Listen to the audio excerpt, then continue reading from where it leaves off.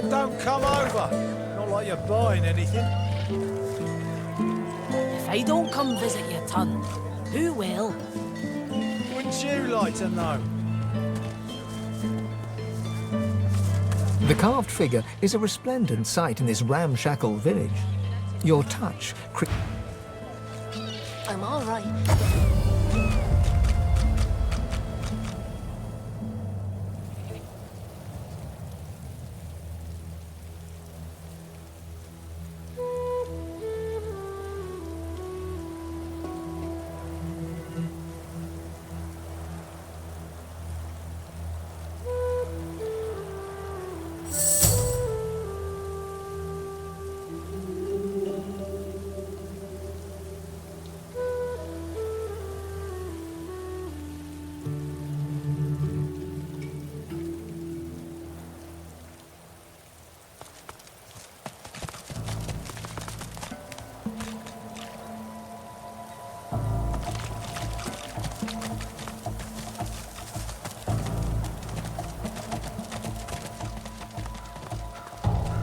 So close, yet so far away.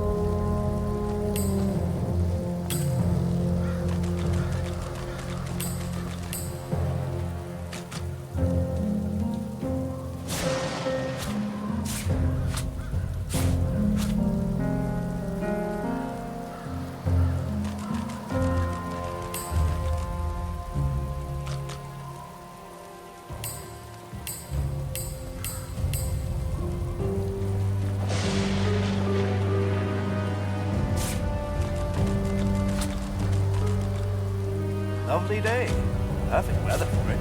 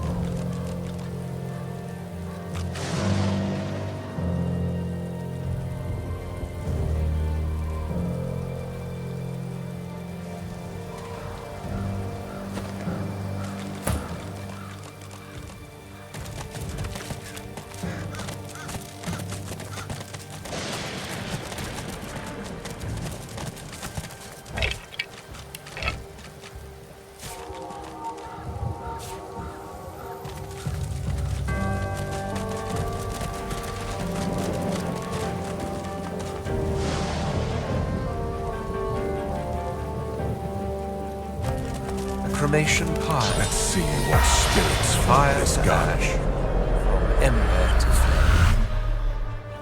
flame. At first glance, the spirit seems much like its host. The spirit nods, and its face grows even more tortured. It is trapped. By what or by whom, you cannot say.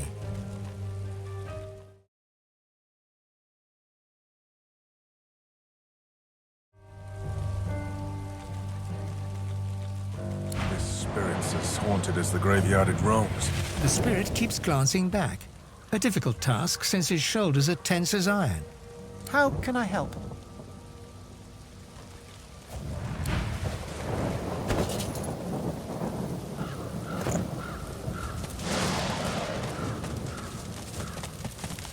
It's hard not to feel some pride in reptilian engineering. I watched an elf spend hours trying to force his way into a lizard's chest.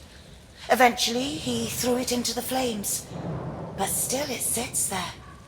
He did not leave empty-handed, unfortunately.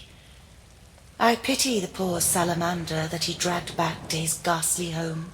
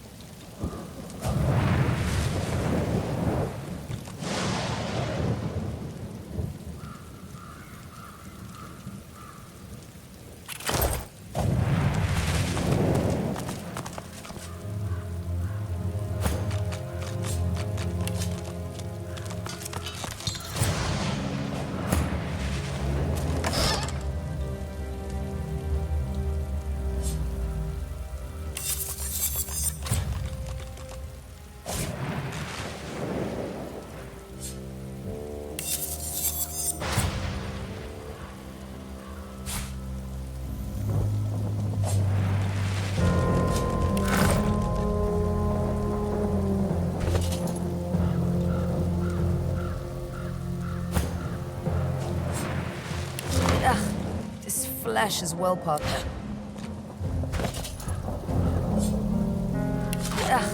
This...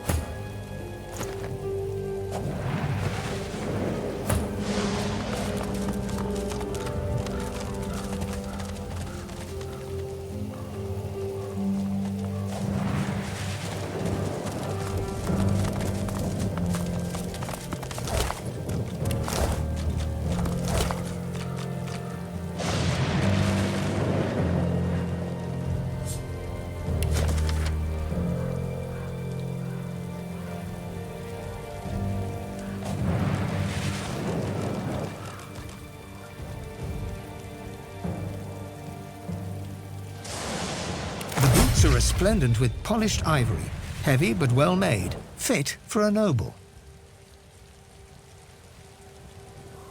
The air around you glows with sudden heat. Specks of ash fall from the sky, summoning a fractured memory. Dig, work, deeper. By the Empress's order, you have to go deeper. As the memory fades, ghostly flames flicker on the surface of the polished sabatons. I see you. You have the strength I've been looking for.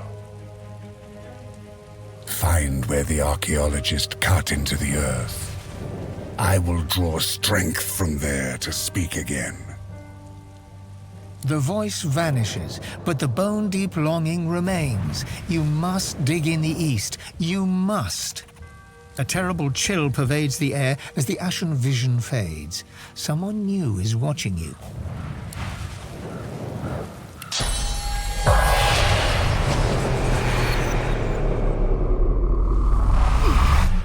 The spirit of a dwarf frowns at you, suspicion drawing the lines of his face deep. I don't hear any pickaxes! No shovels! Where are my lazy diggers? We can't be wasting time! The Empress will have me head, and then all of yours! Haven't you seen the excavation site? There's real treasure there. Bones of the beast. The site's close. It has to be. There's more stones to break, more earth to turn. We need to get there.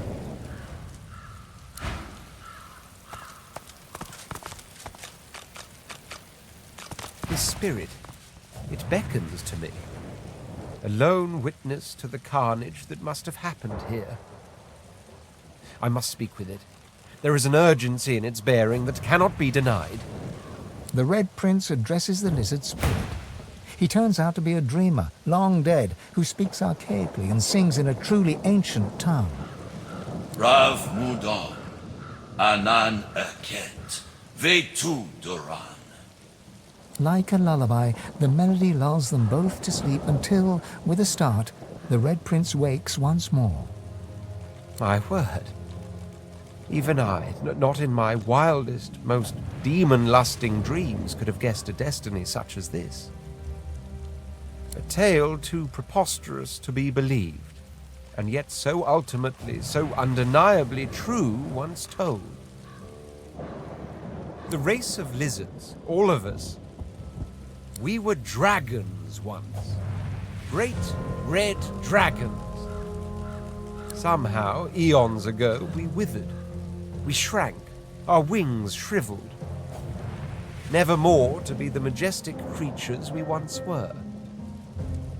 Until now. I am to be the father of dragons, and she, the Red Princess, is to be the mother. I've told you about her, haven't I? The secret of my soul. All my life I thought she was but a dream within a dream, but she is real. She is here. And I must go to her. To think she awaits me even now, no more than a walk away. Come, we must move north at once. Dying indeed. We mustn't forget the House of Shadows continues to hunt us. The dreamer I met only managed to elude them by escaping bodily into the dream realm, never to return. Sacrifices are being made in our names, mine and hers, so that we may sire dragons. I intend to prove worthy of these sacrifices. The Red Prince turns to thank the spirit for its aid. The old soul concludes its melody, and with it, its stay upon this world.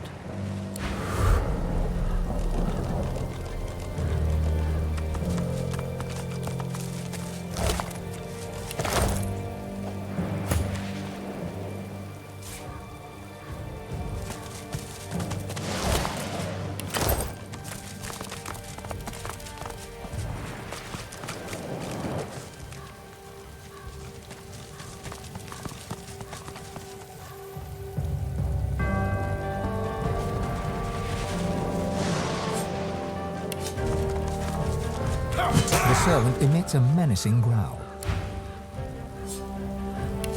The creature warns you away with a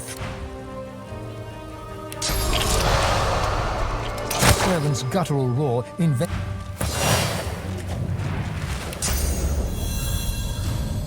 Focus!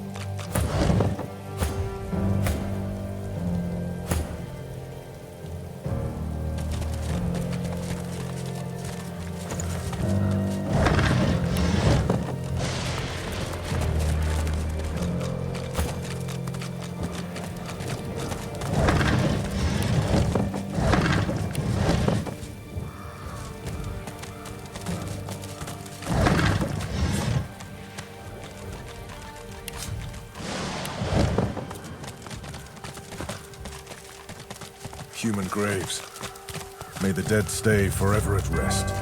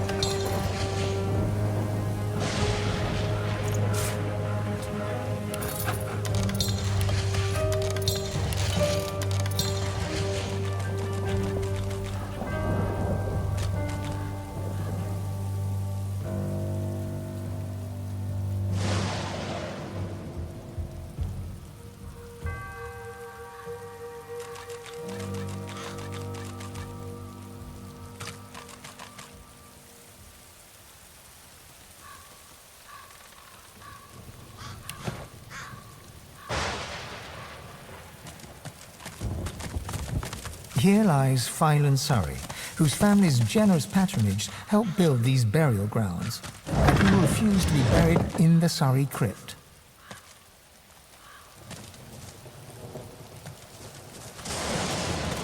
Look out, I see a trap nearby.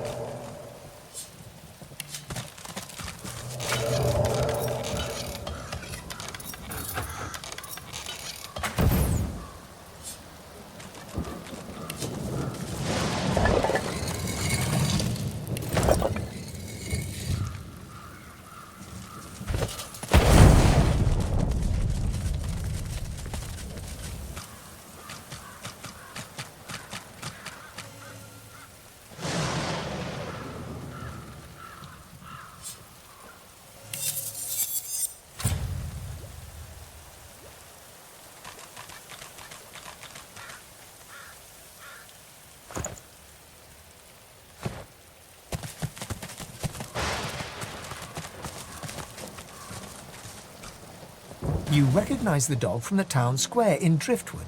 The wounds from his spiked collar are healing well. Oh, hi! How are you? I'm good. Hey, do you smell that? It smells like the fish place, doesn't it? Like fish, only, work.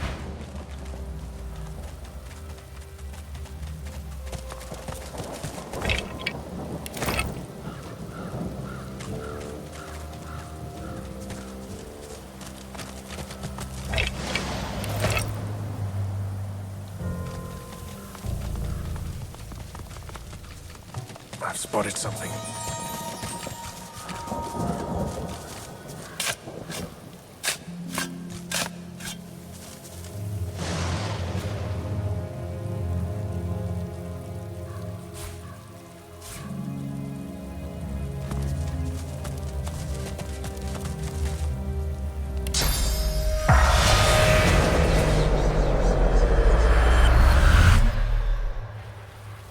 A sinner I, and who is not? The sinner lies that they sin not. A sinner lies. And yet the boneyard's full of sinners who got their prayers, while I did not.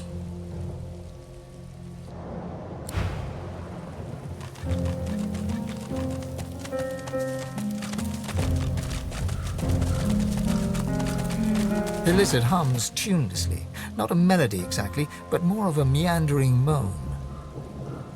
10 spans under, humans slept. 10 spans up, the dwarves were kept. Lizards burned in lasting flame.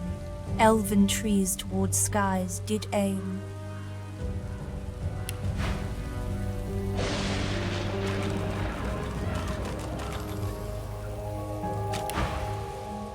She looks to your left with one eye and to your right with the other.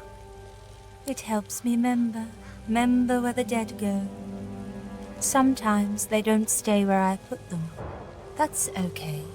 She smiles at you with the innocence of a newborn. The hum still throbs in her throat. Keeping watch, tending the graves. She returns to her humming. She flinches as you move closer. No touching. Her humming fades. The eerie silence lasts for several... Riker might get mad. He doesn't like it when someone touches his things. No work. I do it 'cause I like it. don't cause trouble. Just dig and pluck weeds. And She shivers and whispers. he's a powerful sorcerer. Lives here in the garden. Can take the you from you. No brain, just body. My mind isn't big, but it's still mine. She points at her head. The servants, they got nothing up there. Rika has it all now. They need to be freed. Only way, kill Rika. The servants, so lost, chained by sorcerer Rika, but they can still go home to the hall. Set them free.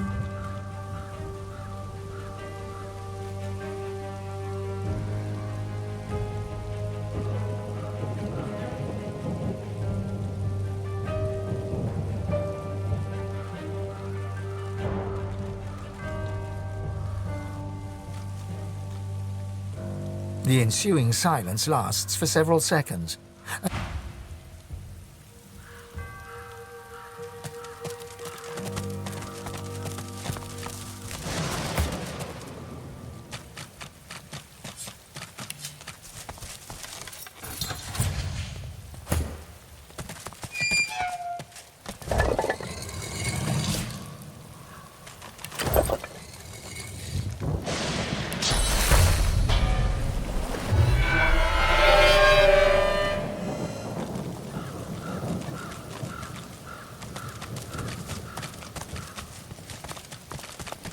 Any blessing from a stone idol is a hollow. Come on, mistress. Hear me. Heed me. You've always had a glint in your eye for old Zimski. Don't abandon me now.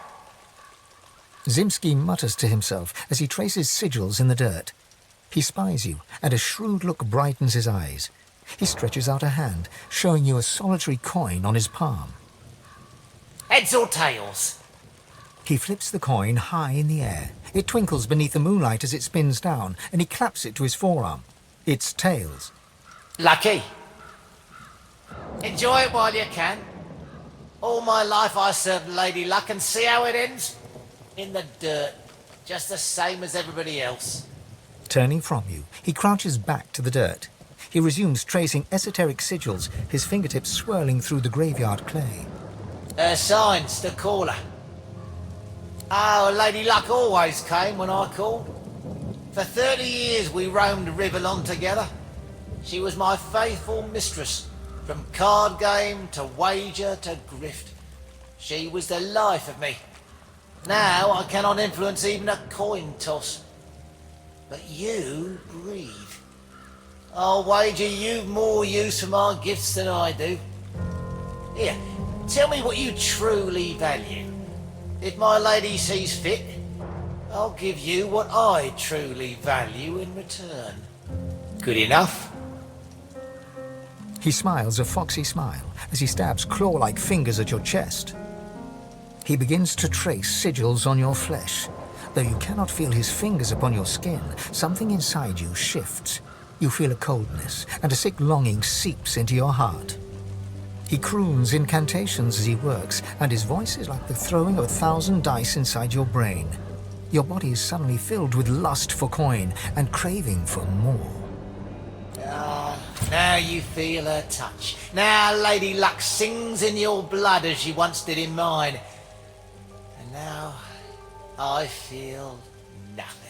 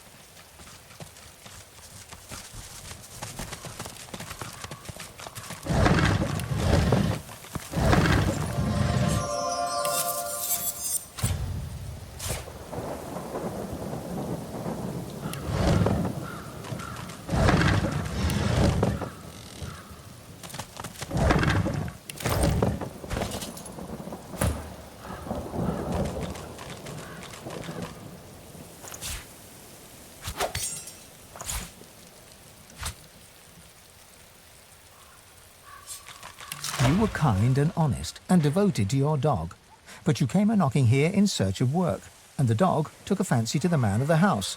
Your own dog turned on you and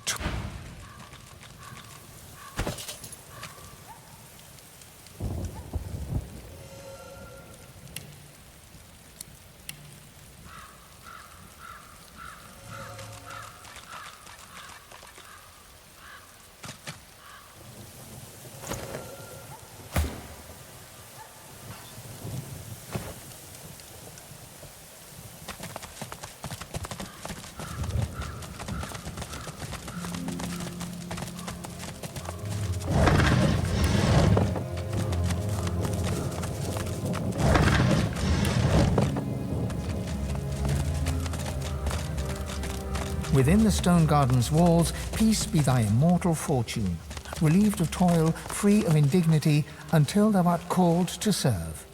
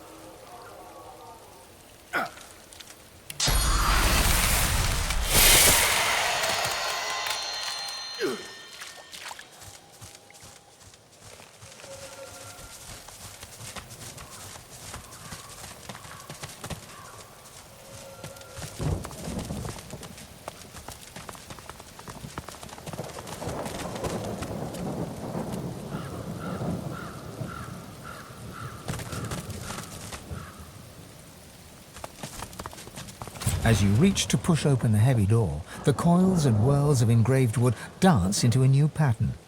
The semblance of a face arises, a face that seems to look right through you.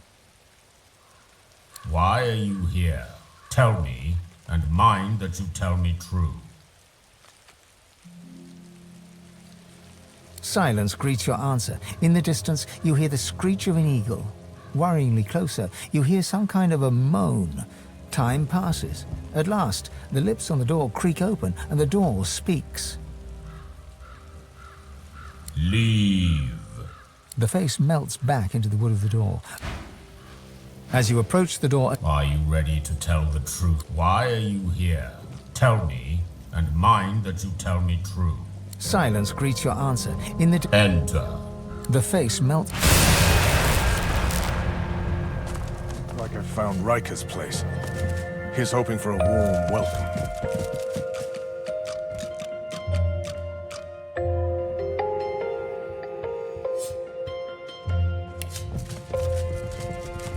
The servant emits a menacing growl.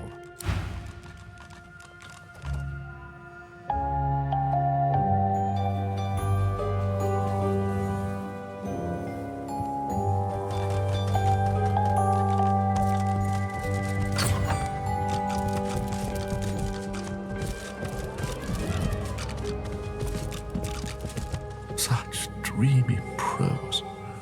A visitor. Such a rare and exquisite pleasure.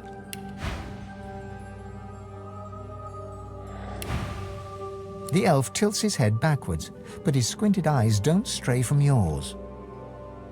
Call me Riker.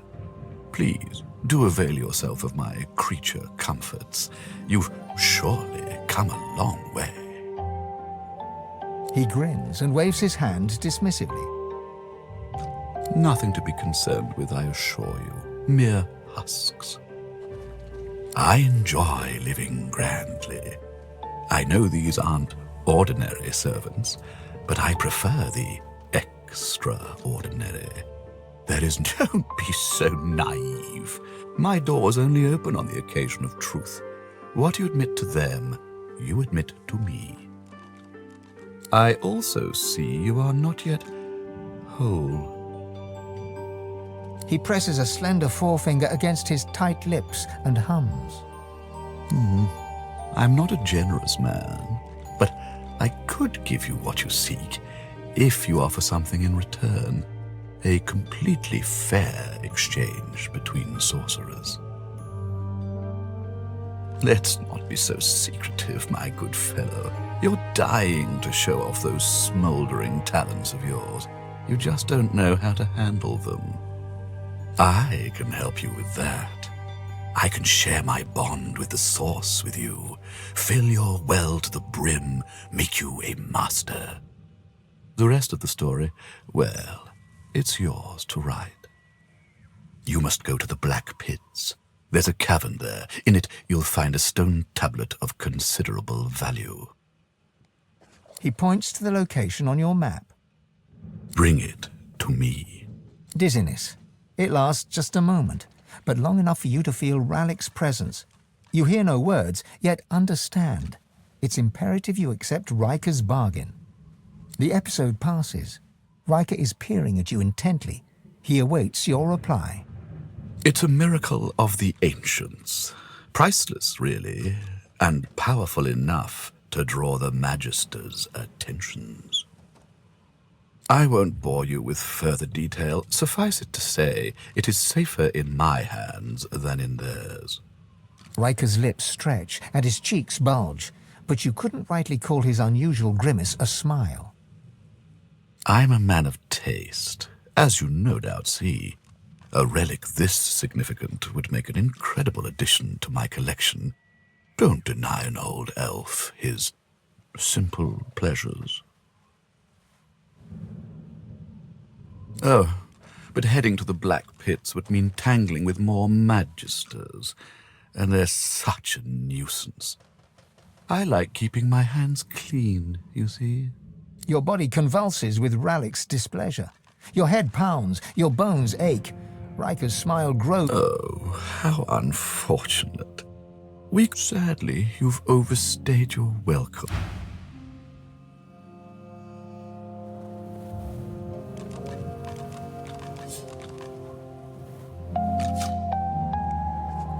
I see so few guests.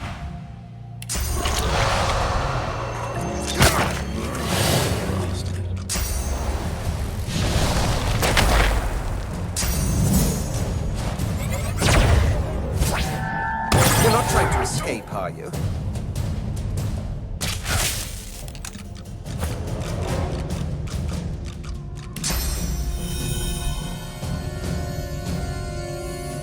Right.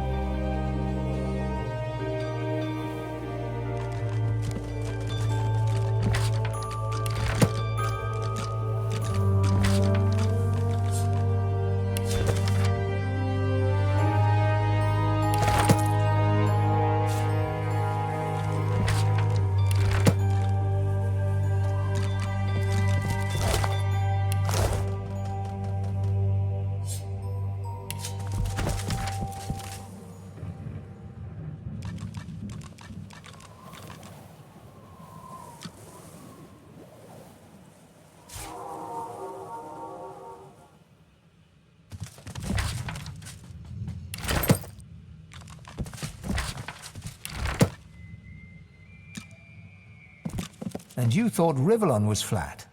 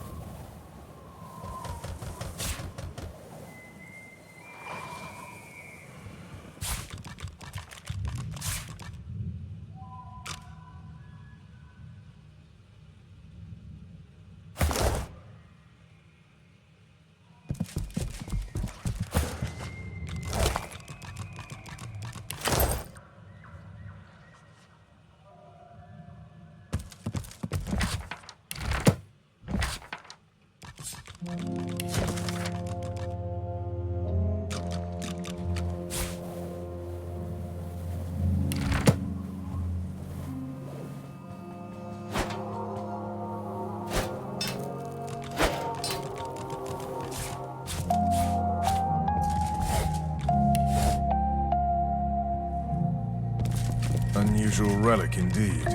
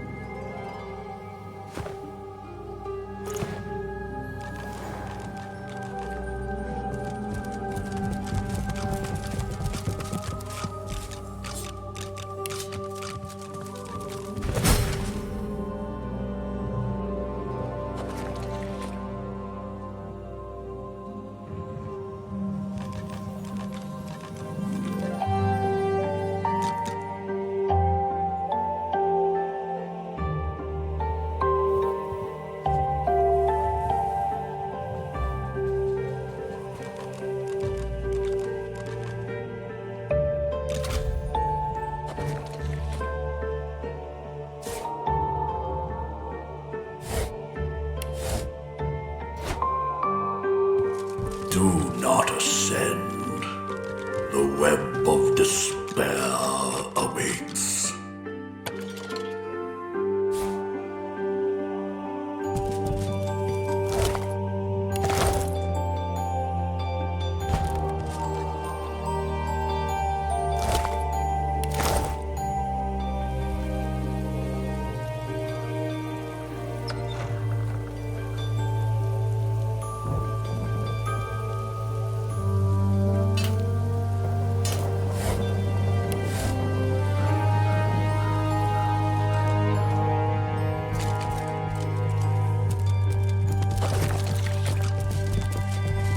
The salamander turns away from you with a hiss and a wheeze.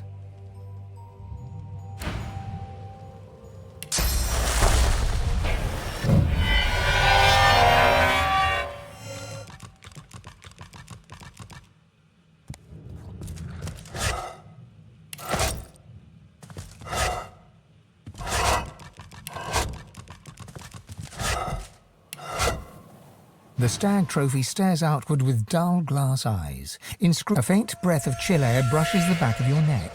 The gentle scrape of a sound, a foot or a hoof, dragging...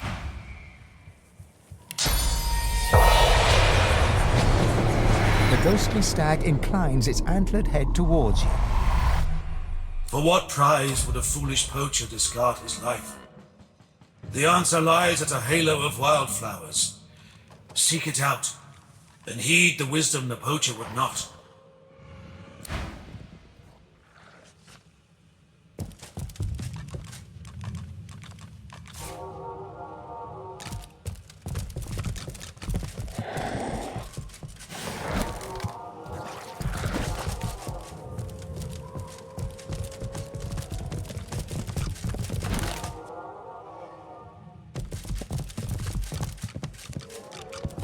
A spirit sits behind the grand piano, her hands moving to and fro along the ivory keys. O'er black and white, my fingers dart, as lost between worlds as I am. O'er globes they glide, o'er flats and sharps. Whither go they, Lord of Life? Direct them. The music swells as the spirit's dalliances along the piano keys are joined by a ghostly violin. A distant orchestra fills the room with melody.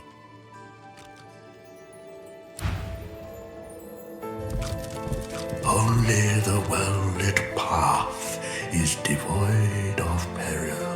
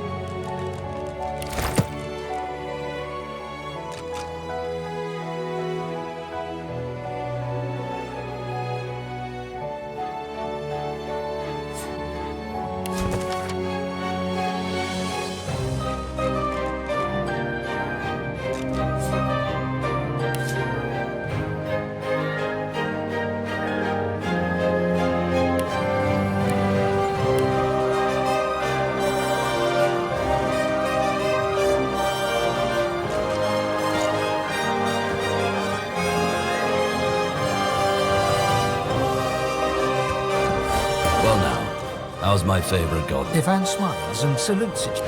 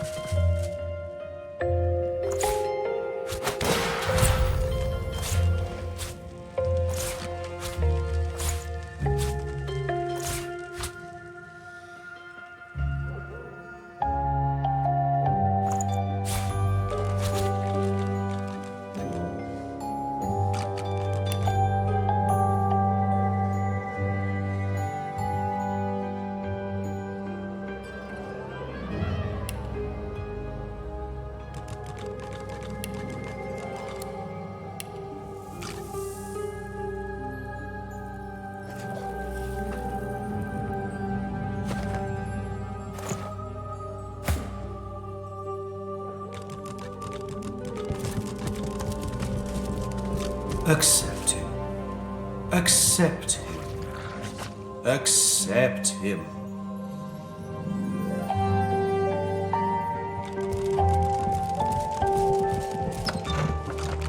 The dusty staircase leads to another hatch, which is blocked no matter how much you...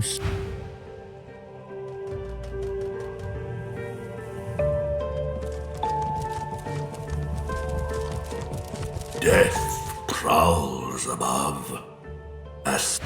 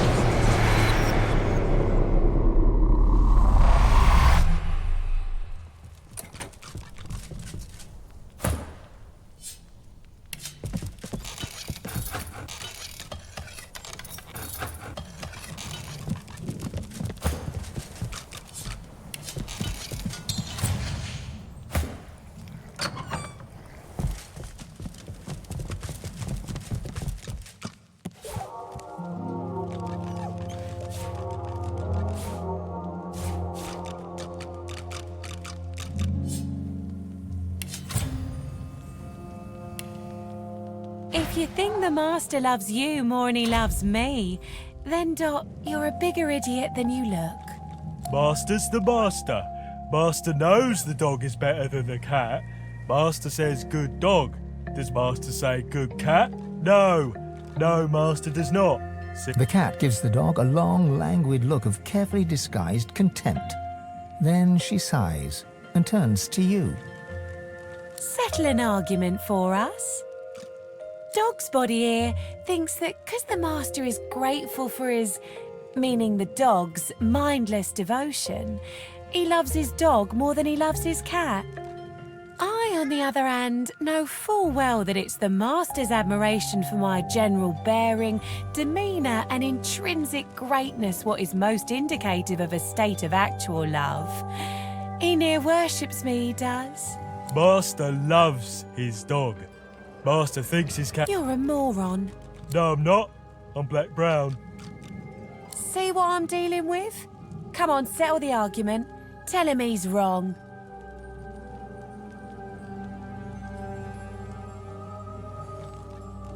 Told you. Yeah, I ain't buying. Sell me on it.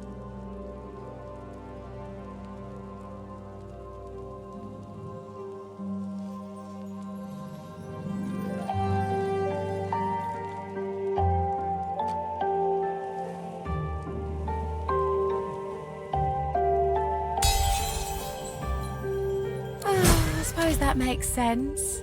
Hang on. So, You think I'm beautiful, do ya? See? I was right. Thank you. I knew the master loved me more, else he wouldn't have let me go down to where all the juicy meat bones are. You can't see it because it's under a carpet thingy that's nice to sleep on, but a bit of the floor comes up and you go down some steps. You'll smell it when you get there.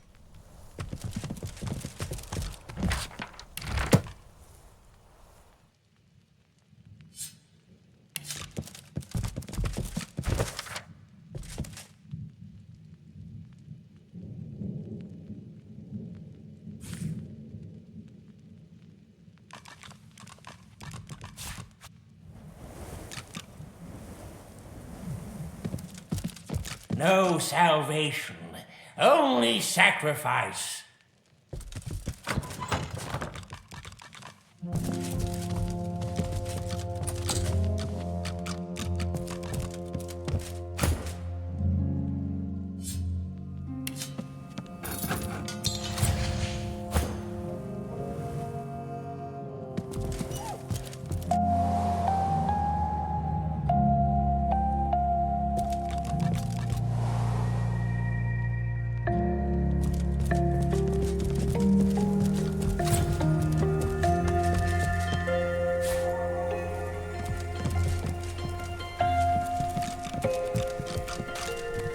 This door is locked tight, but there's a sliding hatch at ankle height. Grains of sand drift from beneath the door and form the tiniest dunes. Peering in, you can barely see as your vision is limited by a cobweb draped across the hatch. You think you see an empty room carpeted with...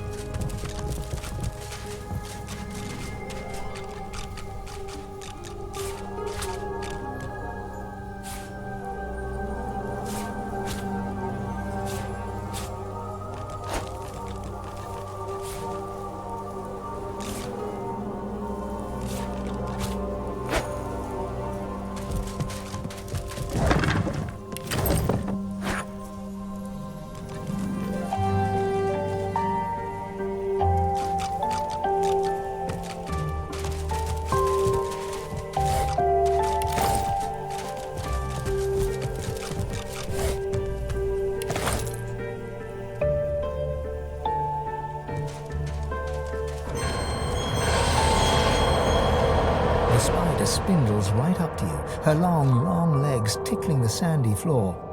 A malevolent intelligence gleams forth from 8 beady eyes. She opens her mouth, hissing at you.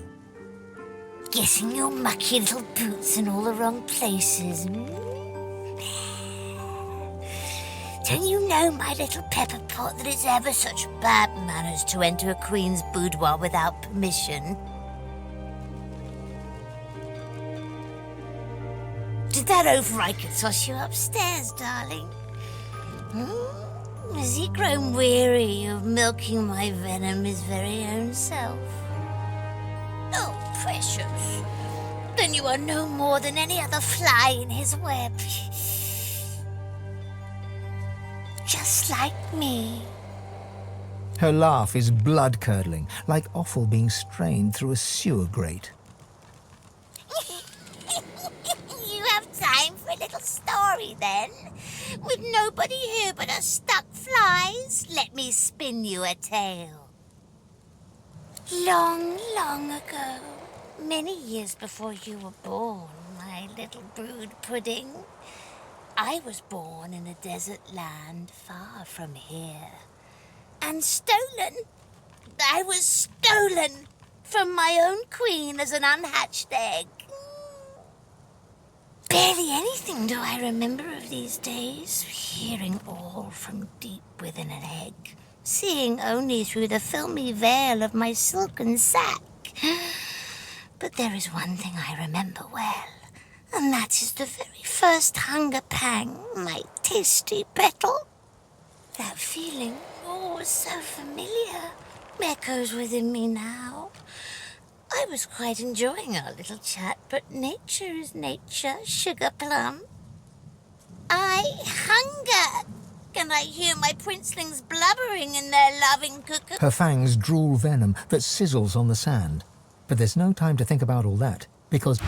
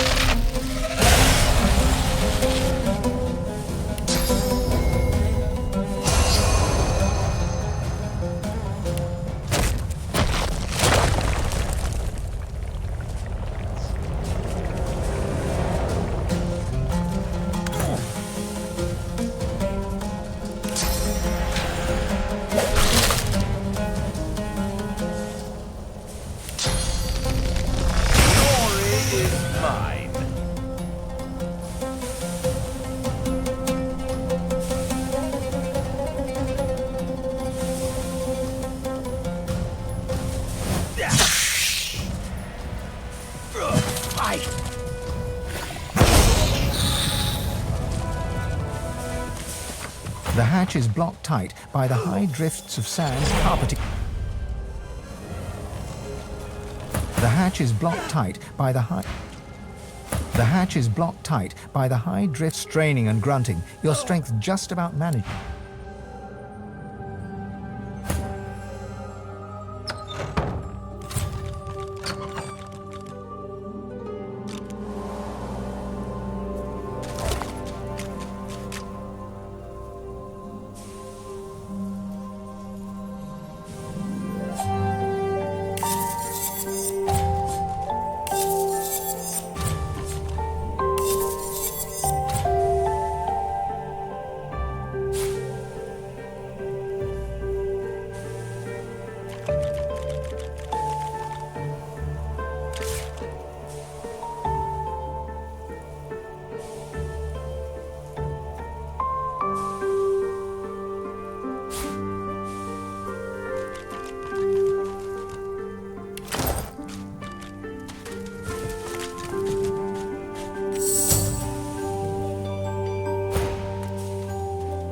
No matter how much you...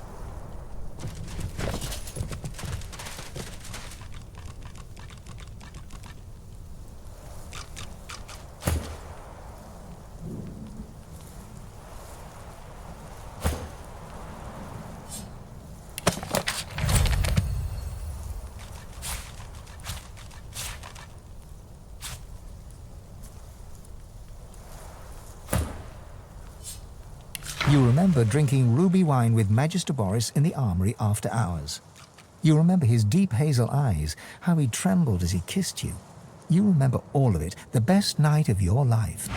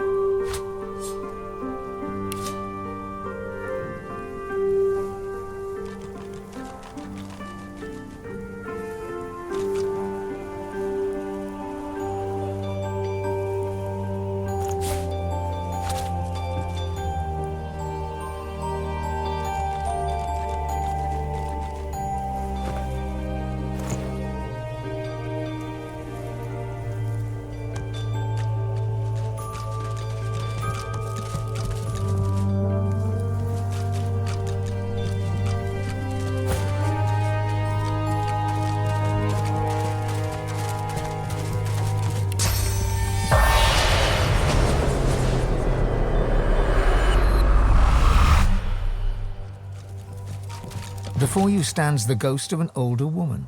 Clad in flowing magister's robes, she peers around the room as if looking for something lost. On seeing you, Magister Pavlonia, charmed to meet... Your hand passes right through hers. She shrieks, horror animating her face. Oh, my hand! My fingers!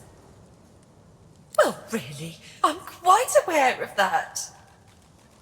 But I am not fully myself. I keep forgetting things somehow. It's hard to hold all the threads together when... Wait! The spider! It was the spider! She chewed me. Bits of me. Yes. I came from the Black Pits to negotiate with Riker here in his house. We needed to ensure that scoundrel wouldn't interfere with our plans there. He must have mixed something into the delightful rose tea he served me. And then... Next I knew, I was rolled up in webbing as his spider sucked the marrow right from my bones and nibbled my limbs off. I hope you didn't drink any tea downstairs. He's a master sorcerer. Everyone knows that. But he's too powerful to take to the joy. And besides, he had some business that coincided with Dallas's interests. Of course, if he were to act up, we could always work on his little vulnerability. So Dallas ordered him left alone, providing he didn't interfere with Magister business in the Black Pits. She throws you a haughty glance. In the sharp lines of her face, you see steely determination overtaking the spirit's distracted manner. None of your...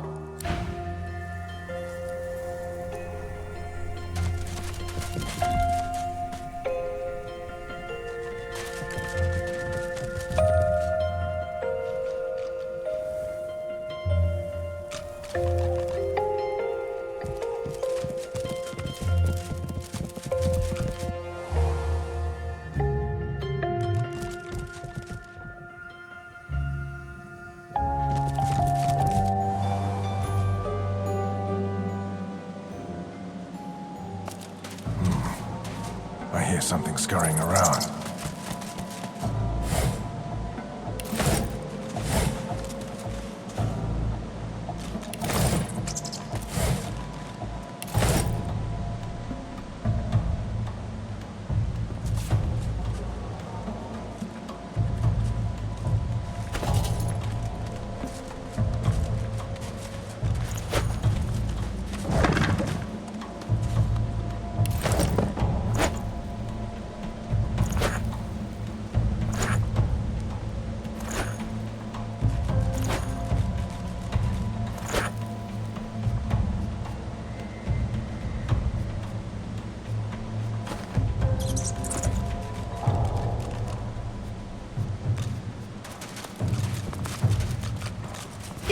Apple tater cheese.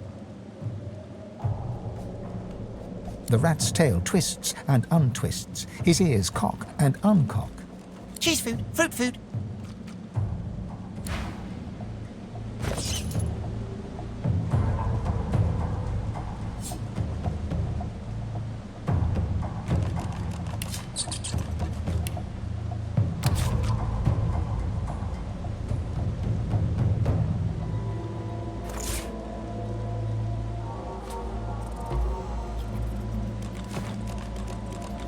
No time, need food.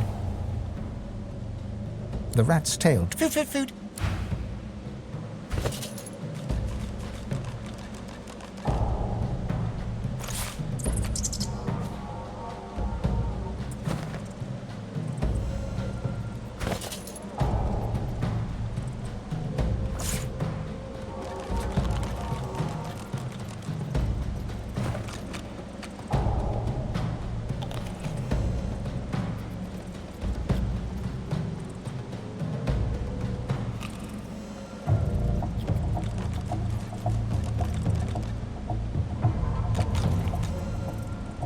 No time, need food.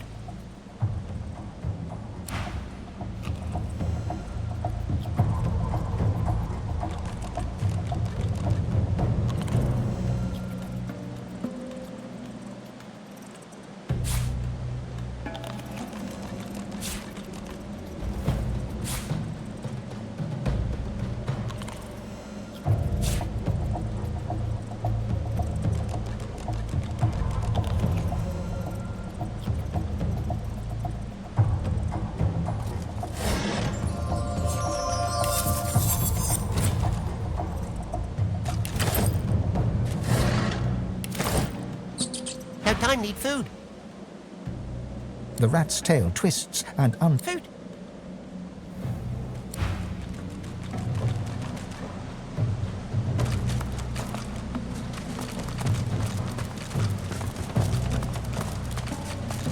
The turtle looks up at you, slowly. It looks down, slowly. It looks back to you, slowly. Lucky in life, unlucky in love. She lets loose a long sigh. She inhales. She sighs again. Oh, Rory, the rat, his grace. I'm gruel. I'm too... If only I could keep up. I like bees. Oh, how kind. Nectar? Oh. She grinned.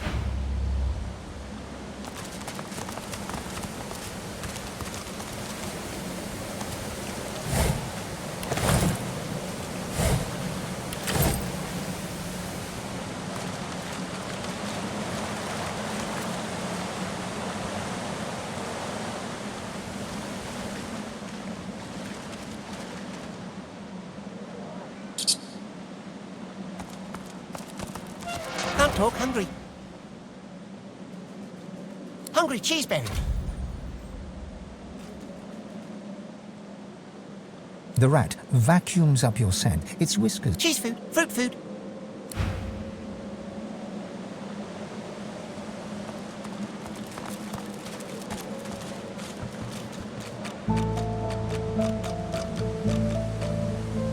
The turtle looks up at you. Lucky in life. Oh, he does love a good nibble. Maybe you could drop some victuals next to me. They say the way to a I used to liking it. I like. May the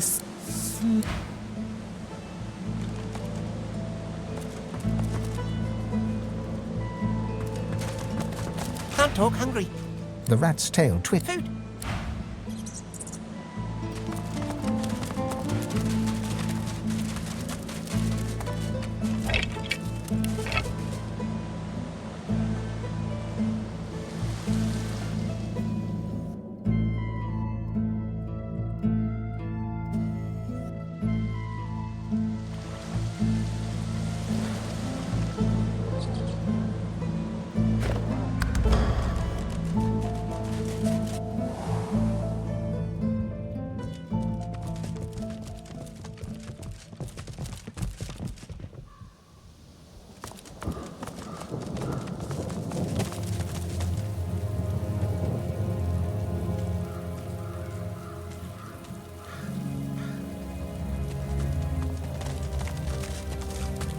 She hums quietly.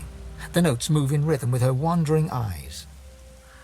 The lizard pauses, and a smile crosses her face. All this because he wanted to break the covenant, knew of a way, some tablet in a cave. There. She taps your map. The resulting dent appears in the black pits. Me belongs to me now. Servants belong to the hall. That's the way I like it.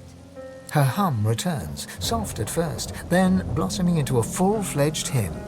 10 spans under, humans...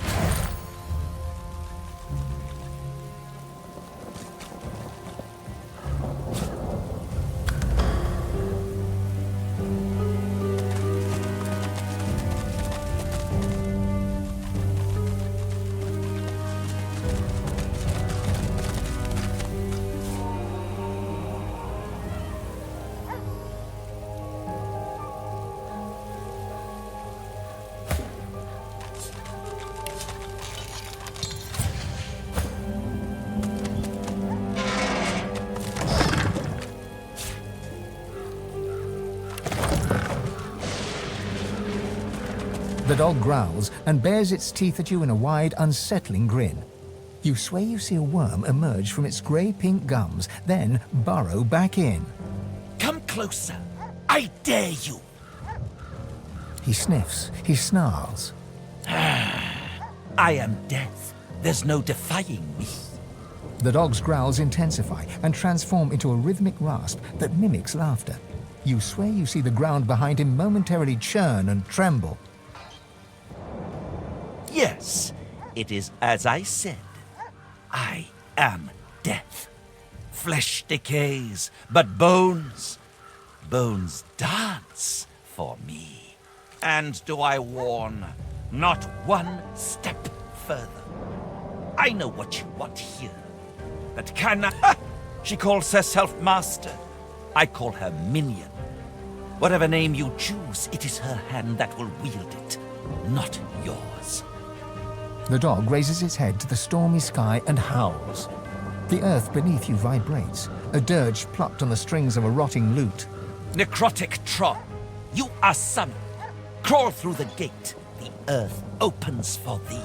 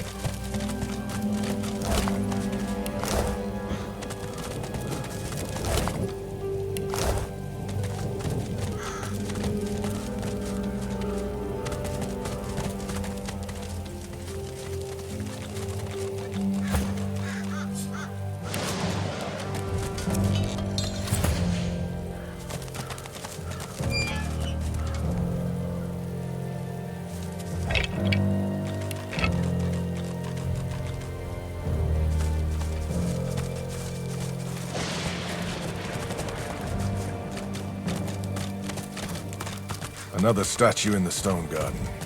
Nothing more or less.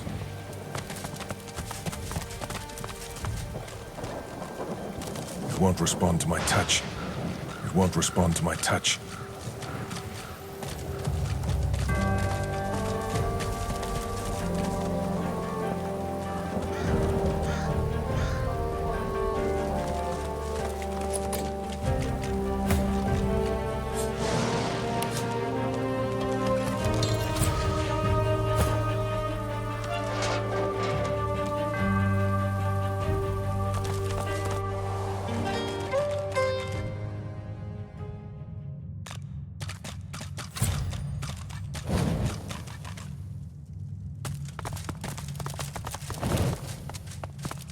So still here.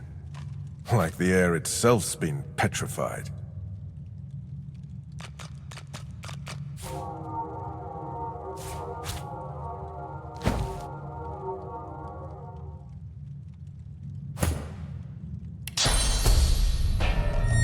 Nothing but bone dust.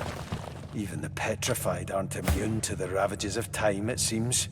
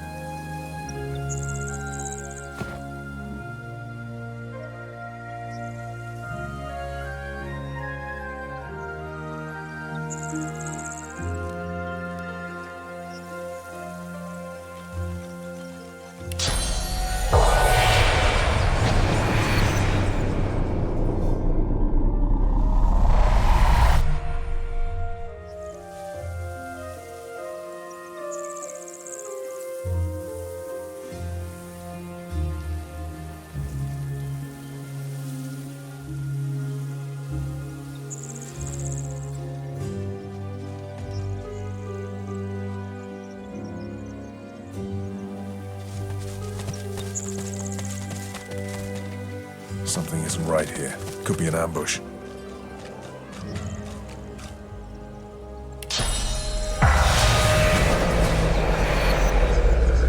Found you. Curtain dropped. Shadow. No, No shadow can eclipse the spouse of the sun.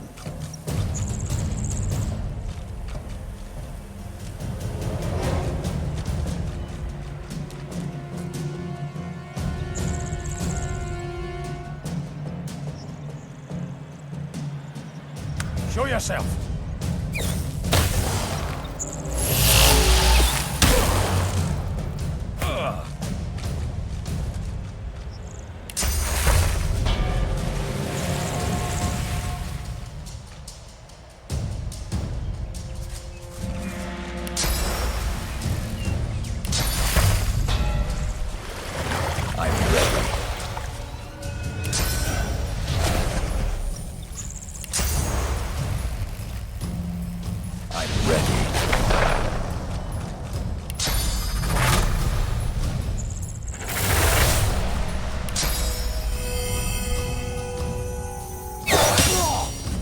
I sense something nearby.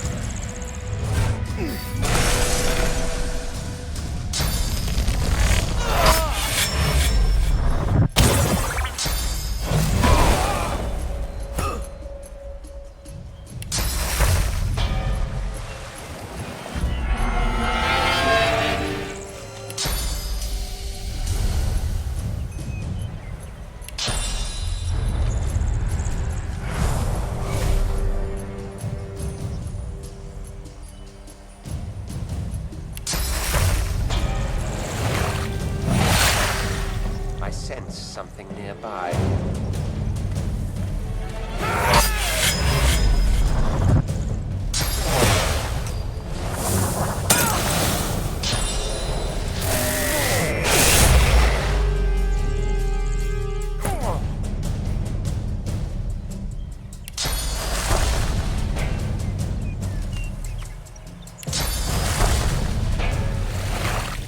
Glory is mine.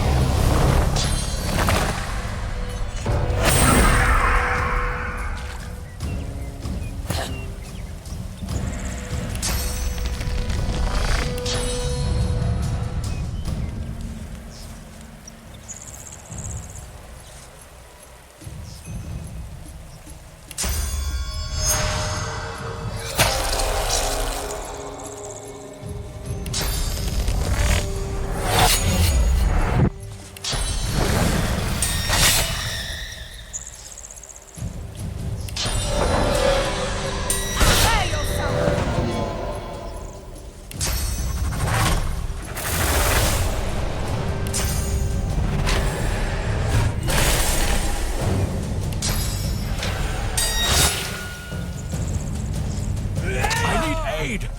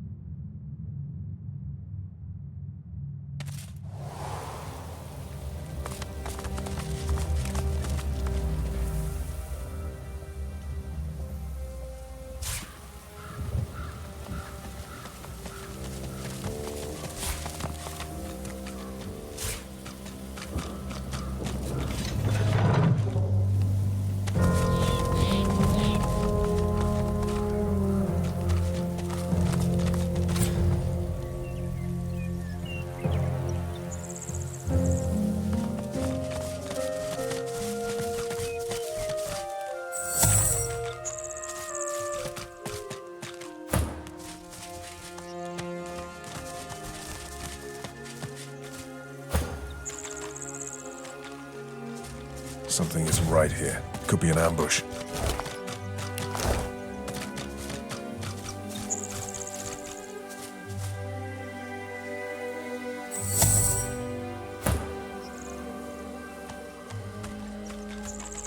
Found drops. Shadows. Ha! No shadow can eclipse the spouse of the sun.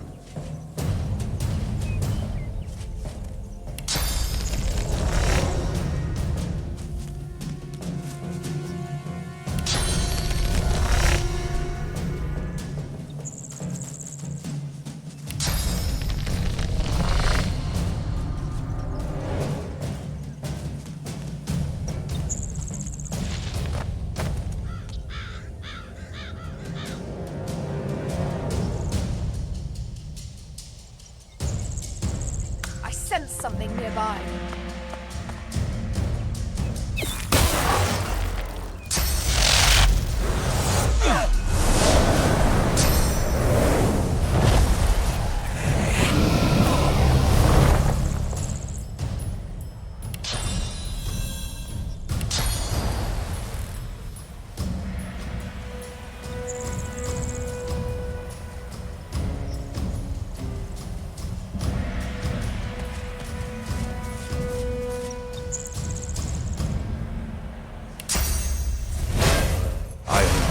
To none. I sense something nearby.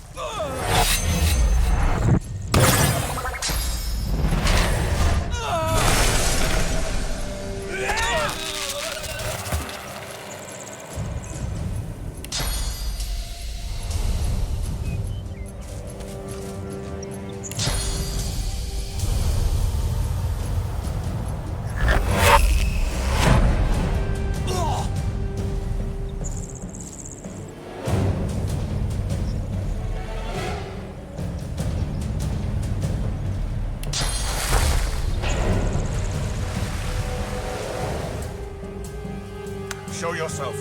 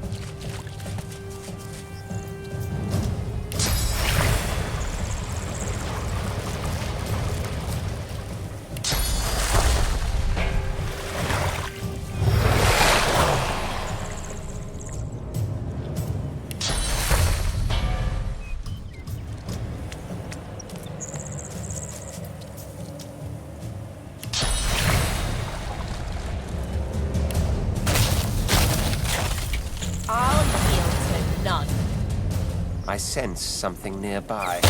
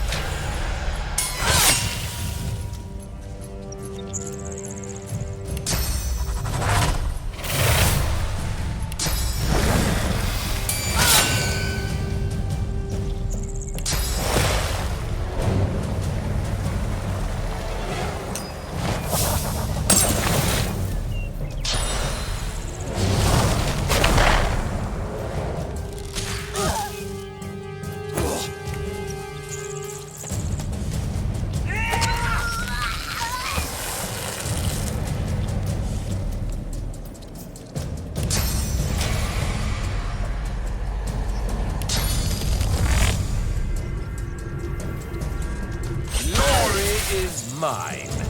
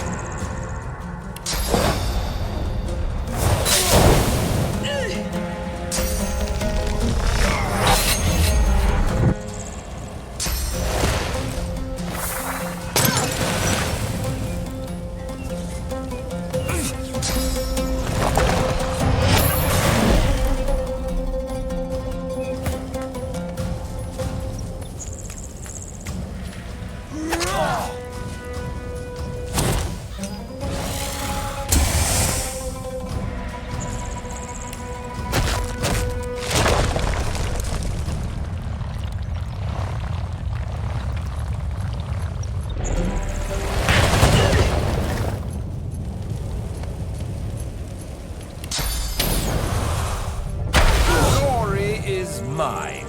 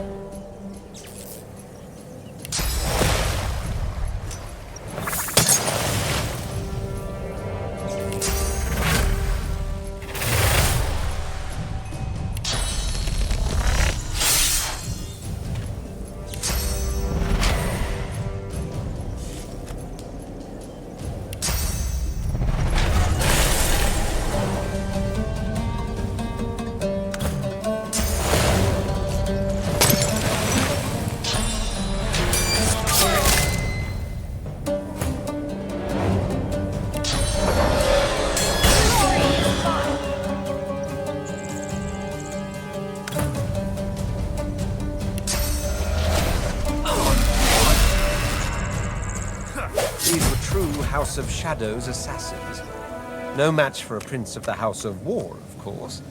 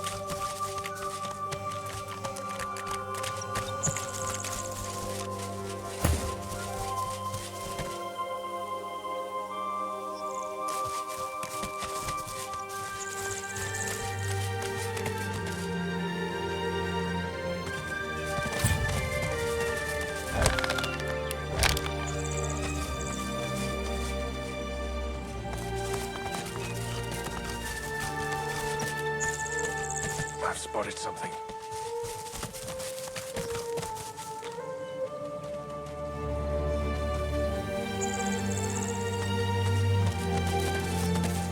The skeleton is old enough for flies to have eaten its flesh, though some of its owner's clothing still remains intact, including a belt with a gleaming buckle.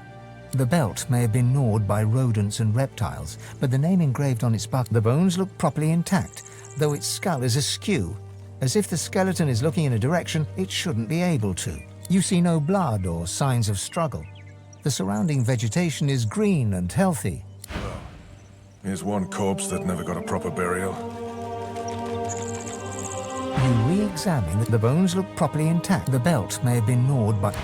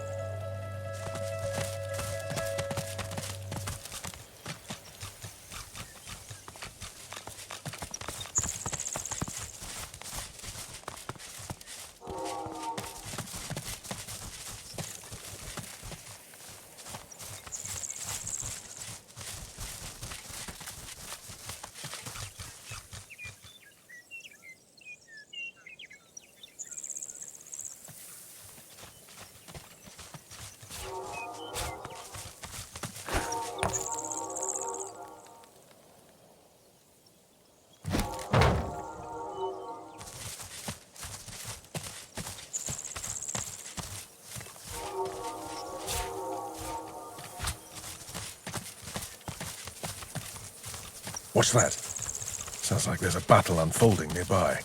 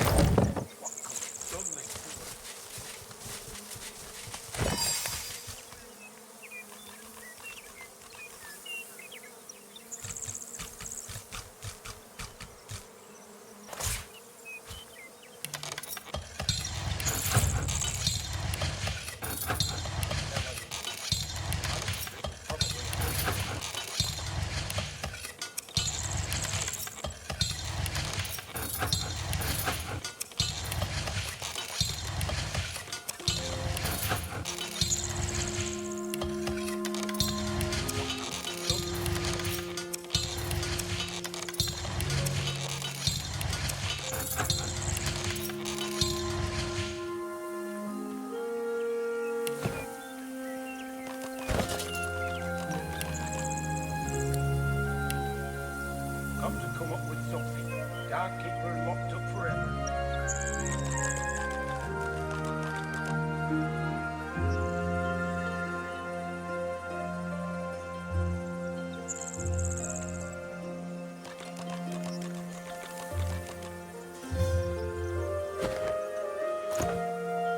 Can't tell anyone. Magistrates will probably have her killed.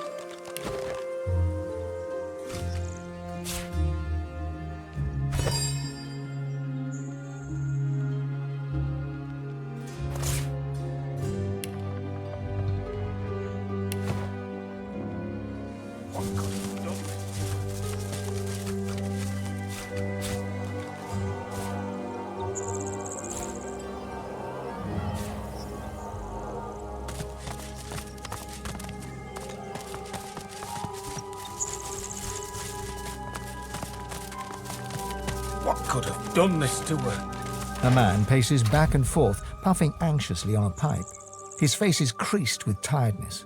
The faint coppery hue of dried blood stains his hands. He sees you.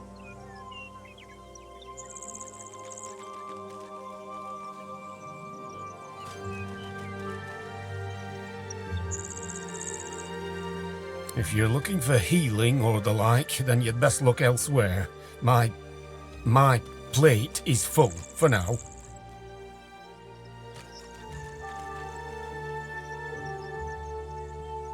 The man chomps on the bit of his pipe, generating a small cloud of nervous smoke. Finally, he plucks it from his mouth and clears his throat.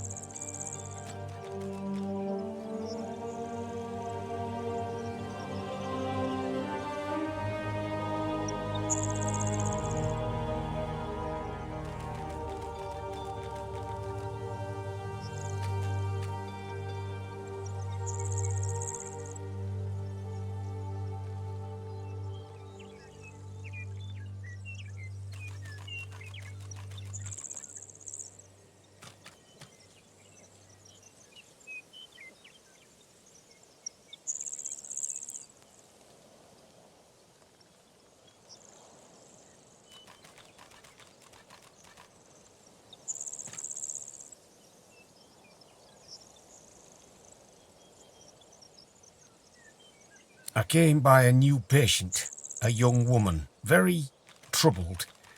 I'll do what I can for her, but I'll need to concentrate. And that means...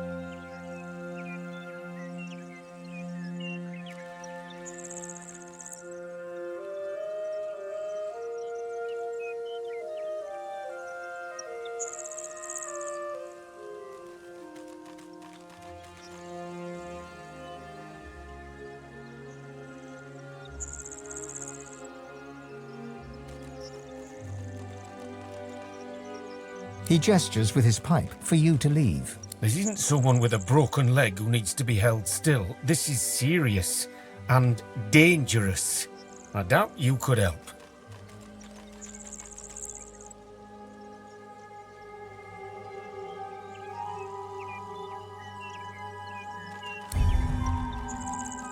The answer is no. Now...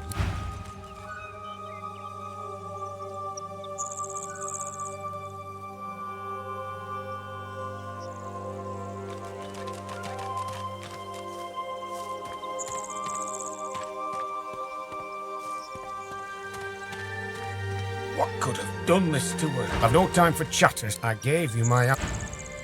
I've no time for chatters. I'm still trying to figure that out. I had no choice but to lock her in my cellar. Like I said, I gave you my...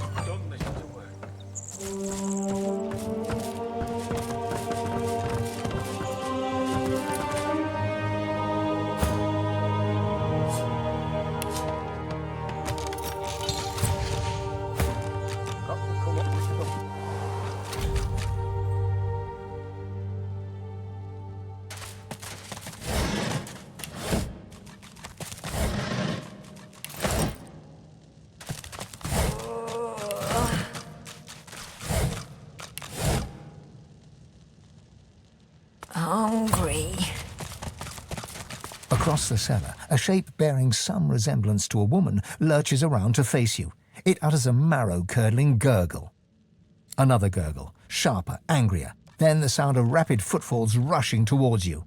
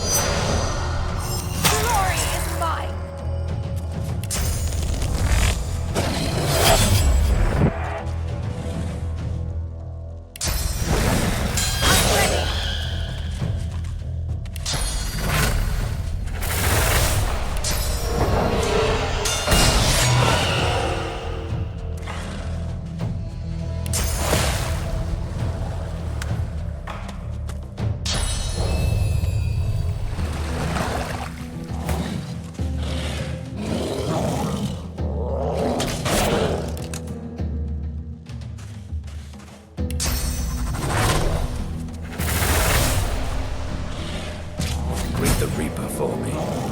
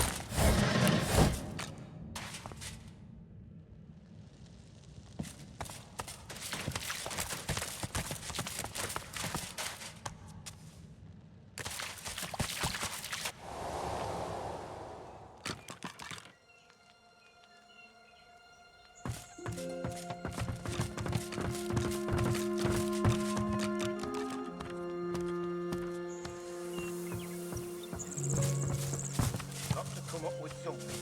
Can't keep her locked up forever.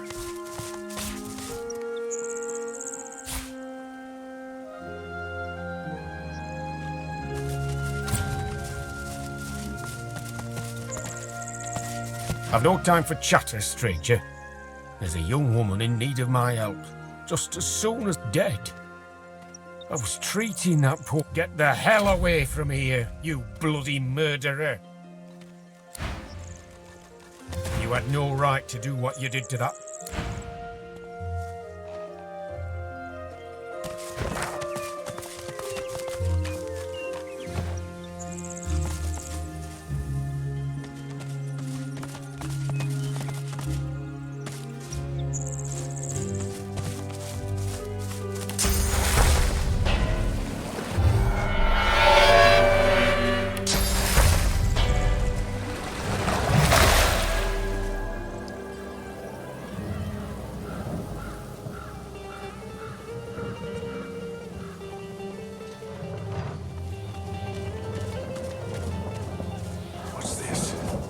Found something. The plinth of the statue bed. The sculpture. The sculpture. The statue. The sculpture looks What's this? I found something. The headless statue looms over you. It's...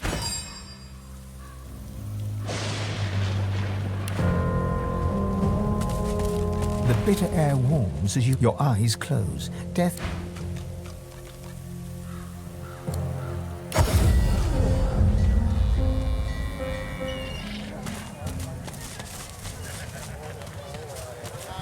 Glad to see you well. Anything more?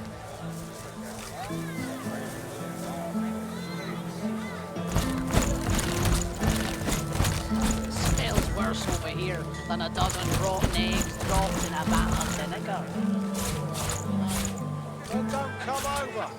While you're frying anything. Hey, don't come visit your tongue. Who will? Wouldn't you like to know?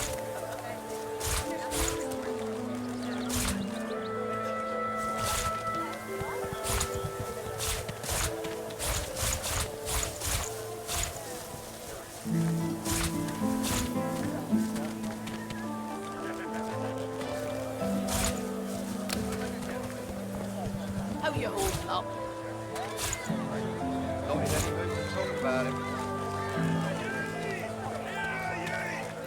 Divine order to march against the ancient empire!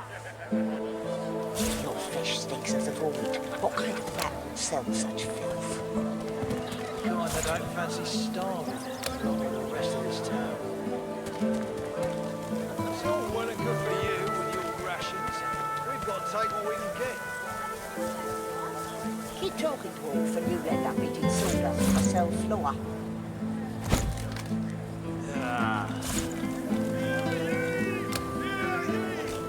Bishop Alexander was slain by singers!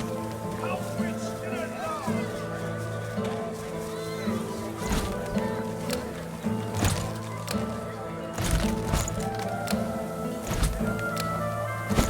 How you holding up? Not in any mood to talk about it.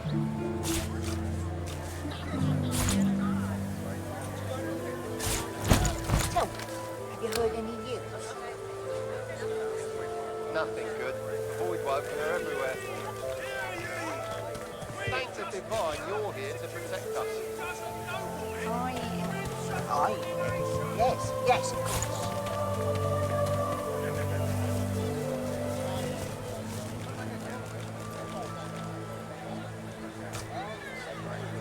Smells worse over here than a dozen rotten eggs dropped in a vat of vinegar. Then don't come over. Not like you're frying anything. Hey, don't come visit your tongue. Who will? Wouldn't you like to know? Divine order to march against the ancient empire!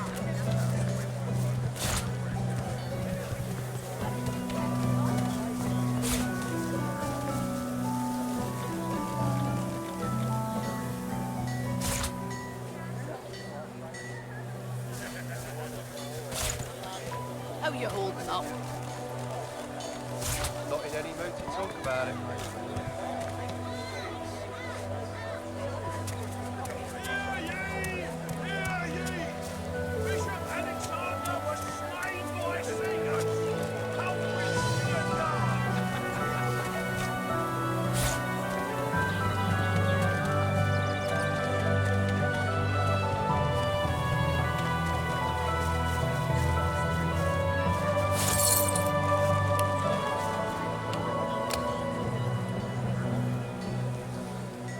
Smells worse over here than a dozen rotten eggs dropped in a vat of vinegar. Well, don't come over. Not like you're buying anything. If I don't come visit your ton, who will? Wouldn't you like to know?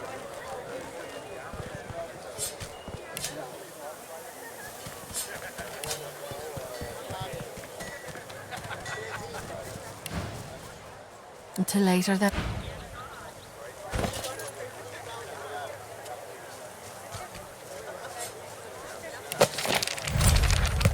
How you holding up?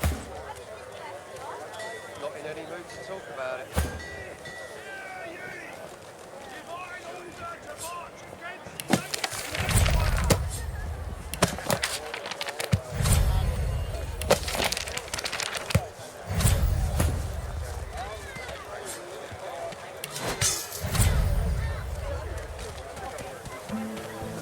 Have you anything that will protect against void wake?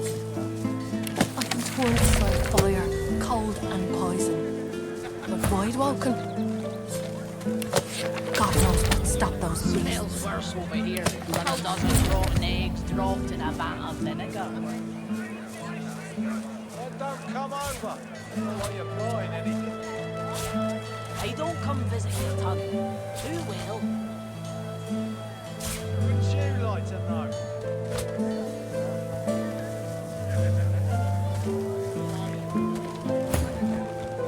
Keeping it together, Bree? I'm all right, as long as I don't think about it too much. You're safe among friends. Never forget it.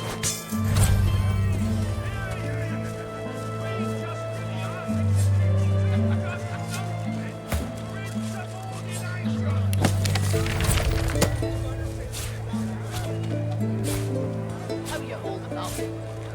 Not in any mood to talk about it.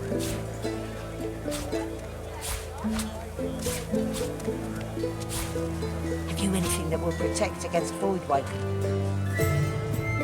I can turn aside fire, cold and poison. But void woken? God knows what'd stop those beasts. Cold steel at least.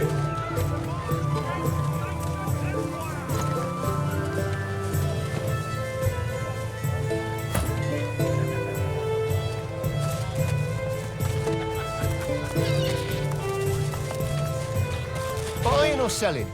Capital. Good luck to you. I'm all right, as long as I don't think too much. You're safe among friends. Never forget it. Hear ye! Hear ye! Bishop Alexander was slain by singers.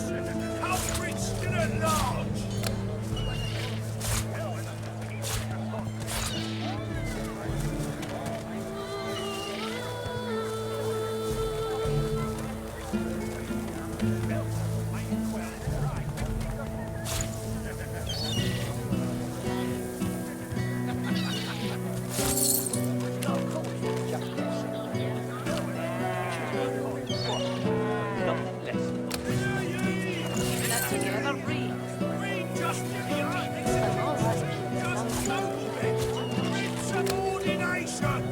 You're safe among friends. Never forget it.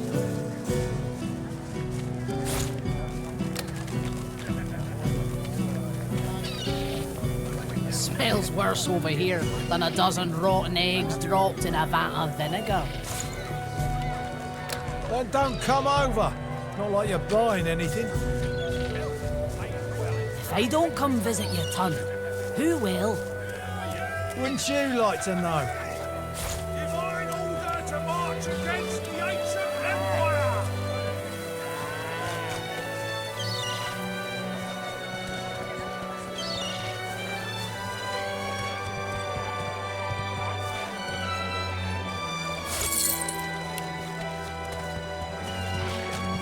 Your fish stinks of the void. What kind of rat would sell such filth? The kind that don't fancy starving, along with the rest of this town. It's all well and good for you with your rations. We've got to take what we can get. Keep talking, dwarf, and you'll end up eating sawdust from a cell floor. Keeping it together, Bree. I'm all right, as long as I don't think about it too much. You're safe among friends. Never forget it.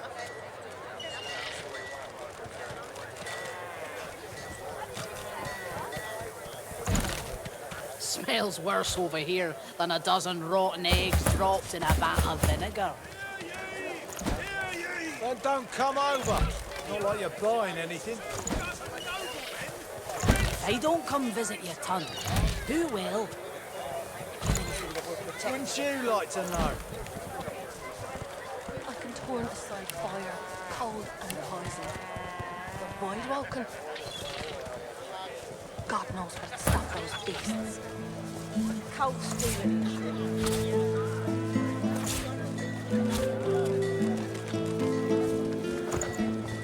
How you holding up? Not in any buying or selling. Capital. Good luck to you.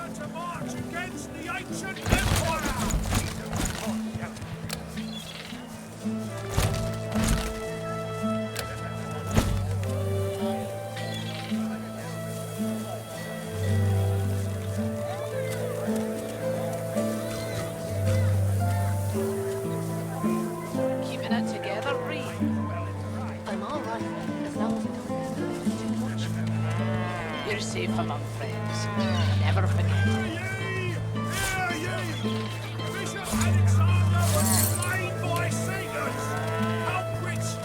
Smells worse over here than a dozen rotten eggs dropped in a vat of vinegar. Then don't come over. Not like you're buying anything. If I don't come visit your ton, who will?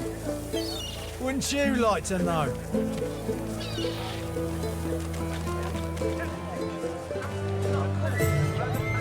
Keeping it together, Bree. I'm all right,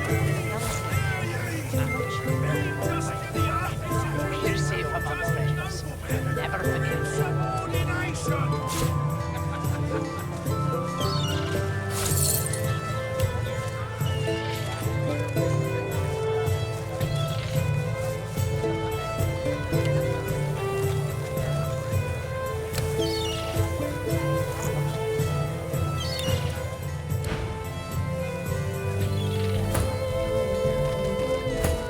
Tell me, have you heard any news? Nothing good. The void woken are everywhere. Thank the divine you're here to protect us. Yes, of course.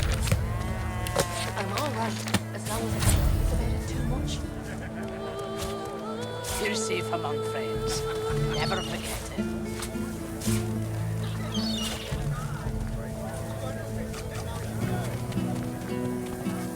Smells worse over here than a dozen rotten eggs dropped in a vat of vinegar. Then don't come over. Not like you're buying anything. If I don't come visit your ton, who will? Wouldn't you like to know?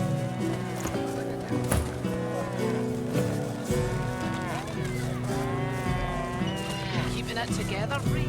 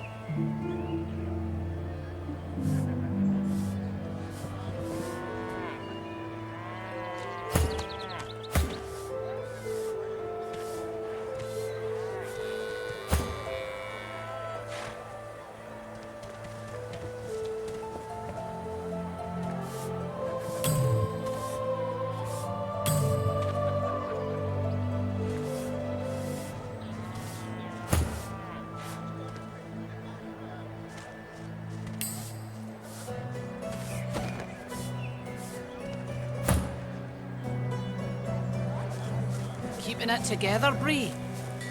I'm all right, as long as I don't think about it too much. You're safe among friends. Never forget it. The carved figure, your touch.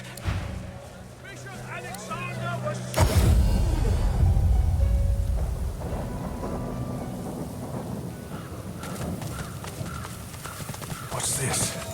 I found something.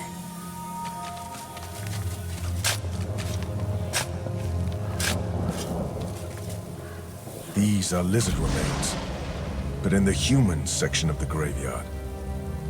Something's amiss.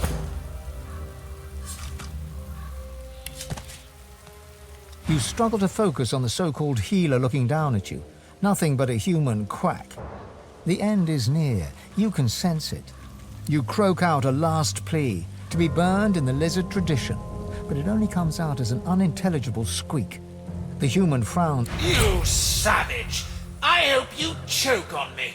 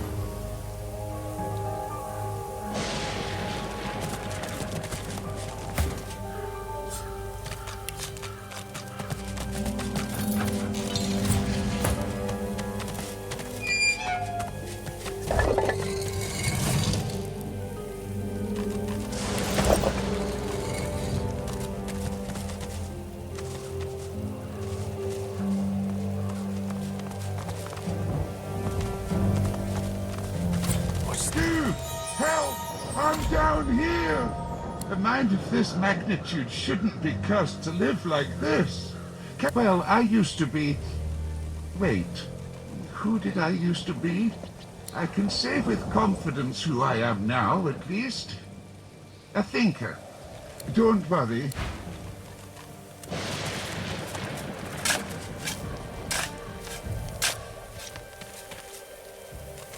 The skeleton tries to brush the dirt from his clattering bones, then frowns. The moistest bits are still stuck in his cracks and crevices. Thanks. You're probably looking for a reward, but I haven't got much. Except, you know, the wisdom of the ages. He pokes a finger against his ossified head. I'm a bit of a philosopher, you see. Not much else to be, what with all that thinking time. Oh, but I don't just go around giving knowledge away like a common... The skeleton pauses and sighs, then... A soul bond will settle it. A battle of wits. Then the cosmos itself will decide who can better face the truth of our own essence, me or you. A weak soul may, but I'm sure you'll be just fine. I don't blame you.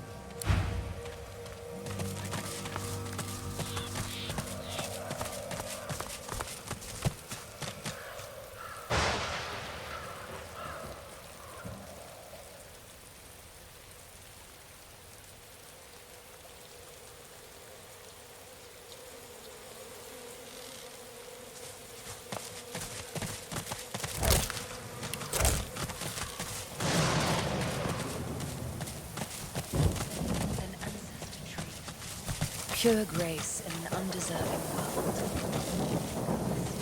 The tree may have much to say.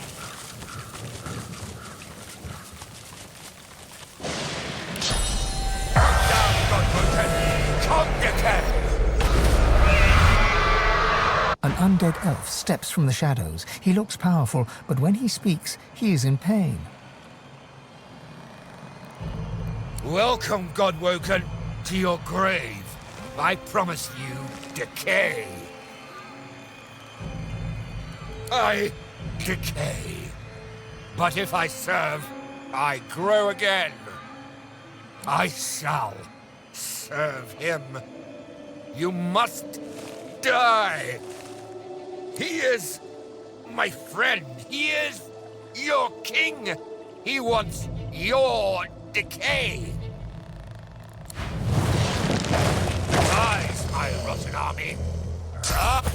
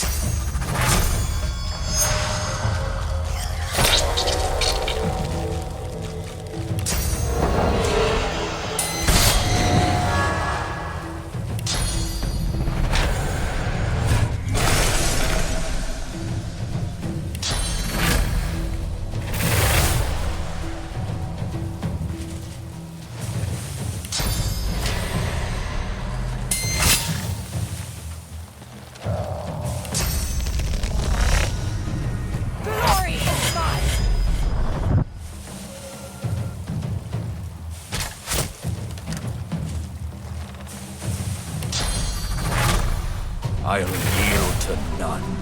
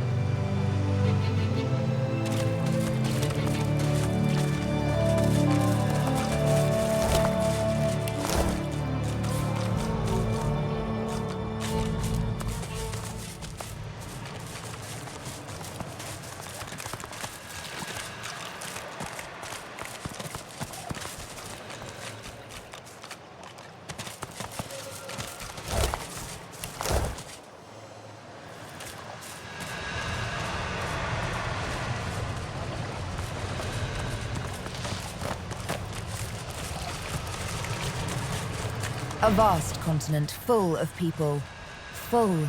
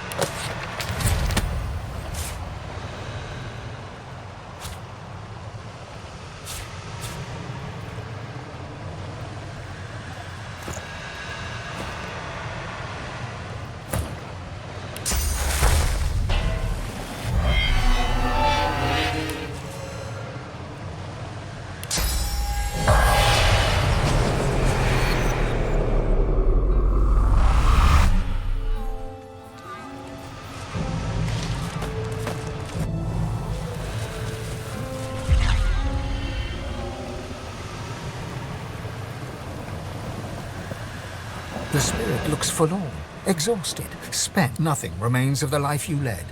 The long years after death, resisting the tree as it tried to take your source, have left you with little more than an overwhelming sense of betrayal. Relief flows through you. The spirit slips away. A wave of relief washes off the spirit. You are an elven spirit. Who you were in life is now forgotten. You have spent the years resisting the pull of the ancestor tree. It would steal your source, but not this traitor. This scion has betrayed the elves. This scion has taken a darker path.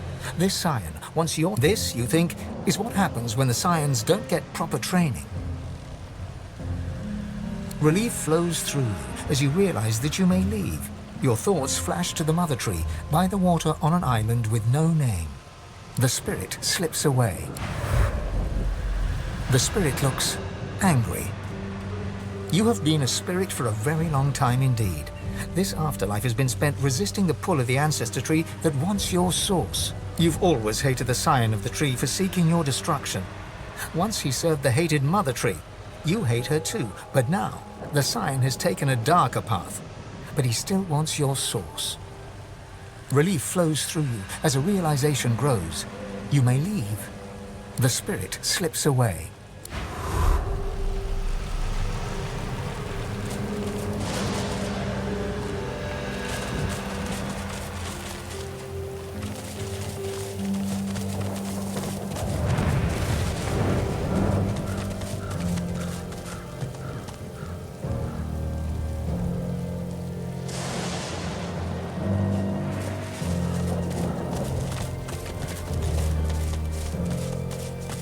Won't respond to my touch.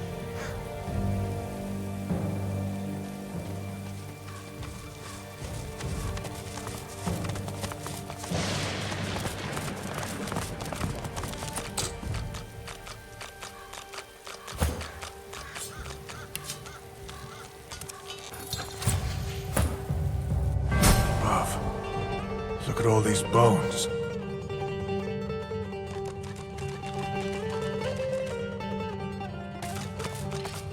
I've spotted something. Still stuck. There must be another one.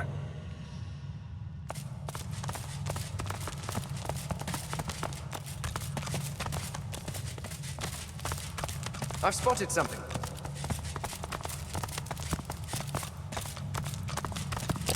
Ah, success.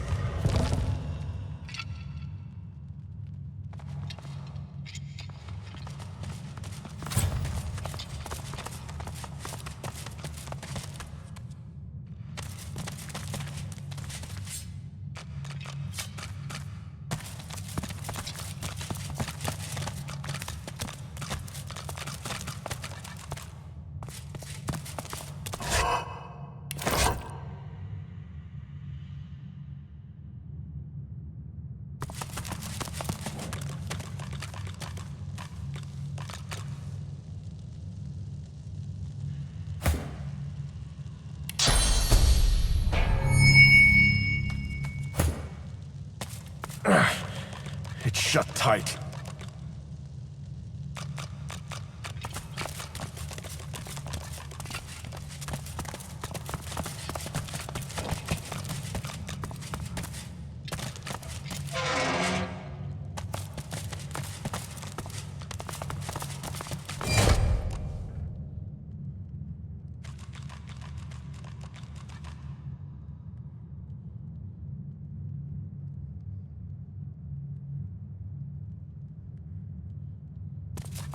No, the door.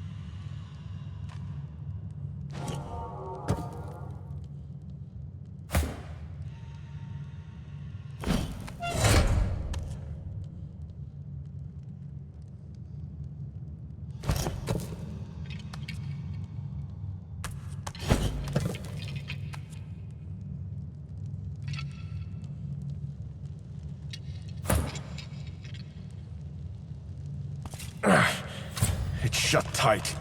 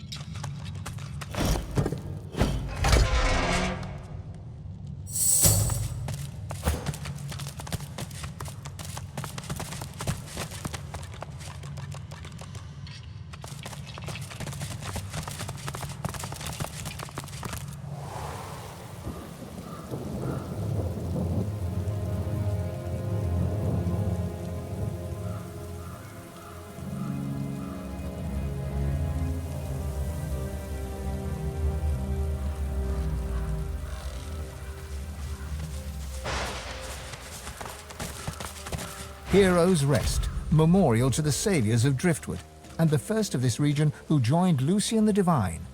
They lie here as comrades forever, eschewing the burial customs of their own people so that they can stand guard even in death.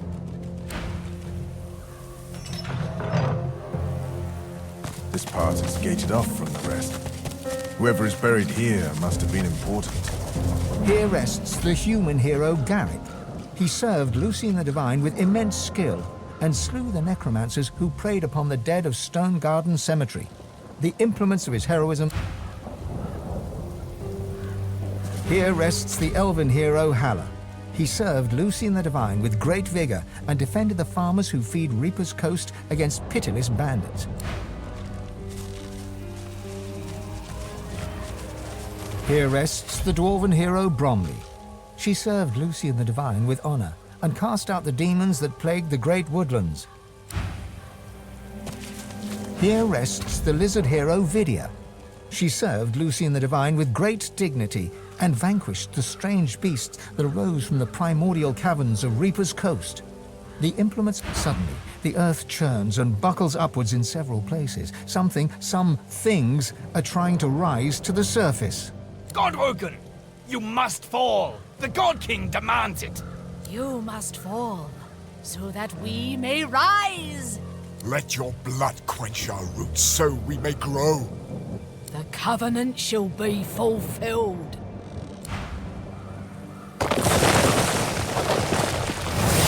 Face steel, Godwoken!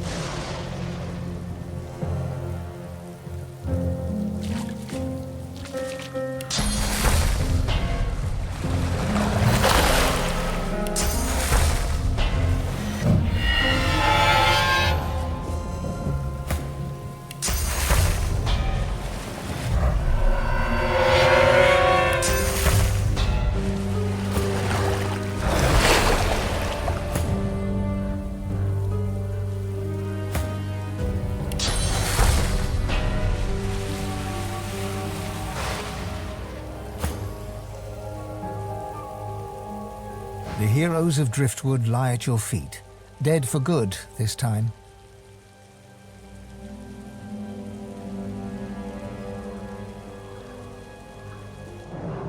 Whatever this covenant is, it didn't bring them victory. I wonder what prize was sweet enough to make him into this. Good riddance to them. Whoever is behind all this will have to try harder if they want to stop us. They were corrupted somehow. If it could happen to them, it could happen to us. We should be cautious. Most foreboding. When did heroes turn villains?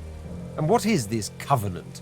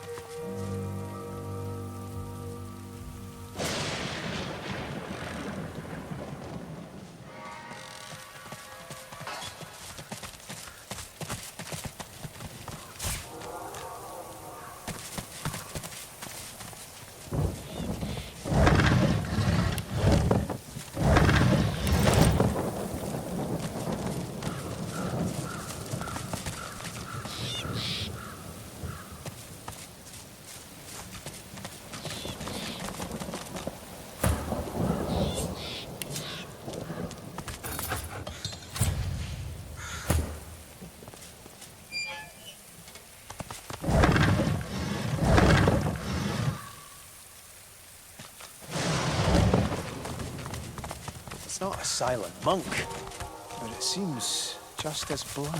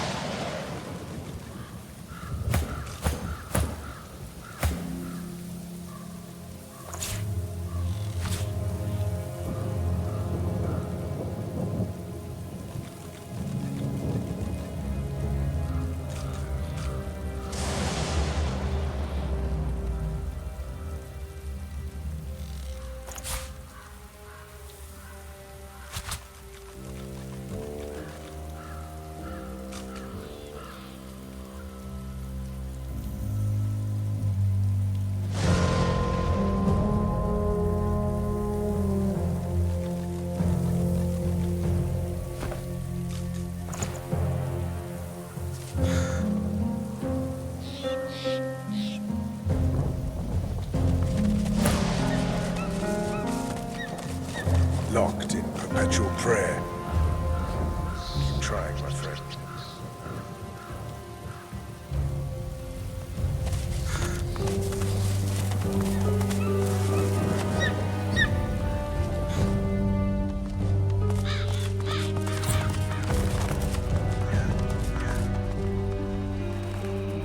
In life, we are Earth's caretakers. In death, we are the skies.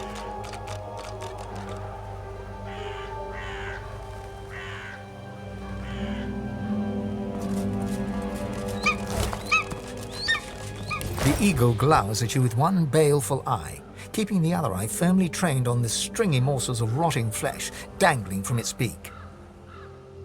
You dare touch Master's gifts. No invitation, Leave now! Leave me and Master alone!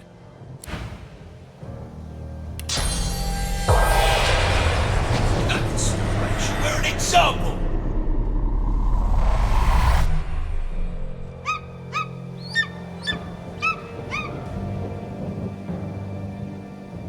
Two dwarven spirits at loggerheads. I recognise the lass. The royal guard had come to Bon Neffen, right on the sea. The poor, they were disappearing off the streets. The lass spoke out. The guard wanted her silent. In a flash, you are both of them, brother and sister. Your feminine side is a rebel, rising up against the tyrannical queen. Your masculine side is a royalist, loyal to the monarch he loves.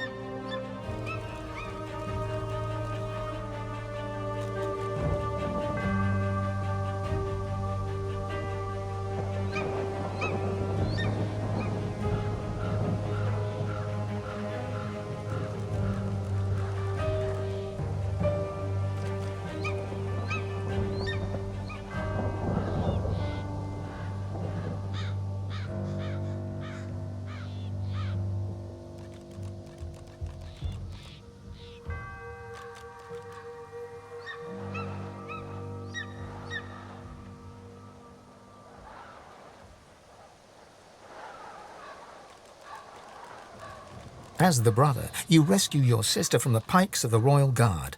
Together, you flee across the sea to the melting pot of Driftwood and Reaper's Coast. But in Driftwood, you visit the lizard.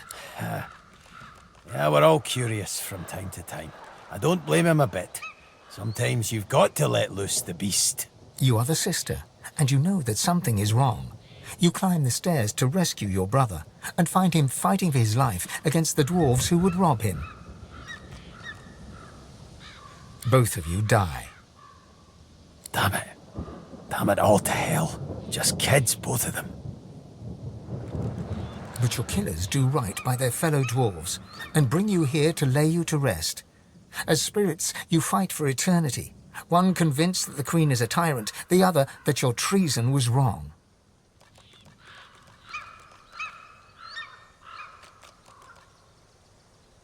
I want to say something trite, like, can't they just get along? But I know it's not so easy. Nothing is. Especially doing what you think is right. You see clearly then. He stood up for her. She stood up for everybody. It's the true measure of a heart.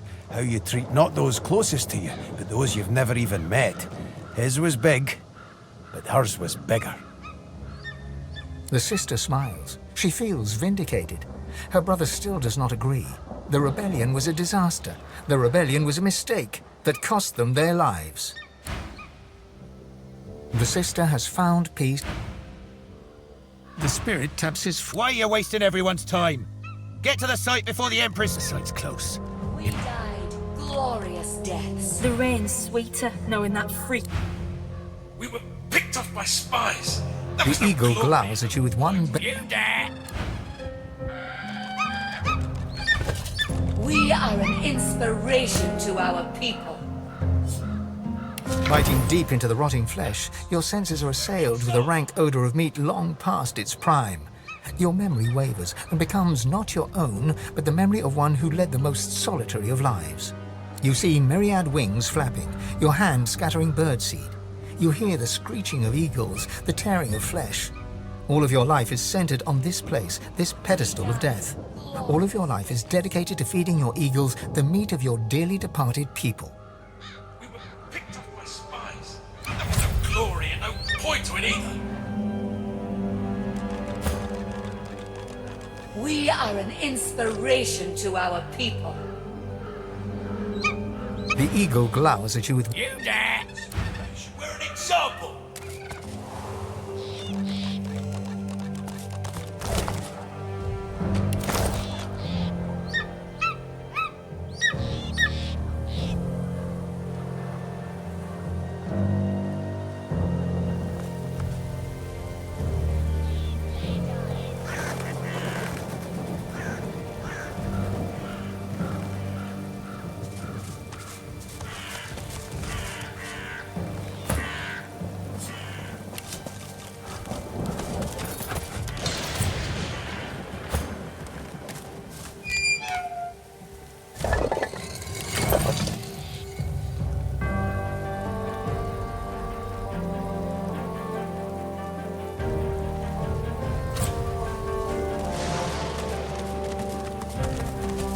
The headless statue looms over you.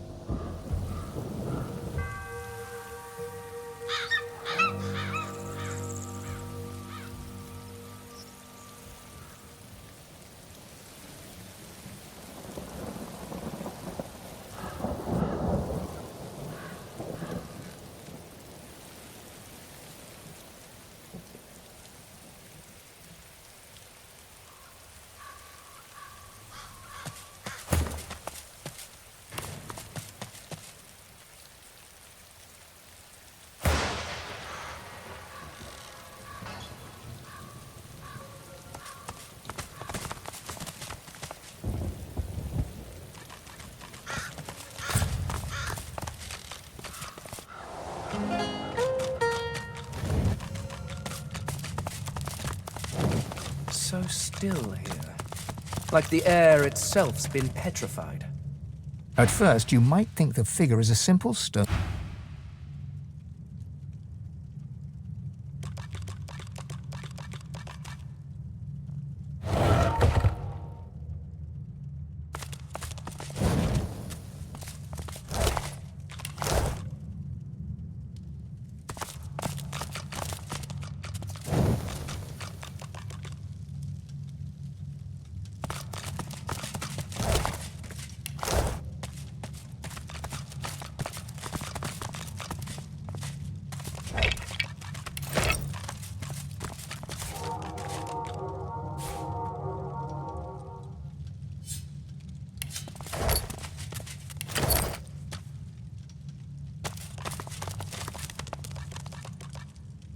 You scrape your finger along the...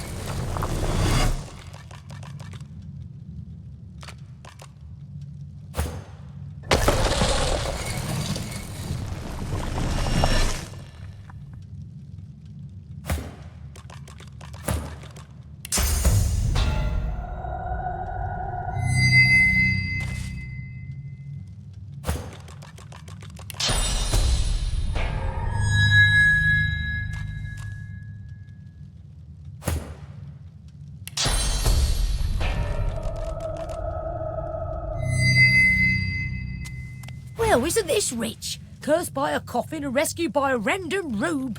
The indignity. She huffs in annoyance and rolls her eyes. Oh, all this trouble, and for nothing. Never figured I'd need frost armour. Ouch! Ouch! You talk like I'm some cat burglar, slinking around and snatching jewels. But I'm in the market for something bigger. She purses her lips and coyly tilts her head. Oh, but do forgive me. I haven't offered you proper thanks. She bows in insincere reverence. Her arm rests on her back, hand mere inches from her staff. She rises from her bow, the deep blue veins on her... Oh, honey, I know this isn't the way you wanted it to end, but anathema is still out there, and I'm not keen on competition if you get my drift. A jolt of cursed fire flares from her staff. Bring it.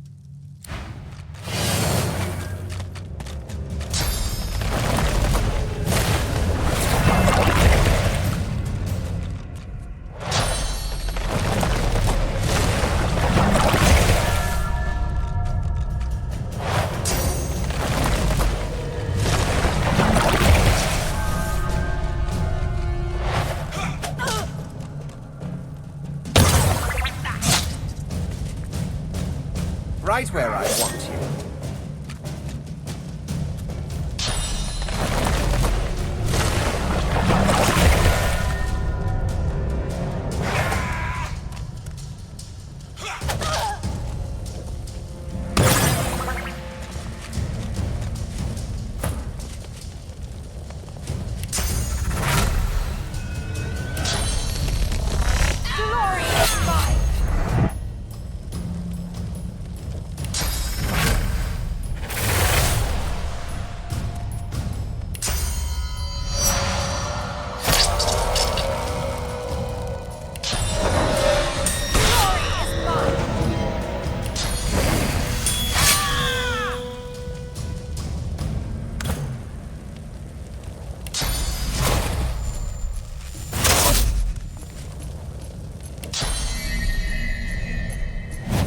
I'll yield to none.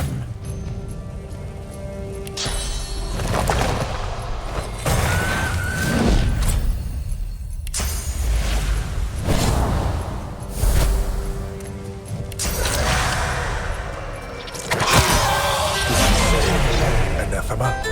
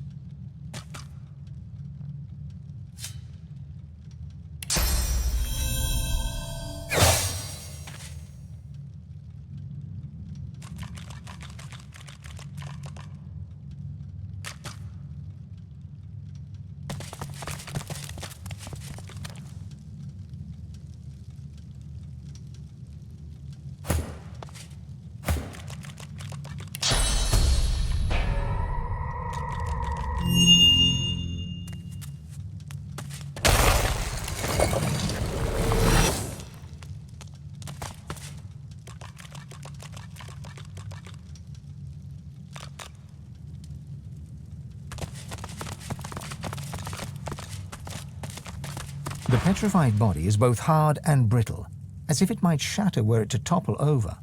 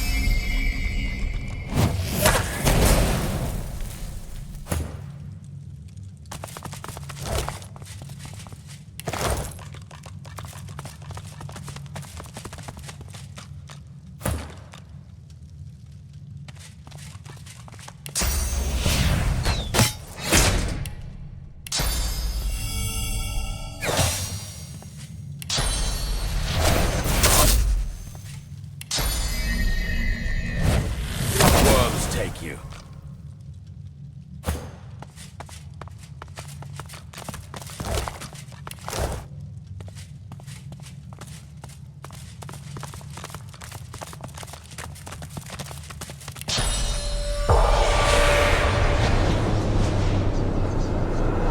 The spirit's lip curls upwards.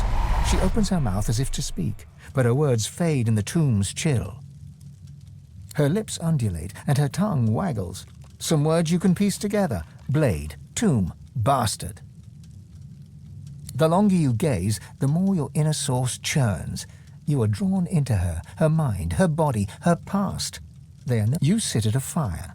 At your left lies a black dog basking in the warmth.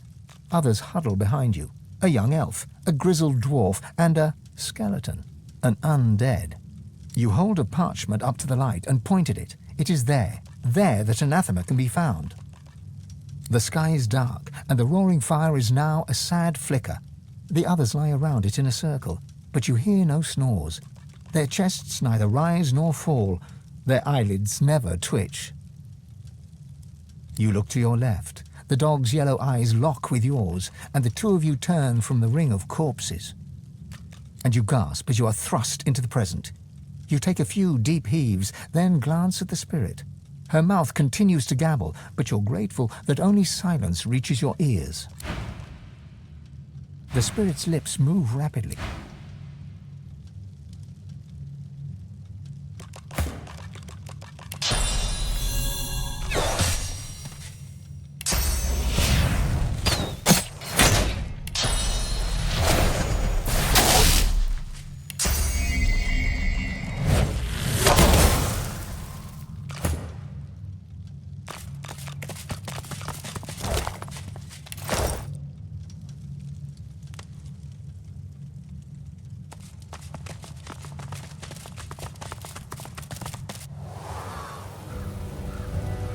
The dog spirit rolls his head around, gawking at the ground and sky as if he's never seen them before, then locks his eyes on yours. He snarls. I am death. Yes, the masses tremble at the necrohound's might. We will retrieve anathema. Our enemies will bow before the demon blade. He moves to lick his haunches and seems taken aback by his own translucence. Once a demon, now a weapon. We heard its call and slayed our allies in its name. It is near. With it, we will slay living and undead alike. There will be no mercy. The canine spirit lifts his head to howl, but can barely manage a whimper. He tucks his tail between his legs, shocked at his own impotence.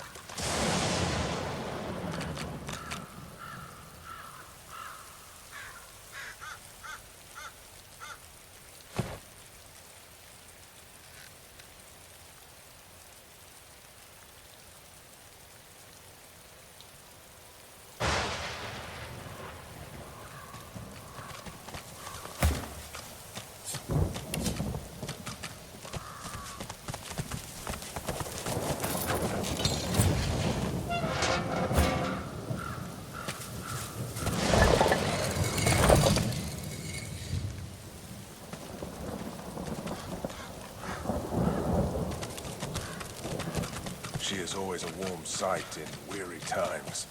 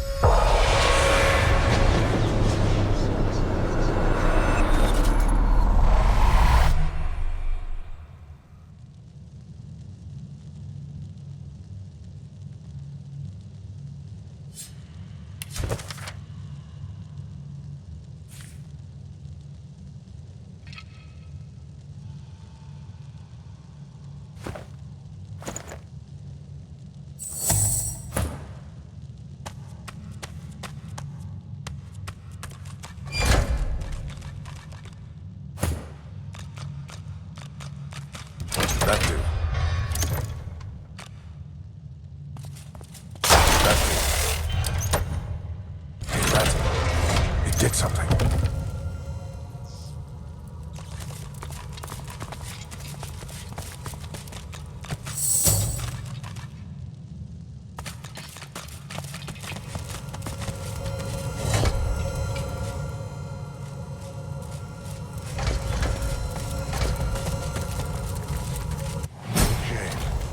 All this wealth's just been going to waste.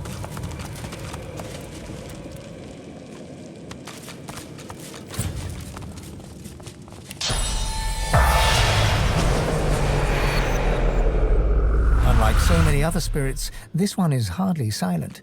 She clicks and squawks the moment you approach her, like a cornered crow facing down a hungry owl. Are you the new servant, then? A pity. Seems the standard is plummeting quickly. You brought my tea, have you? The spirit takes the invisible cup from you and takes a sip of non-existent liquid. I've tasted better brews, but from the look of you, the refreshments... She waits a moment. You expecting a tip? Well, here's one. Soap. Use it. That old thing. It was passed to me by my father, Johannius. And my father's father, Johannius. And my father's father's father's father, Johannius. Don't know what happened to the one in the middle. Don't rightfully know what it's supposed to do.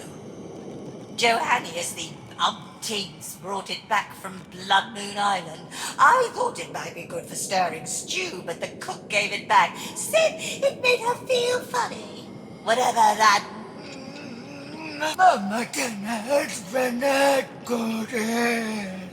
The spirit stands there smiling, utterly oblivious to her own outburst, leaving you to ponder the strange words she shouted. Mamtenet... What just happened? You mean my display of proper posture and etiquette? The benefits of charm school, I don't expect you'd qualify. Hurry back.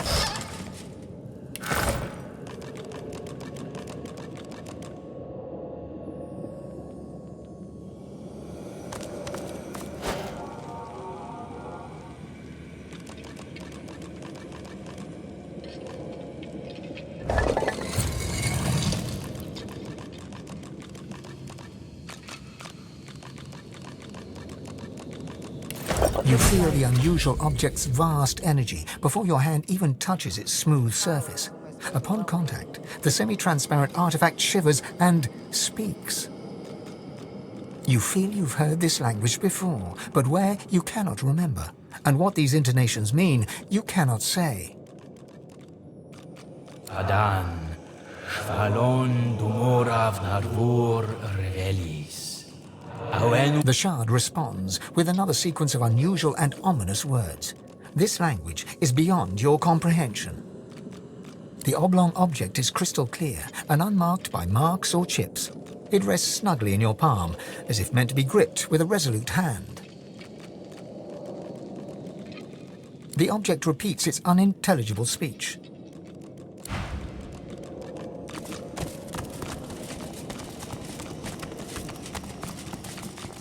What the hell?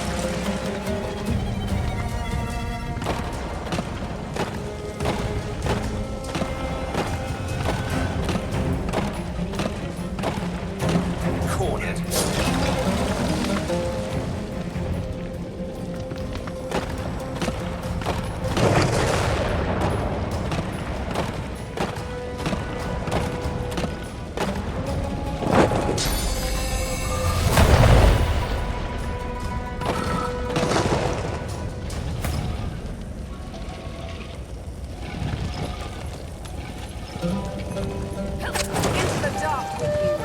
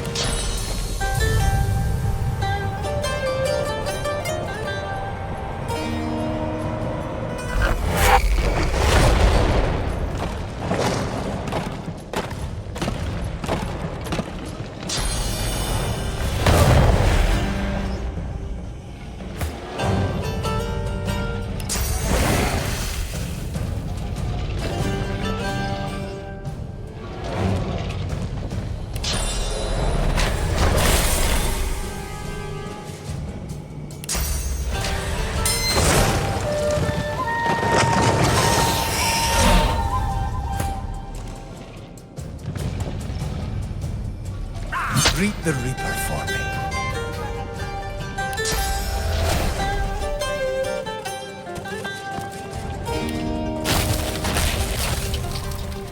Glory!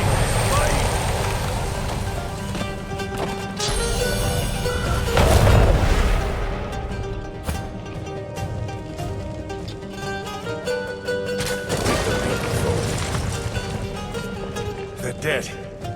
Well, more dead.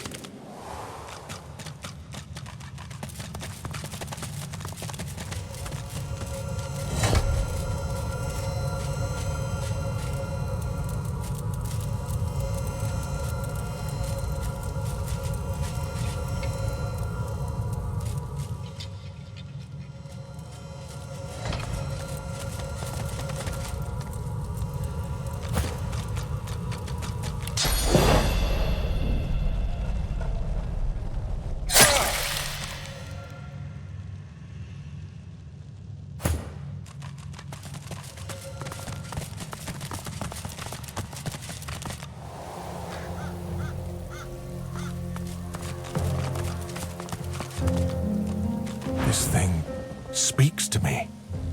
But what is it trying to say? Wild guess here, but I'll wager this relic will turn out useful for killing. Somehow. Doesn't make any sense. I don't want to find out if that's a warning or an invitation. My tongue! It's speaking the language of the Eternals. I mean, it is gibberish, but such beautifully phrased gibberish. It has a nice rhythm to it, doesn't it? Kind of like a song. Beautiful language. Sounds like any other plea for mercy to me. Utter nonsense. Sounds like a demon with a swollen tongue. I wonder if what's inside is as pleasant as a demon with a swollen...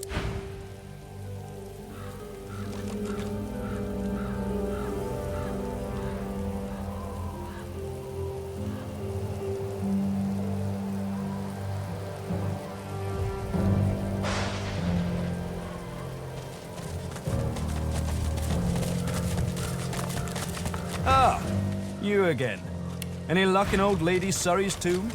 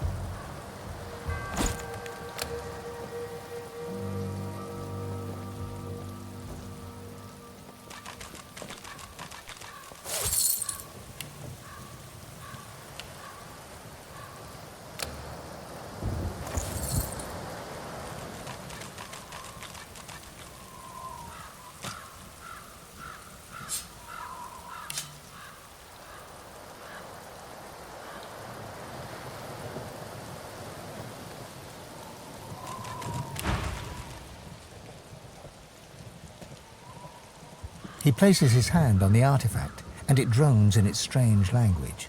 Adan, Shvalon Dumora Vavor Rivelis, Awanu Ari, Dem Tushan. The object continues. Sarden Menia Veet Feln, Dom Drisval Veet Evdekais. It's true, then. Anathema. Within reach. Tell me, is this all there was? There weren't any other curios in there? Amazing, but not unexpected. He breathes a long, lugubrious sigh. It's time I leveled with you. This is the hand grip of the fabled anathema. A sword capable of annihilating anyone, even a divine. Imagine it, holding in your hand a force that could wipe away sun and shadow.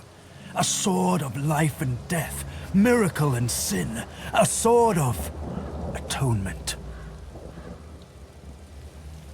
I can restore anathema to working condition, but this is only half of it. We still need the blade. How fortunate that the hilt has already told us where to find it. Blood Moon Island. Isle of Volds, yada yada yada, Priest Surrey, and so on and so forth. Wow.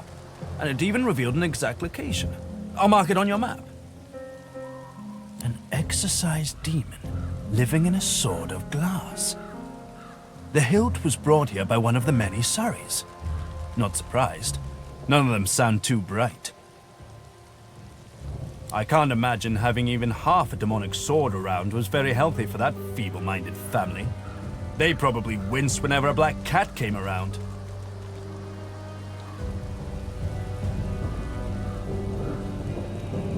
Well, you may not always have the smarts, but you've sure got the spirit. Blood Moon Island awaits, my friend. It's a bit of a jaunt, but this gives me time to prepare my workspace. We'll catch up in the Lady Vengeance, yes? Tarquin doesn't wait for an answer. His attentions are already turned elsewhere.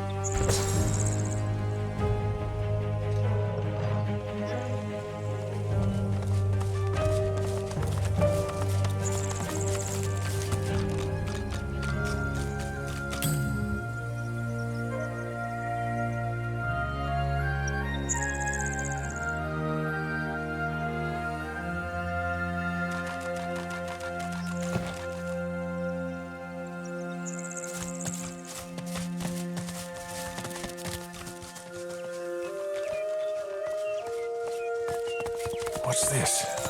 I found something.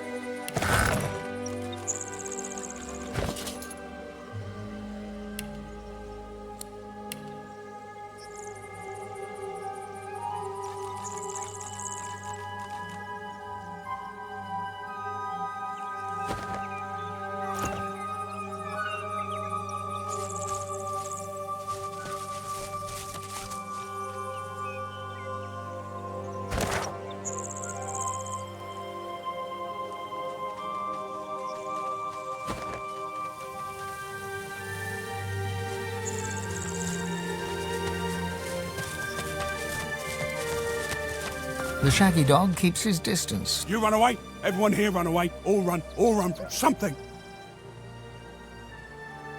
I knew. All runaways round here. I ran away from bad man. Very bad man. Man wanted to make me spider food. I know. I can sniff good and bad. Right or bad. He paws a few tentative steps closer and sniffs all around you, knows some bad, most good. Good enough. Good enough. He bounds forwards and licks your face effusively. His breath stinks of graveyard clay and ancient bones. Immediately, you feel an allergic reaction developing on your cheek. Hot red blood. The dog scurries away to sniff about the area, leaving you with his approval and an itchy face.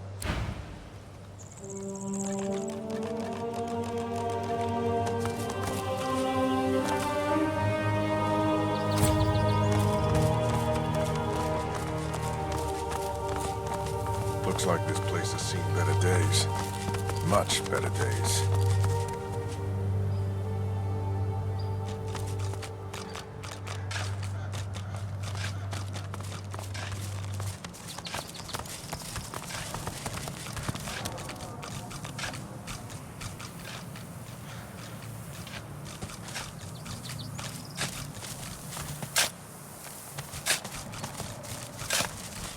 Gareth toils in monotony. Gareth freezes, then turns slowly towards you. His breaths are steady, his voice a monotone. I'm digging my murdered parents' graves. I'd ask that you show your respects. Gareth moves to continue his task, but his cadence falters. He pauses. Silence hangs, begging to be broken. No, of course you didn't. Godwoken, I've seen Seeker's blood seeping into the sand. I waded through corpses on the deck of the Lady Vengeance. But when the lifeless eyes looking back at you are your own mother's,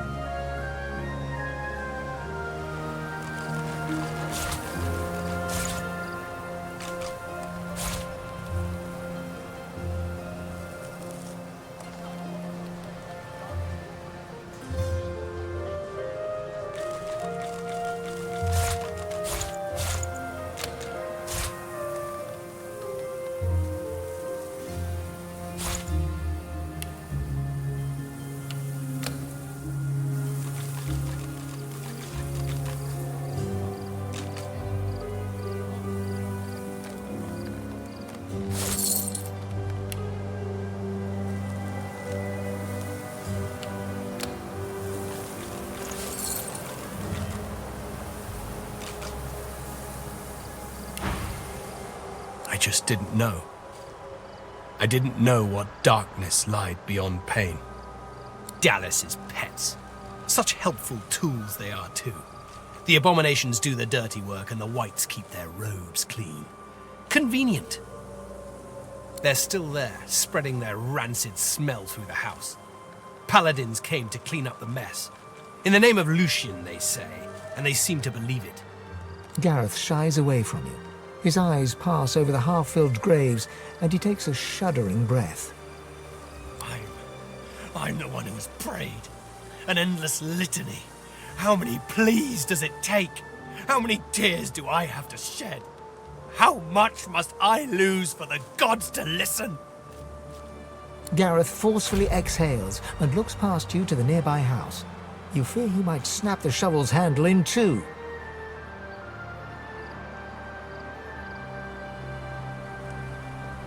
I've got no use for platitudes. Not from some mediocre sorcerer, inexplicably chosen as the Seven's special pet. You swear you hear Gareth's pulse, galloping faster than a saddled mount. You've never heard such a thing before, but you suspect Gareth's heart is close to tearing. If you want to help, then you find the craven wight that ordered their slaughter. Anyone that stands between you and truth, no matter the flag they fly or creed they follow, make them bleed!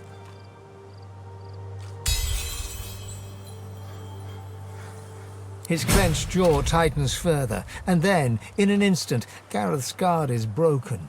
Tears well in his eyes. With every blink, a pearl of grief falls to his cheeks. My parents, they did nothing to deserve this. They were good.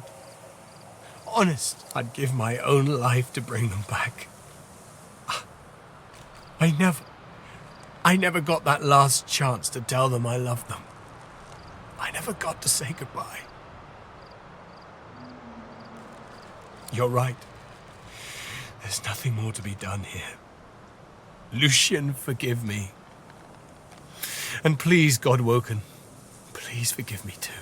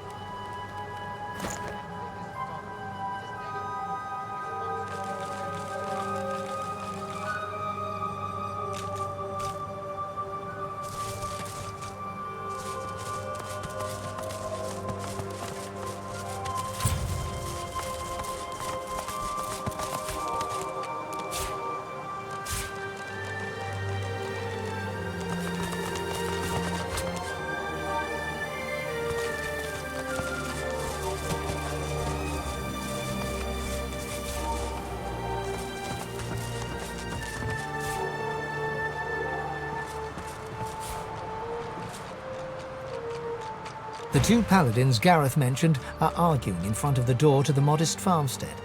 As they notice your arrival, they stop talking and look at you quizzically. We're guarding this house.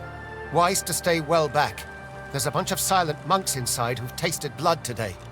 Already killed in there, so they did.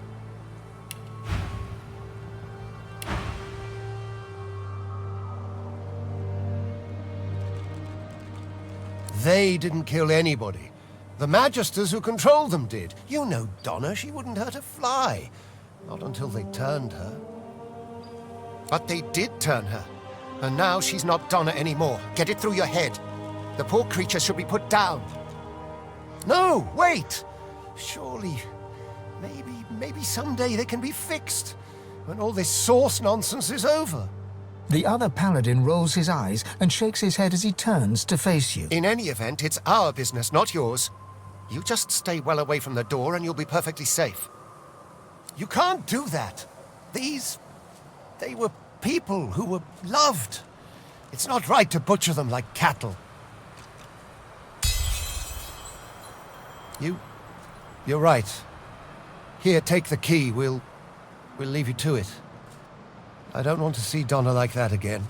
You'll remember her as she was, Jad. The real her. Paladin William nods his thanks to you, and with a last sorrow-filled glance at the house, Paladin Jad turns to follow his companion away. But, fine.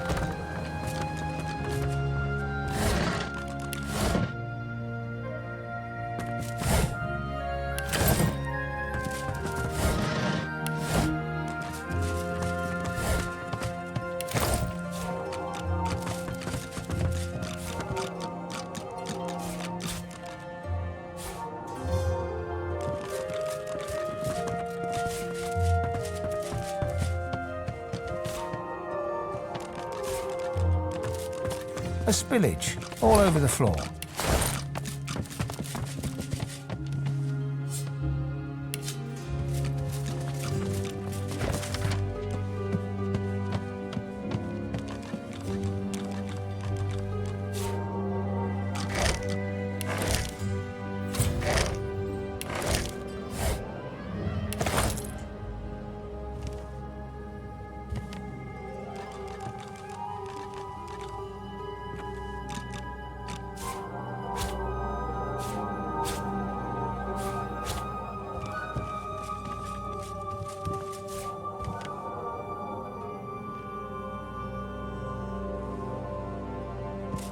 The lumpen, silent monk stands like a pillar of decaying flesh.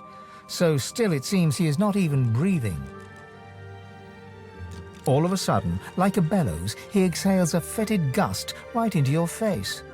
The stench of rot, he looks through your eyes with seeming disinterest as the life ebbs from...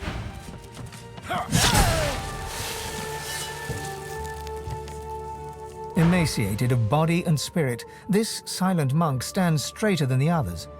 This must be Donna, the one spoken of by the paladins guarding the door. She gives no indication at all that she has heard you, save for a single tear dripping from one eye. Her tears flow along with her blood, yet, even in the moment of death, she does not break her silence.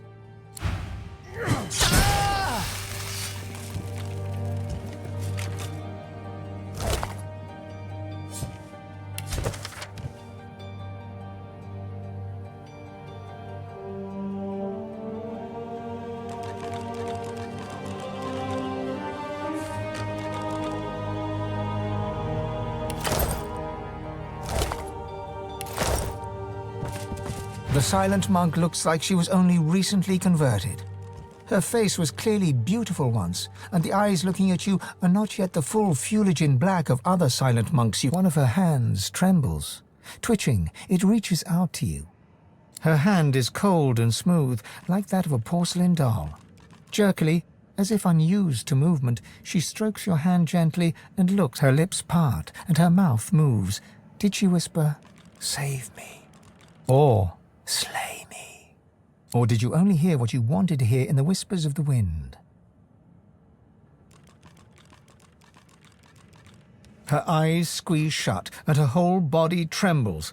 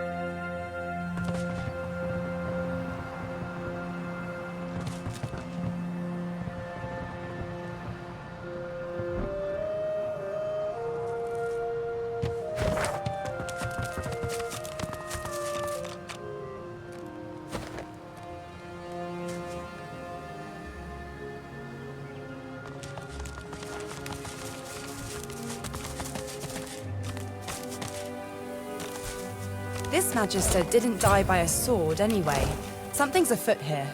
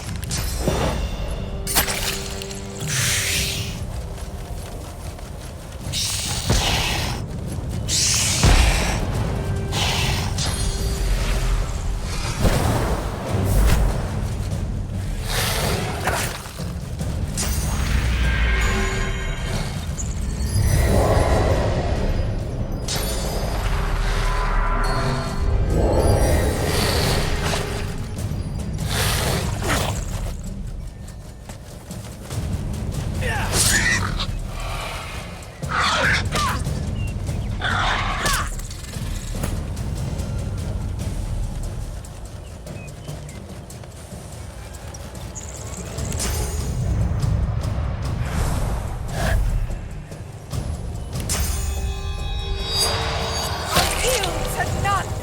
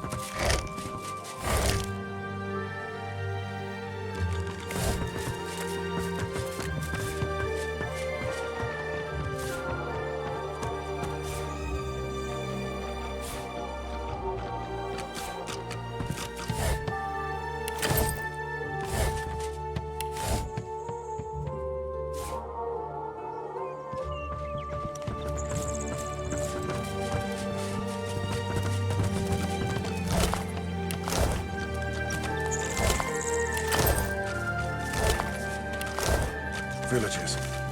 Some slain by Voidwoken, others perhaps not.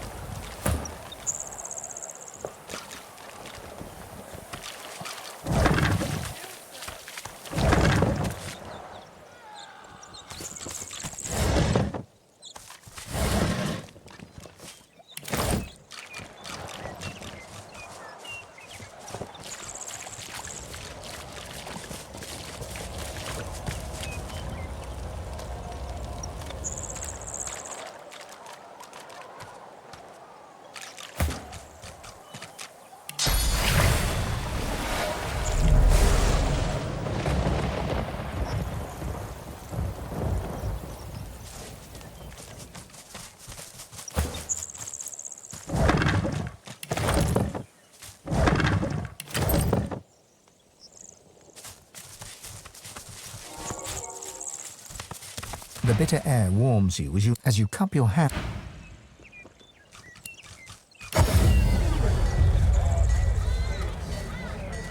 Smells worse.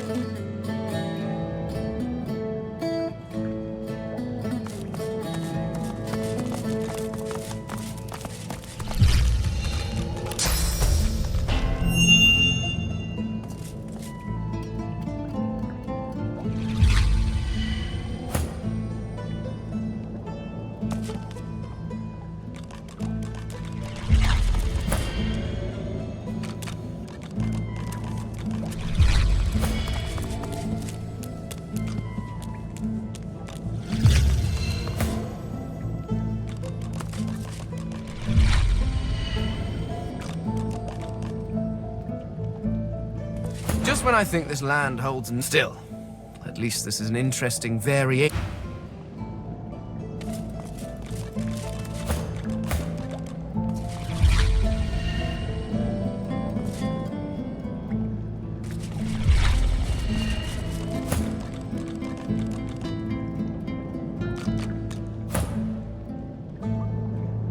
The Meister sits slumped in... What news? Can you channel enough source? Are you powerful enough to proceed?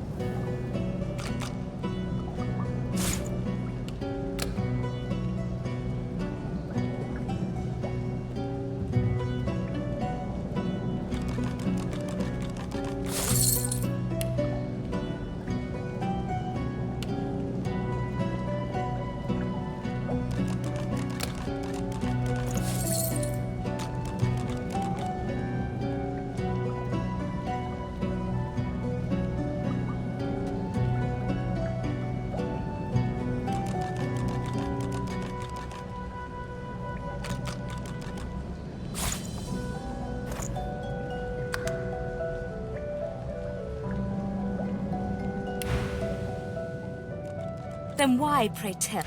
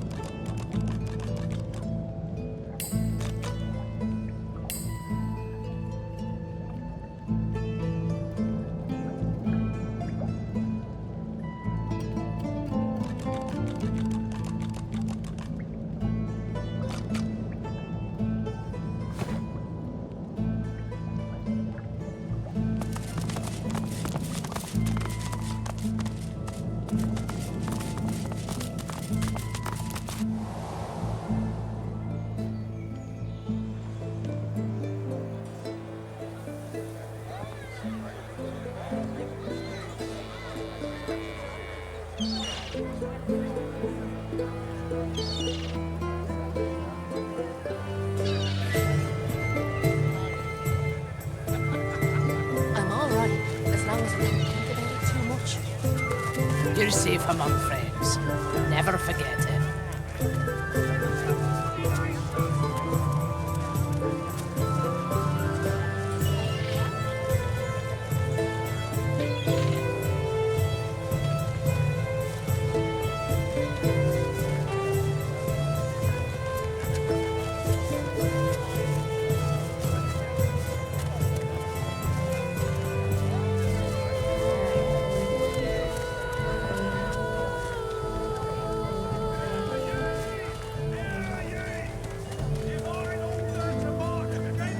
The carved figure is a resplendent. Your touch creates. I'm all right, as long as I don't think about it too much. You're safe among friends. Never forget it.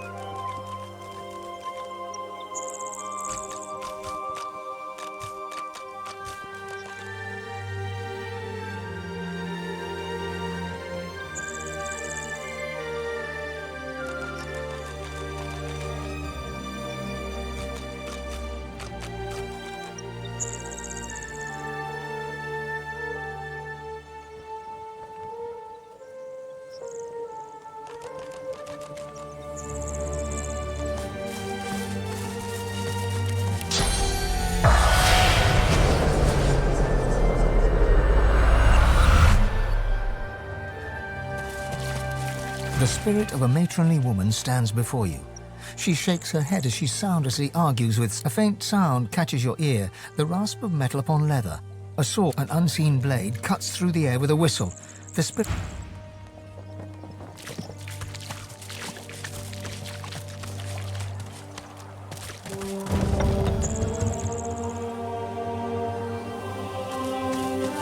These people were slain by blades, not voidwoken.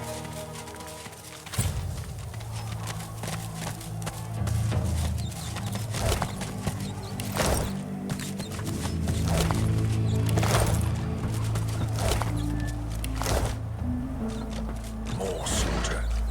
Killed by voidwoken, who were killed in turn themselves.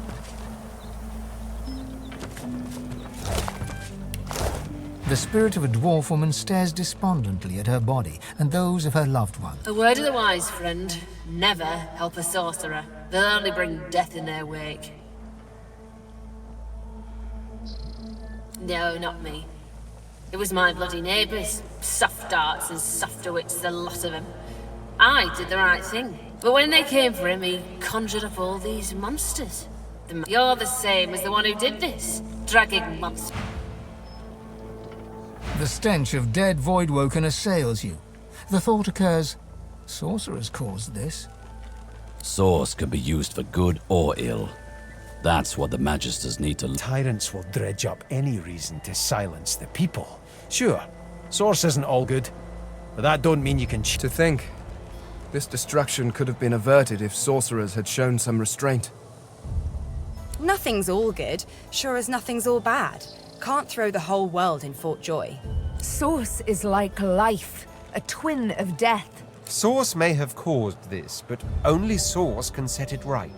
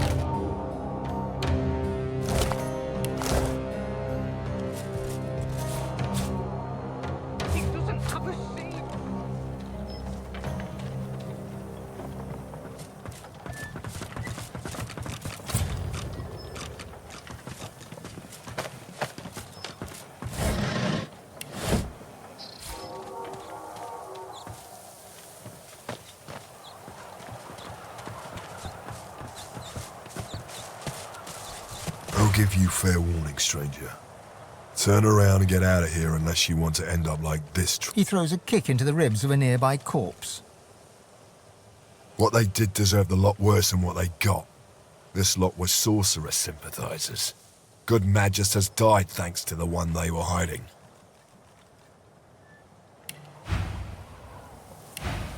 He gestures around at the void-woken wrought destruction. They forced our hand. We've got to do whatever's necessary to hold the rot at bay. Fool, you could have... Please, I beg you.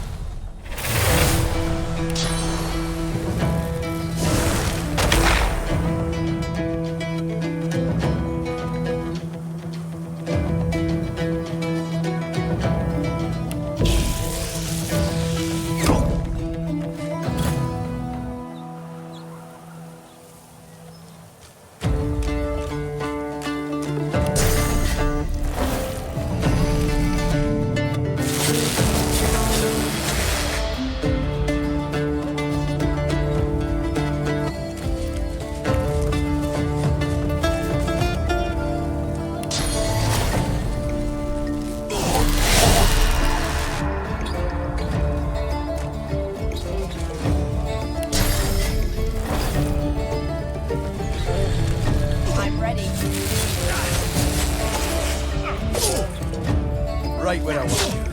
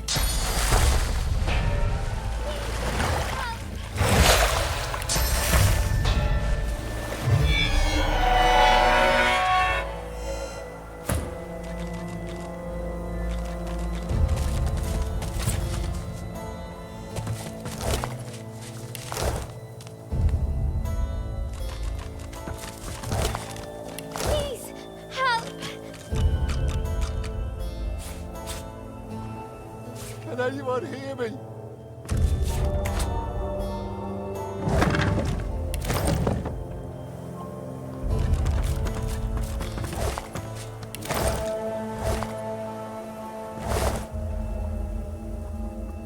Can anyone hear me?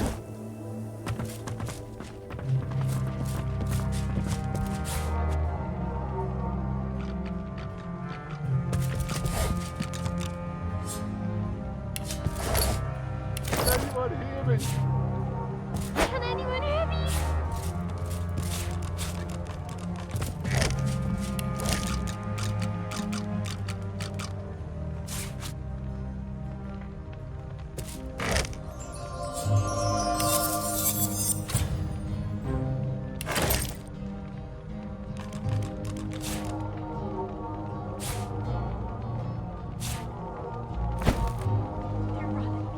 Dear Lucia, save us from this hell!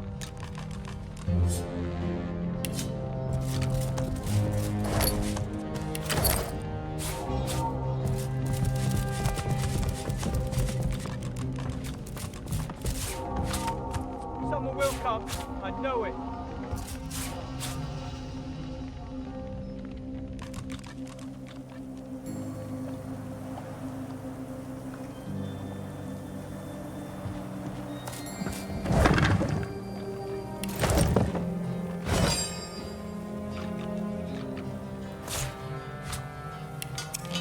Can anyone hear me? The woman tearfully stretches her bound hands towards you. The grieving mother manages a thin smile, even as tears stream down her ruddy face. Thank you, stranger. She blinks out more tears, then rubs them away with the back of her hand and puts on the bravest of faces. To lose a child, it's a mother's worst fear. I never imagined. It was more than just intention. Her eyes move to the young corpse laid near, then dart quickly away. I started with my youngest, Henrik, so full of life. I'm grateful for your sympathy, but it's not your burden to bear. It's true, you know, what the Magister said. My brother's boy, Gideon, he's got source in him. Now that his folks are gone, we've all he's got. We thought we could keep him safe.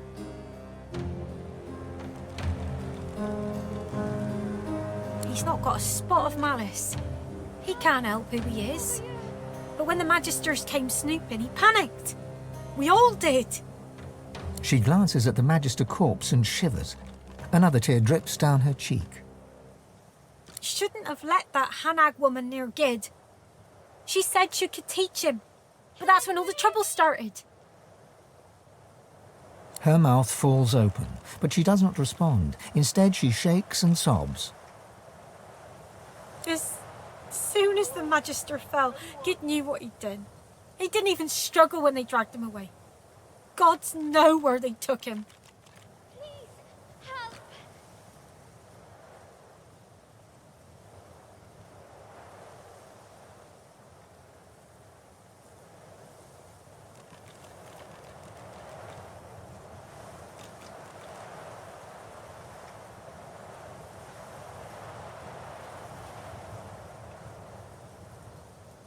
Someone, please release me!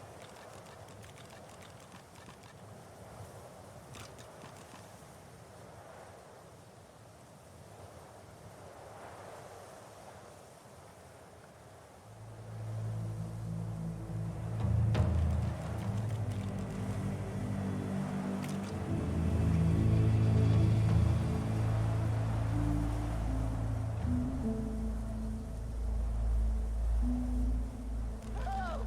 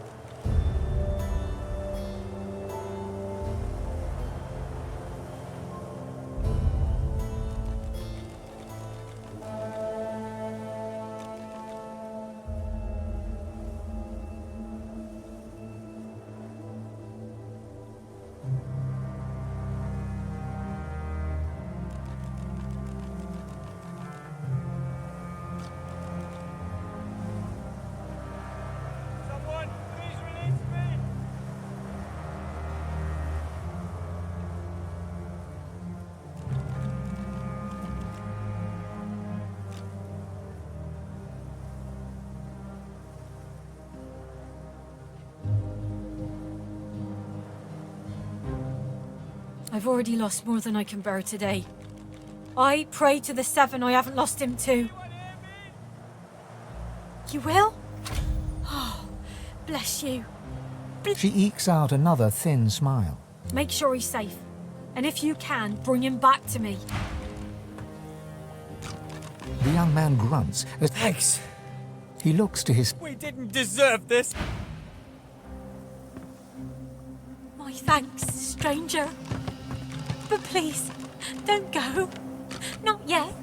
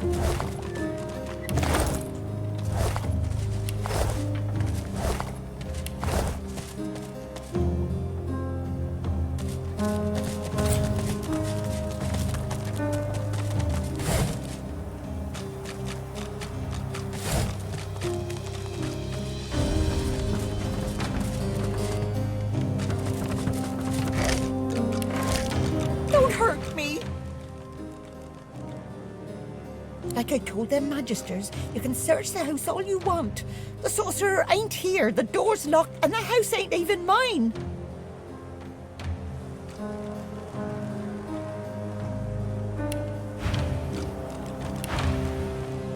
Realizing she may have just made a terrible mistake, she swallows hard.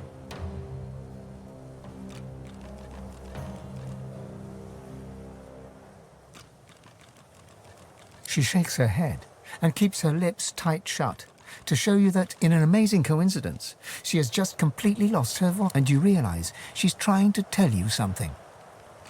The key. Under the barrel. You can hide in the house. Just, please don't hurt me. She closes her eyes in terror. Don't hurt me. Don't hurt me. Don't hurt me. Don't hurt me. Don't hurt me. Don't hurt me.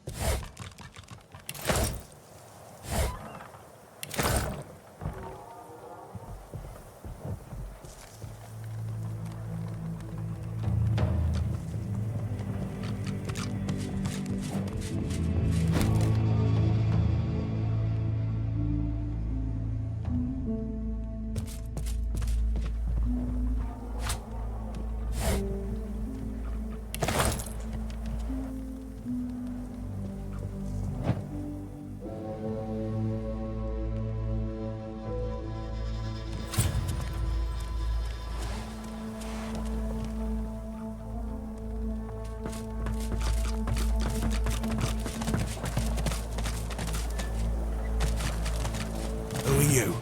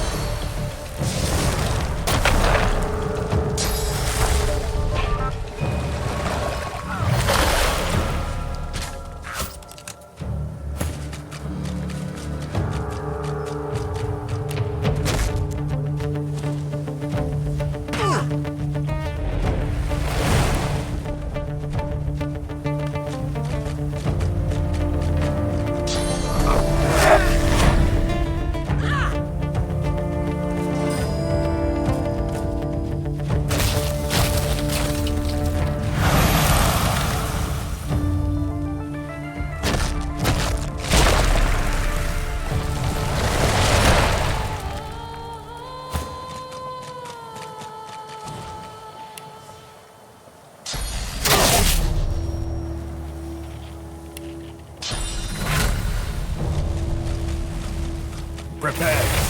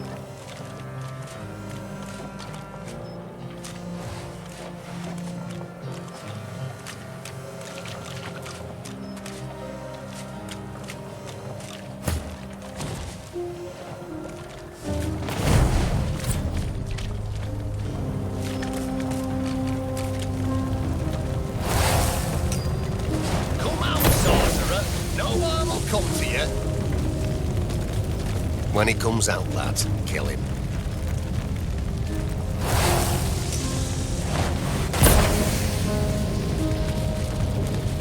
He gives you a blank look.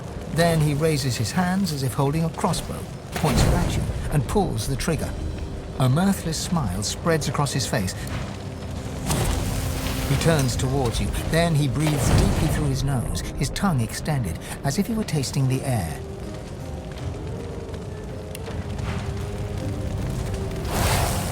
Since when does rape hire mercenaries?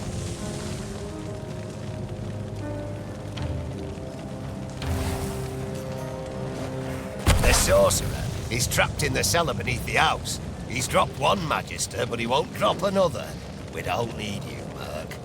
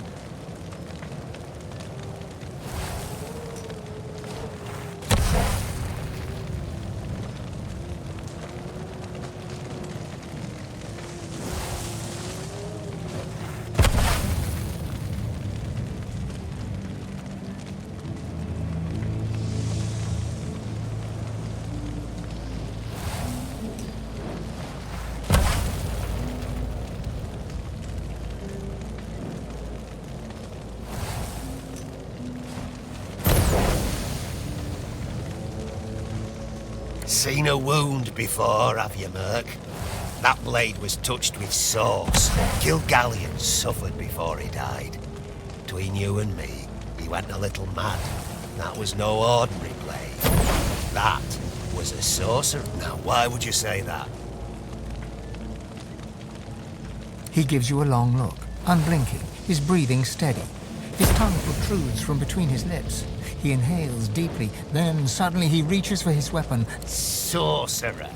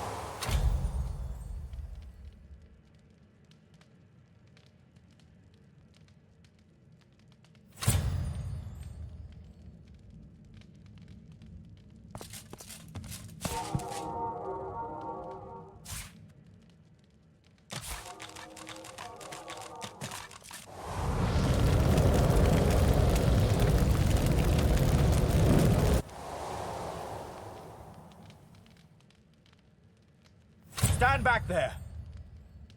The man brandishes a sword, ready to fight. A curious weapon, simple but weighty. It seems out of place in the hands of a simple worker, if that's what he is. You have your doubts, for the sword exudes an evil power.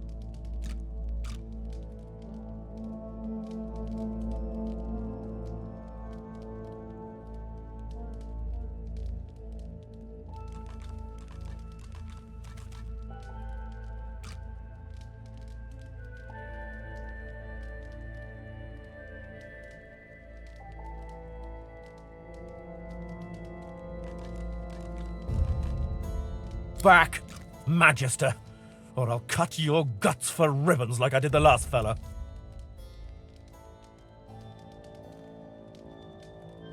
The Magisters are dead? What? All of them?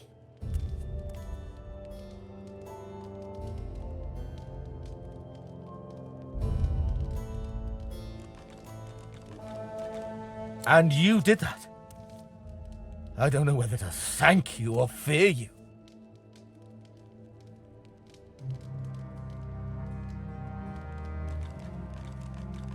You have them.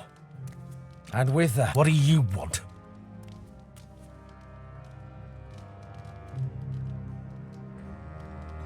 He gives you a long, cool look, then relents.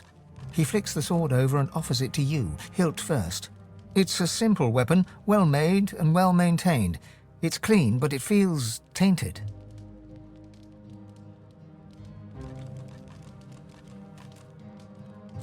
The sword feels good in your hand, in a sickly sort of way. You'd rather be at this end than the other. May I go?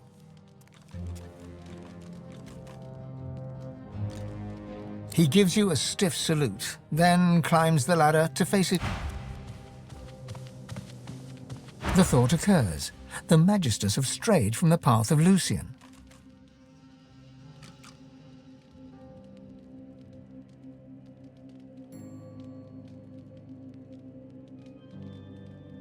Were they ever on it? That's what happens when you give any few people too much power. Goes straight to their heads, and it's the common folk that... Their dedication to their cause is almost admirable. If one could admire a pack of red-cloaked baboons. Nothing like a zealot to get the message wrong.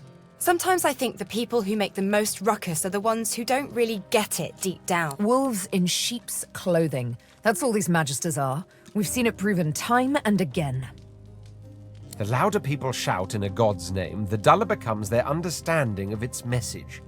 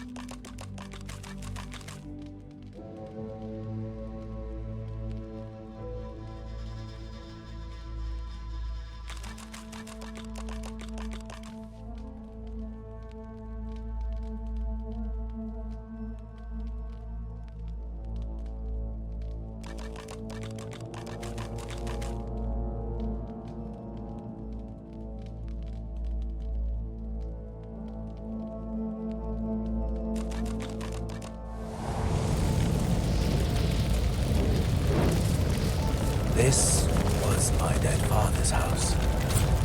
Sorry, Dad. This was my father's house. He sighs. Well, there's nothing left for me here.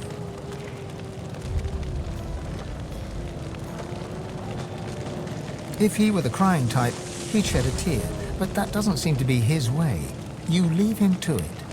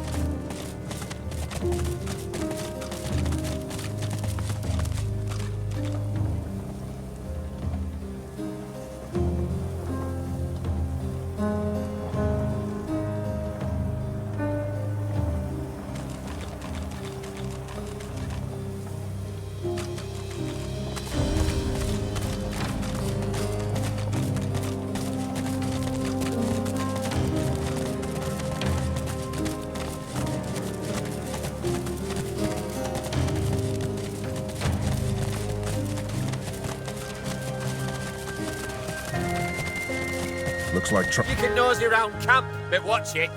The docks are restricted. Even I'm not allowed down there. If you come back bleeding...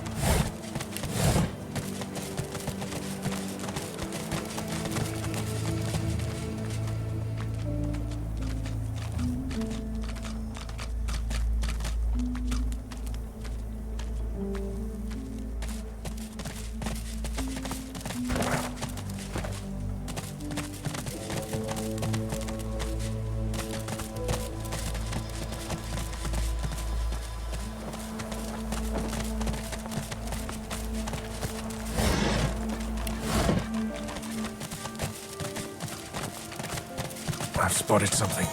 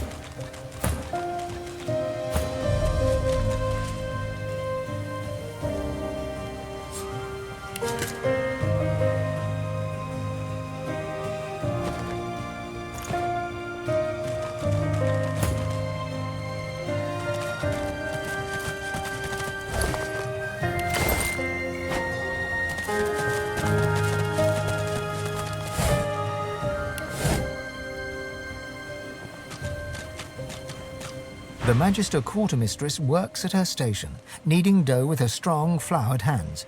Seeing a potential customer, she brightens.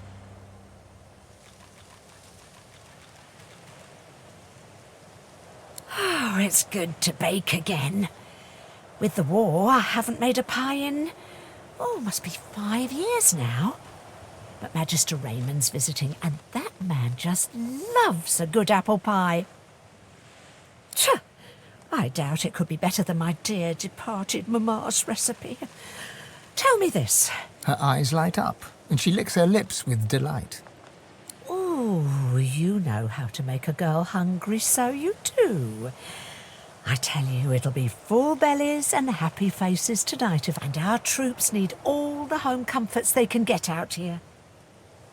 Well, I use it to keep the milk and cheese cold. But there's some high priority digging for Dallas going on a lot deeper than I ever go. All I know is that it's well above my pay grade, and there's less and less folks showing up for dinner in the evenings. Happy happy to.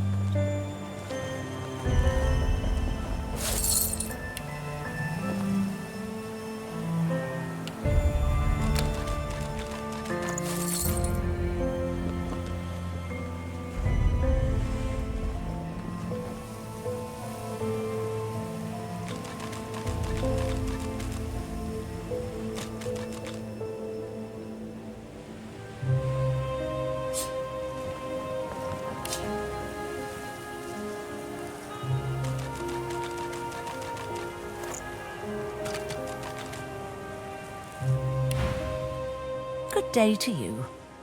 And stay clear of the cave. It's for Magisters only, and we run a pretty tight ship round here.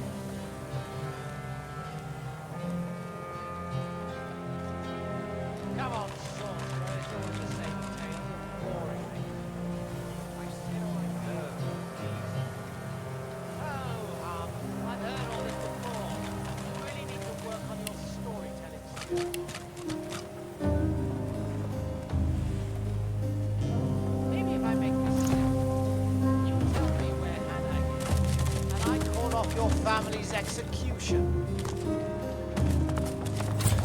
No. Okay, I'll tell you. She's gone to Arx for Lucian's name. Oh dear. When you lie like that, you really break my sense of immersion.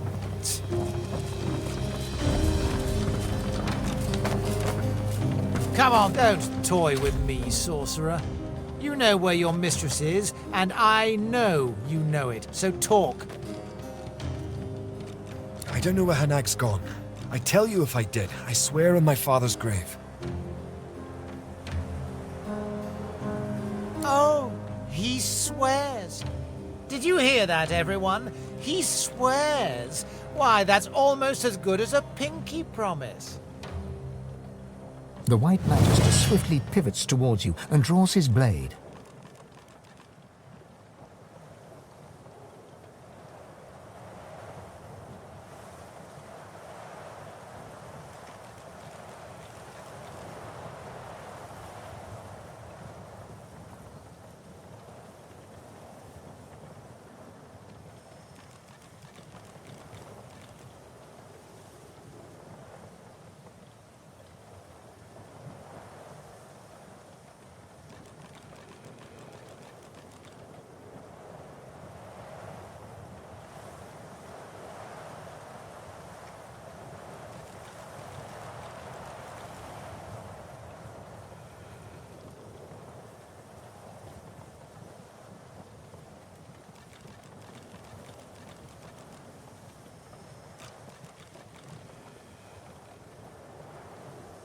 Did you come for the show, then?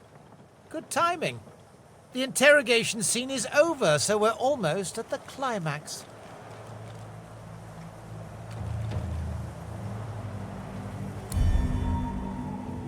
He chuckles and pokes the inside of his cheek with his tongue. Oh, what an adorable little liar you are. But I have to admit, I almost admire your pathetic attempt to play hero.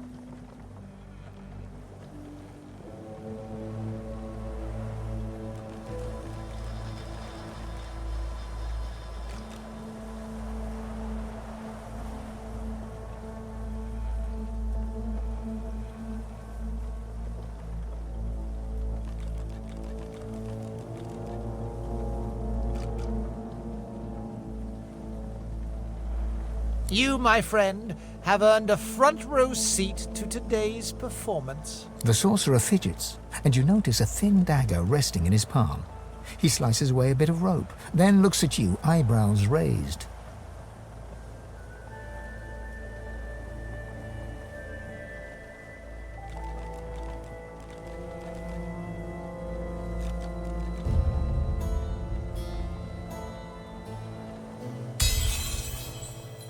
Now, why on the gods' green ground would I make things harder than I need to? I've got the problem hanging over there. He wiggles his unsheathed blade as if it were a child's toy.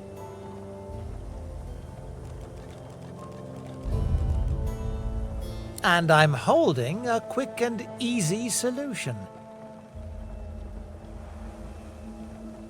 The hanging sorcerer winks at you and cuts another segment of rope. He'll soon be free.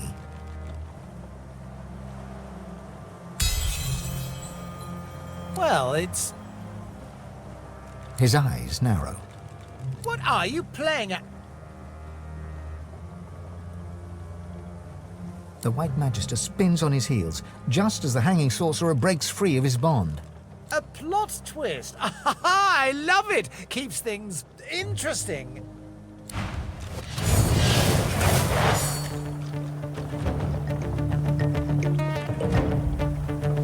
Damn you. Damn all of you.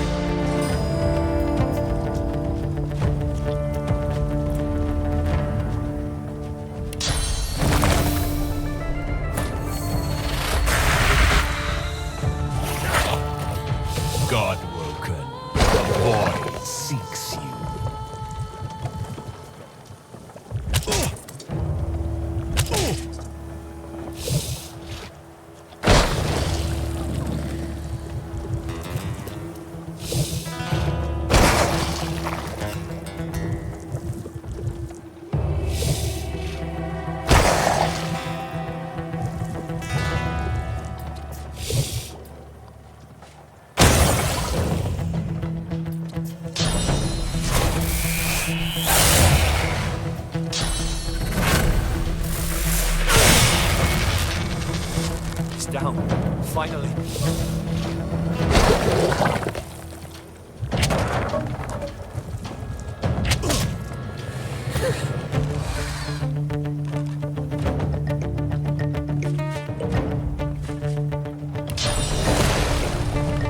I'll yield to none!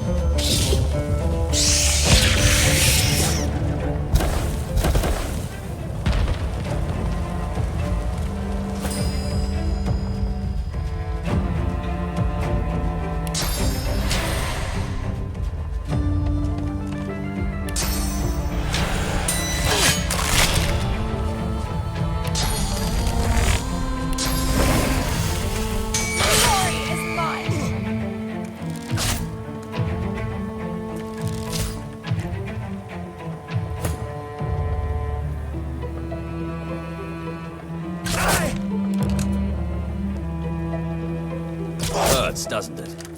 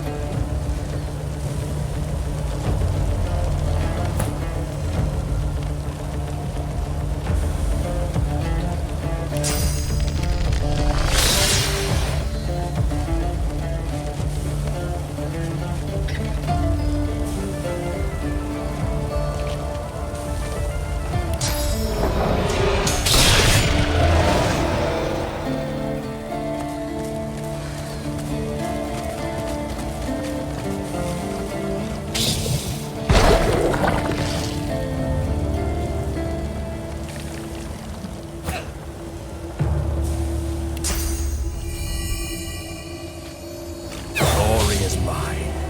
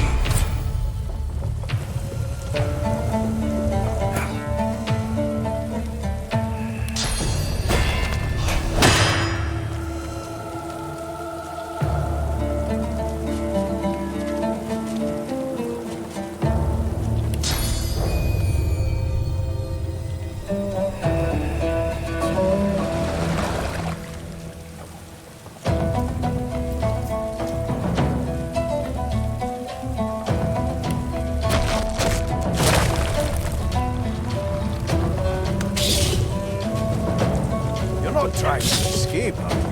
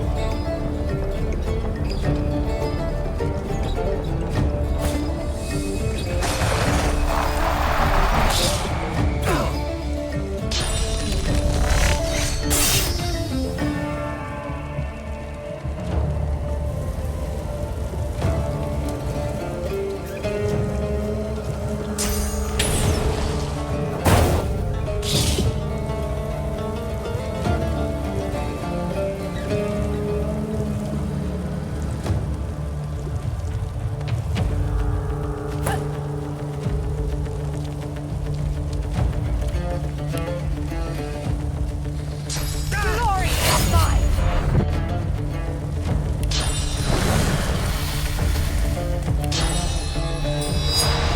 I'm ready!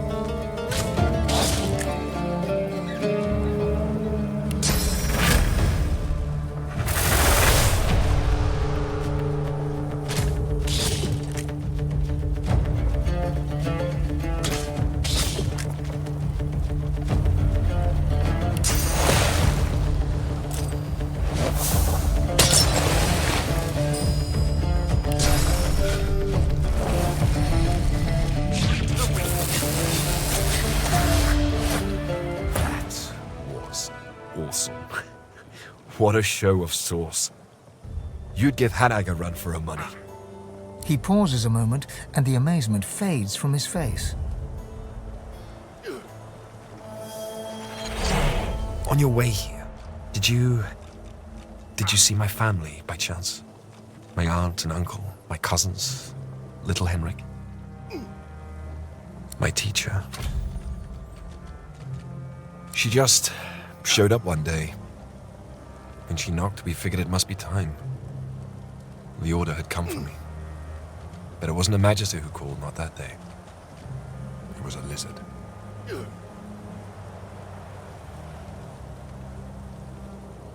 She wore these incredible robes. Gold-stitched and spotless, as if they'd just been woven. She sensed my source, she said. And she'd come to guide me. I never knew when Hanag would come, or where she would come from. She would just appear. We'd had a few lessons, and then she'd be gone again, without so much as a farewell. He shakes his head vigorously. I wouldn't even know where to begin. Besides... He motions to the devastation encircling you. I've done enough damage. To the valley, to the people here. Yes? Please, tell me what you can. Gwydion exhales slowly. I have to go. They're in danger. The sorcerer waves good...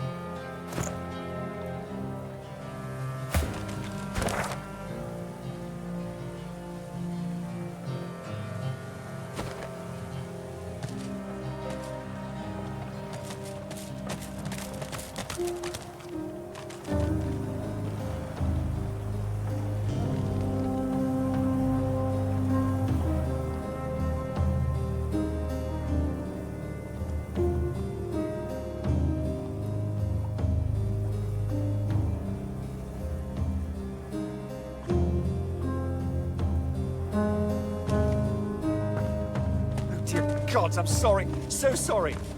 I'm glad I still have people I can call family. But I know we can't stay here. The Magisters, they'll come back. They always do. So, farewell. Oh, and take this. You'll make better use of it than I ever could. My teacher. When she knocked, we figured it must be time. The order had come for me. But it wasn't a Magister who'd called. Not then, anyway. It was a lizard. She wore these incredible robes. Gold-stitched and spotless, as if they'd just been woven.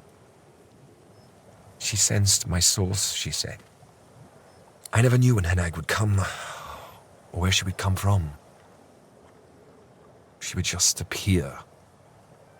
We'd had a few lessons, and then she'd be gone again, without so much as a farewell. I knew the Voidwoken would come if I used my source, but I thought I could keep us safe. I was wrong. He shakes his head and motions to the devastator. I've done enough. He responds with a weak shrug. Away from here. Away from Driftwood, away from Ox. Away from... I'd ask Hanag, but it seems she's deserted me. Deserted my family. I have no idea where she disappeared to. He turns wordlessly and takes his first steps towards a new life. You're alive! Thank the seven! I'm glad to see you too. But, Henrik... Gid, look at me! We can be strong again! We have to be.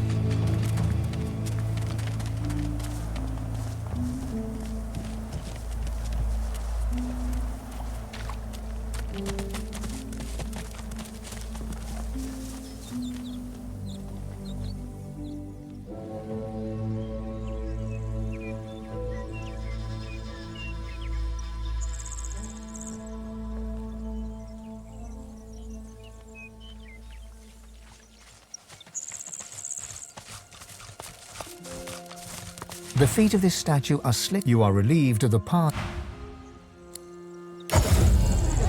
Keeping it together, Bree. I'm all right. Buying or selling? Capital. Good luck to you. You're safe among friends. Never forget.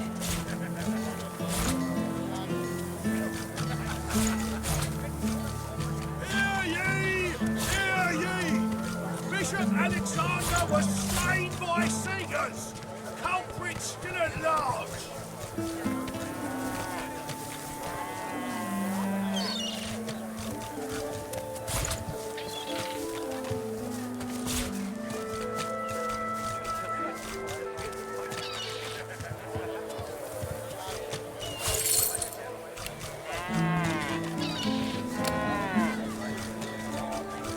Keeping it together, Bree. I'm all right. Your fish stinks of the void. What kind of rat would sell such filth?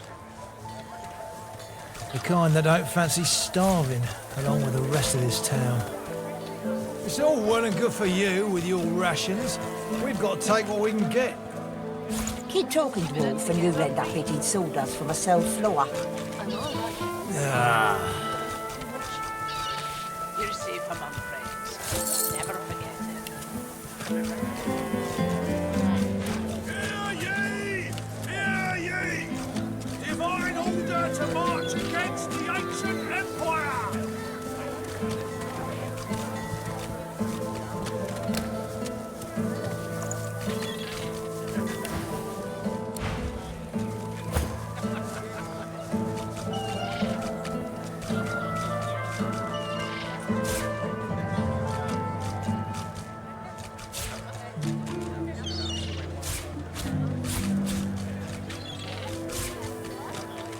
Keeping it together, Bree. I'm all right, as long as you forget so much. You're safe among friends. Never forget it.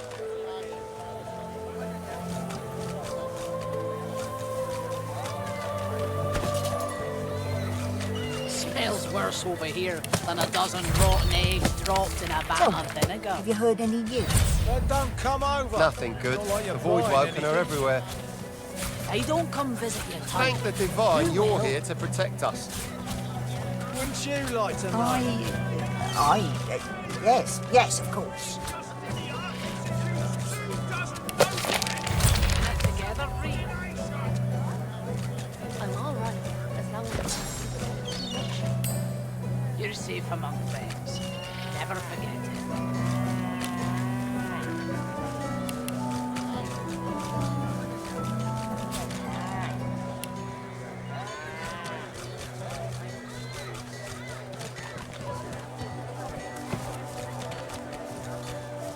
Tell me, have you heard any news?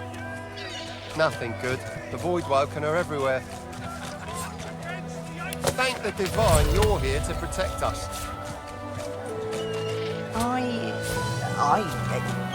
Yes, of course.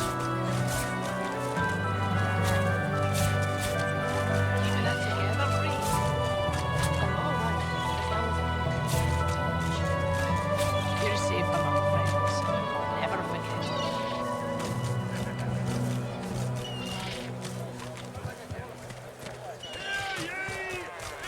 Smells worse over here than a dozen rotten eggs dropped in a vat of vinegar. Then don't come over. Not like you're buying anything. If I don't come visit you, Tug,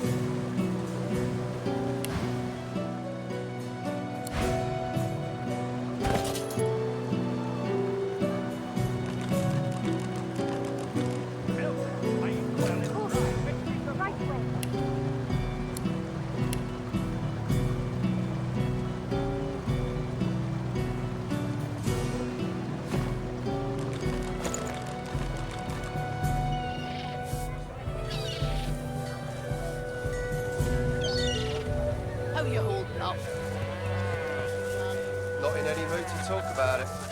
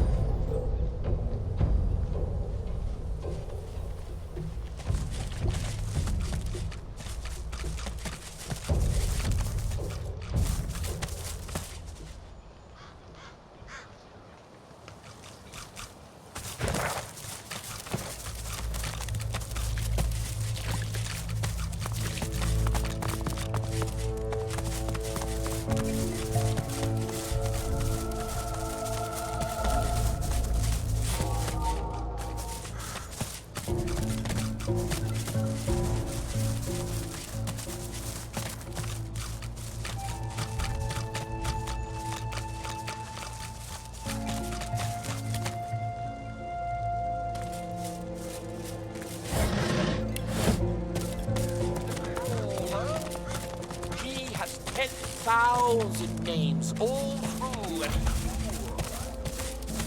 10,000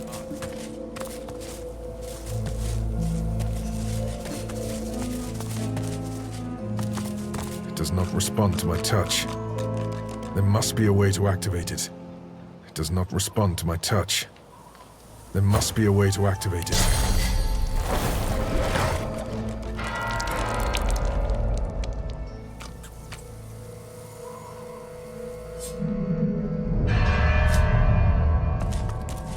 It does not respond to my touch. There must be a way to activate it.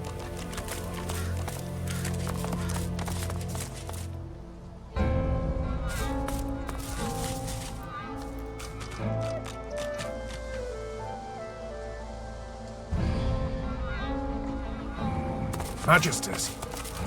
Your powers of observation astonish me. He spares you but a glance.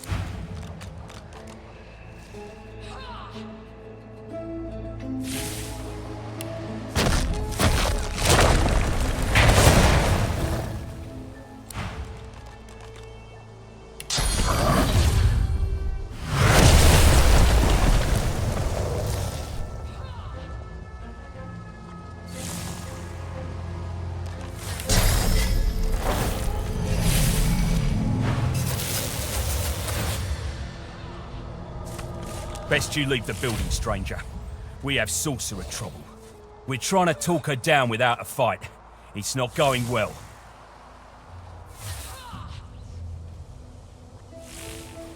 God's damn sorcerers.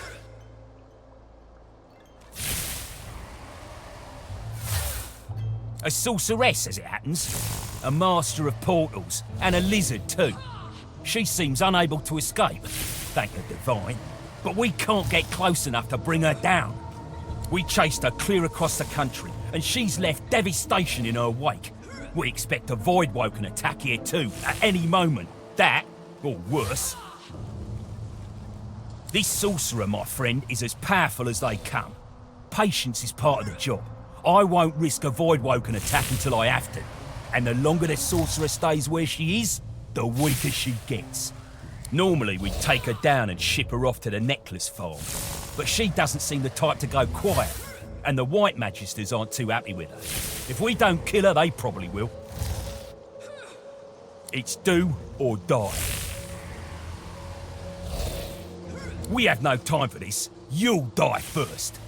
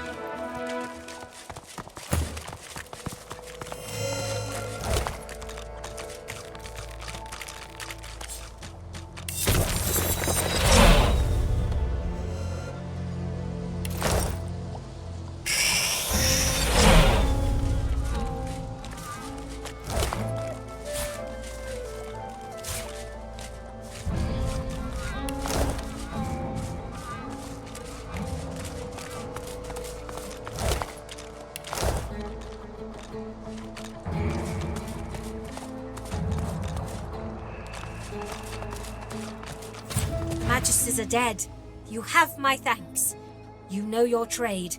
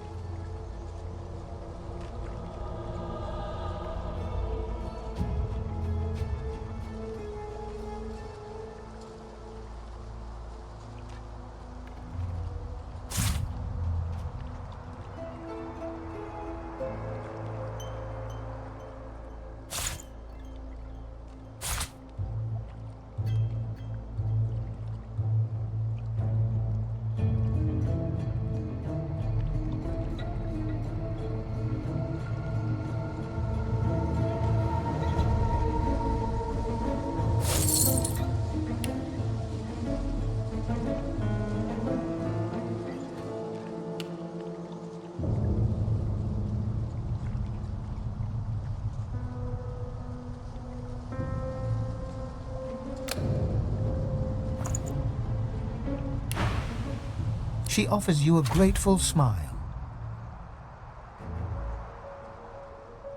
Little good. I went to Paradise Downs to teach a young sorcerer, Gwydion, but the Magisters came for us. We fought them off, and our source drew Voidwoken. You may blame the Magisters for the horror. I was on my way to where I thought that I might find a friend, of whom I'll say no more. The Magisters trapped me, and it appears I did find a friend. Just not the one I'd expected. She gives you a long look, considering the request. You have proven yourself a friend at least, but you must prove your heart. I'll ask one more thing of you. I left my apprentice, Gwydion Rince, at the Black Pits. He is with his family. They are in danger. Help them, and I will help you. I am relieved to hear it. You have my thanks, and you shall have my help. I can give you a greater understanding of your source. I can increase your powers. I can show you how to take the source from the world around you, from the animal world, the creatures of the forest. All living creatures have their small share of source. You may draw it to you, and I will show you how. You shall gain much in power, but they will lose it all. She takes your hands. You feel a vibration, the humming of life all around you, the sensation of 100 tiny heartbeats, the true rhythm of the forest. With Hanag as your guide, you reach out into the woods. The heartbeat rhythm quickens as the creatures of the forest sense you pulling at them. You draw their source towards you. The rush of power through your body, through your very soul, surprises and delights. You feel stronger, more capable. You have taken one more step towards the ultimate power. And the woods are quiet.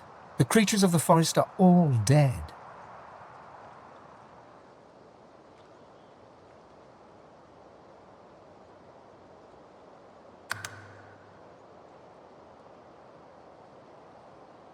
My debt is paid. But I worry about your heart. It can be good and bad. The time will come when you must choose between the many and the few. I owe you a debt. She opens her hands, and between... I bid you farewell. I've never felt such power. You feel newfound powers of the source. It would be one...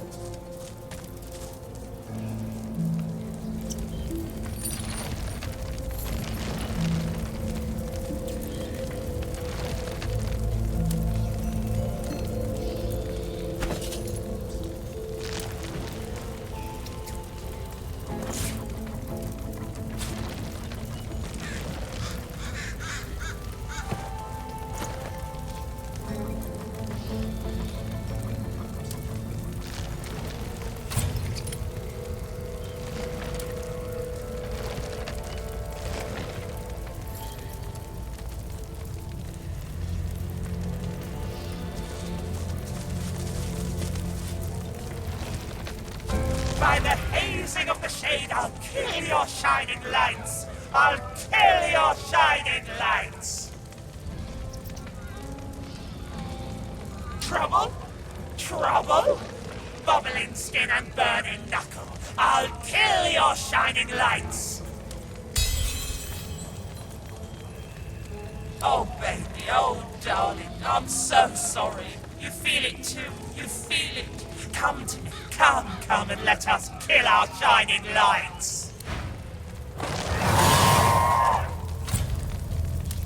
Bubbling skin and burning knuckle! I'll kill your shining lights!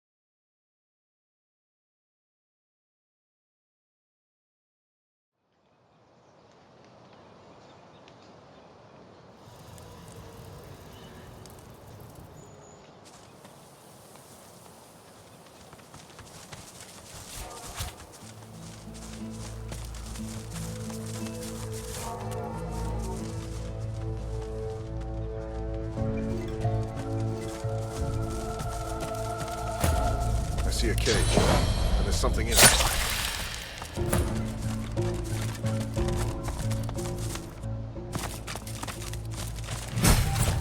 In the near distance, you see a man, though shadows obscure his features. A faint, guttural chittering emanates from a cage before him. This is him. He can help me. He can... Losa's eyes suddenly fill with inky blackness. Grey veins appear beneath her skin. Walk away. She shakes her head. Her color returns to normal. I'm running out of time. I think that man is Jehan, the demonologist. I need to talk to him. She throws up a salute and laughs low, but worry sparkles behind her eyes. She walks towards the mysterious figure, who turns towards her with narrowed eyes. Keep your distance. I recognize that particular shade of darkness in your eyes. Why do you seek me? You're Jehan, the demonologist. I heard you could help me. Please, I must be free of it. Jahan stands back from her, his body tense. He stares into her eyes a long while, saying nothing. I've heard about you, Losa. You're the amalgam too hideous to contemplate. One who has a demon coiled around her god-woken heart. Its grip grows stronger by the hour. Its voice and yours become ever more indistinguishable until, ultimately, it's your voice no longer. But not just yet. He walks toward her. They talk in low tones. Jahan's face is vivid, insistent. Los's is set in a determined frown. Do as I say, Losa. Hurry now. It won't be long. They shake hands, Jahan clasping Los's hand in both of his. You'll see. I'll be back before you know it. The Advocate doesn't stand a chance. Losa turns to you. So, we have a job. It's like this. Jahan can help us. He can teach us how to control more source. Just like that. All we need to do is a little favor for him. There's a place to the north called Blood Moon Island. I guess it's been more or less lost to a demonic presence for some time now. There's a fellow there, goes by the Advocate, and our new pal Jahan would like to see him taken care of.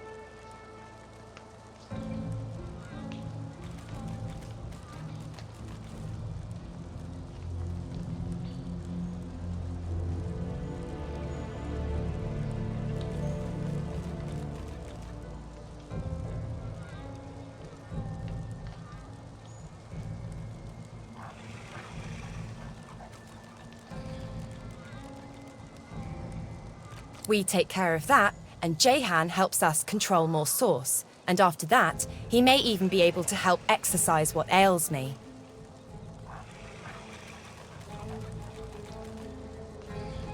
Sound good? Of course it does.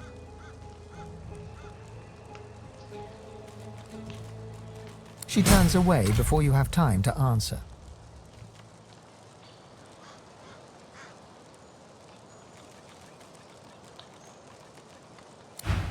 Excuse me. You travel with Losa, do you not? We need to have a word, you and I. I suppose I don't have to tell you her condition is rather dire. You're no stranger then to her demon-wrought idiosyncrasies.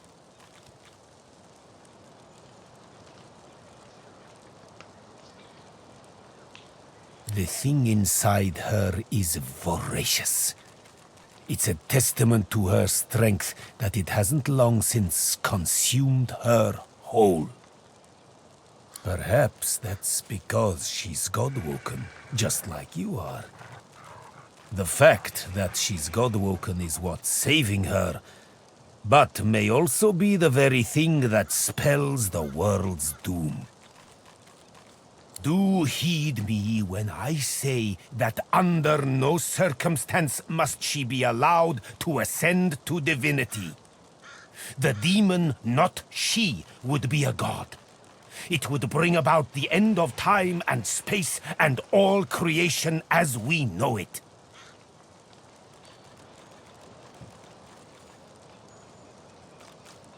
I say this to prepare you for the worst. I say this to prepare you for the kill may come to pass. You must be ready to be the death of Losa. Should she come close to ascension, you may not hesitate. Stand ready to end her, even if it breaks. Then practice the moment in your mind, for hesitation will mean annihilation.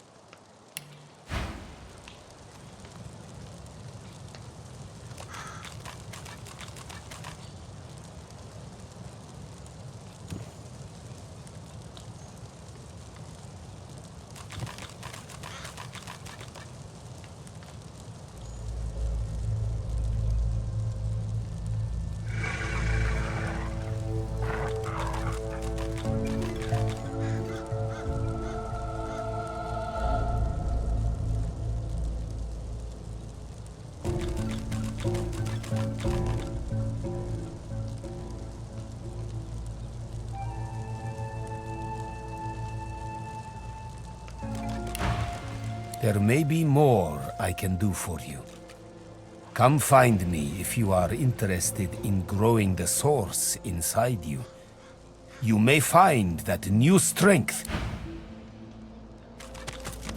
How fares the hunt, my friend? May you want...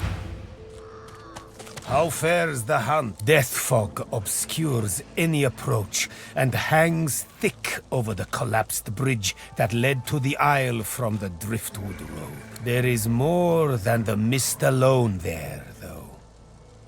Magic that evades... I also spotted a sloop further down the shoreline.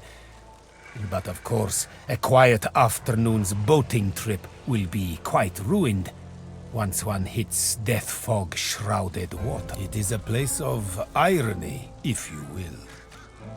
Once the site of an academy dedicated to the art of... Rumor has it an exorcism went wrong there long ago, and for a short time a great demon stood unopposed.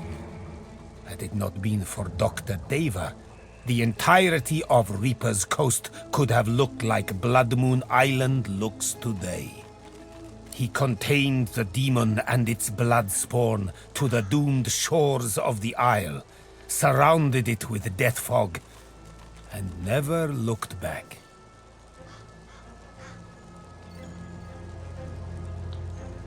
I met him once, during a soiree in Arx. Quite the eccentric is Dr. Deva. But then again... He looks you up and down. Aren't we all? May you wonder...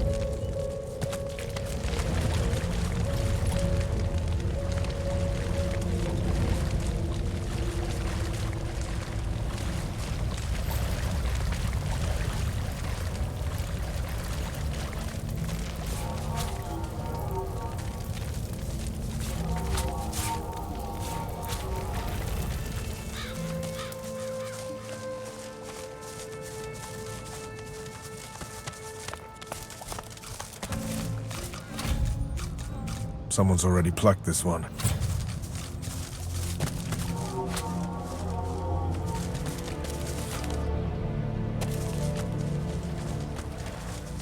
There's a boat at the dock. Perhaps it may take us to the island.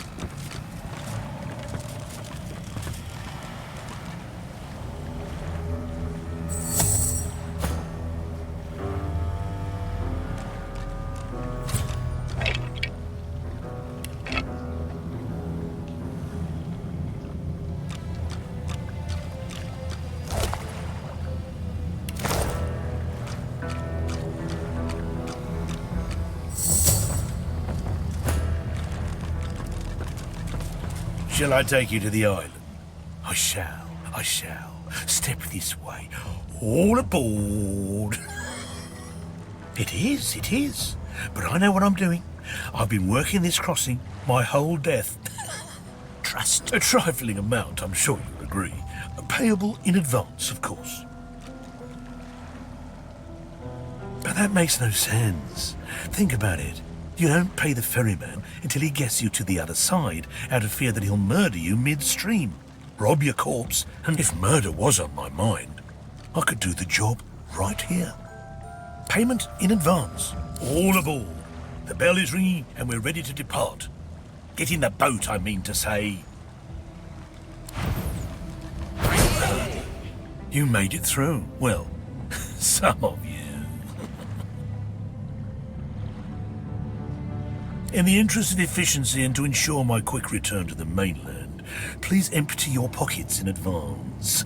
Thank you. Please, come again.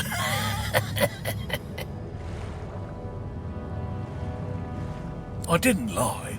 I just asked you to trust me. The mistake is yours. I could have spent a little less time circling. No refunds. But if you're unhappy with your journey, I'll happily take you back to where it began. For a trifle.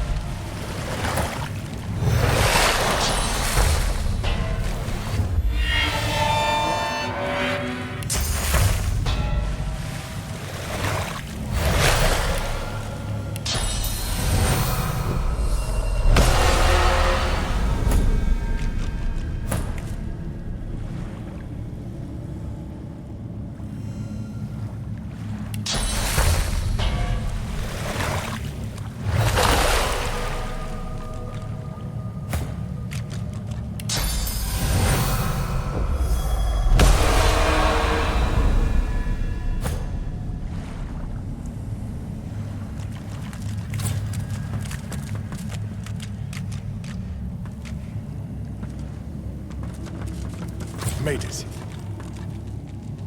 What lies ahead looks even less welcoming.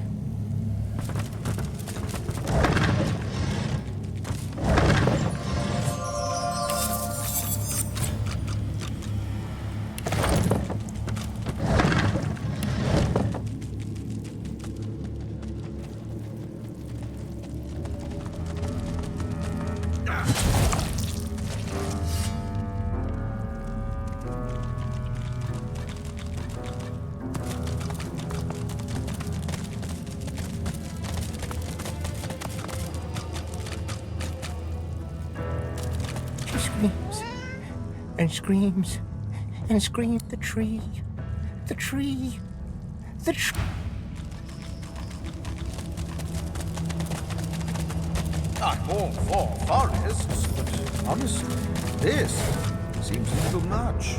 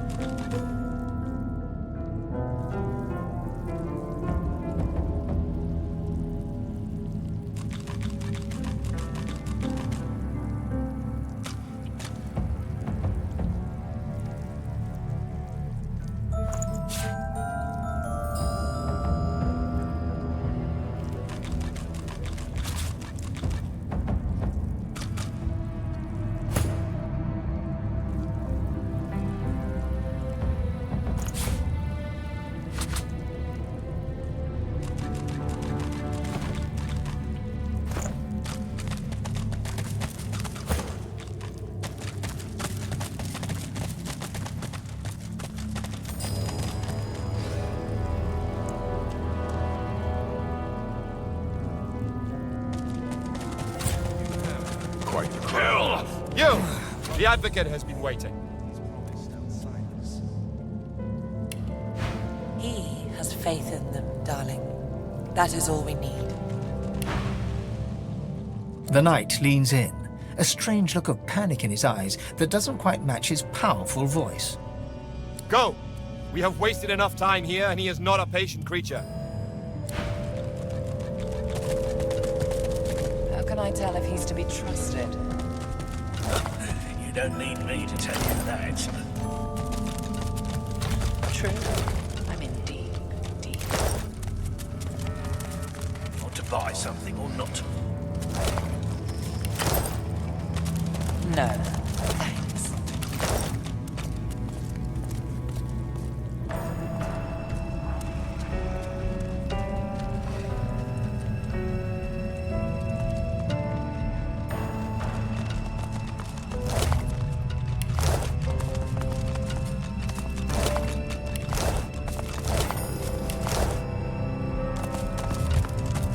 The statue is a striking sight, a sizzling blue totem on a blood-red isle.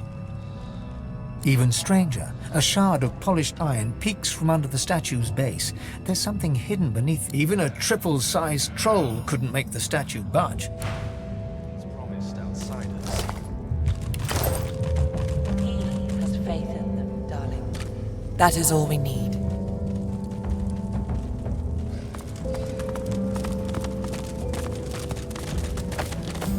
Sweet thing, succulent thing.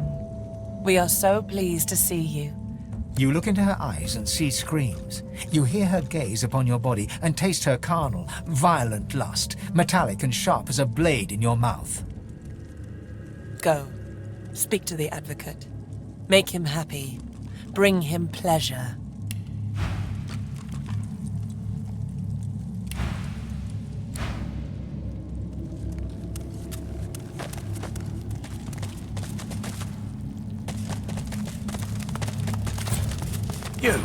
You're here to work. Are you also here to trade? I have much to show. Look, do not touch. Not until you fatten my purse.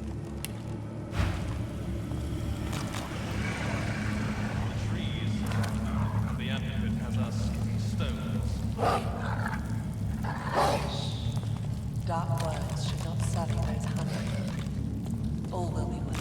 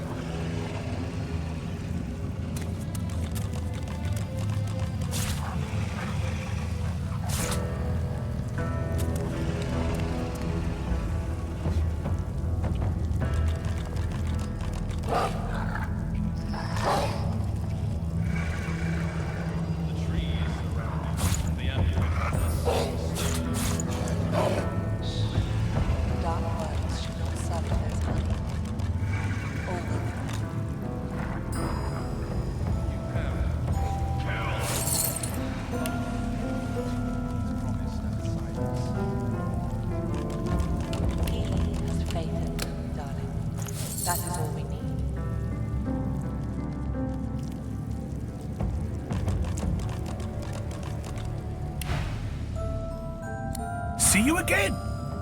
Perhaps.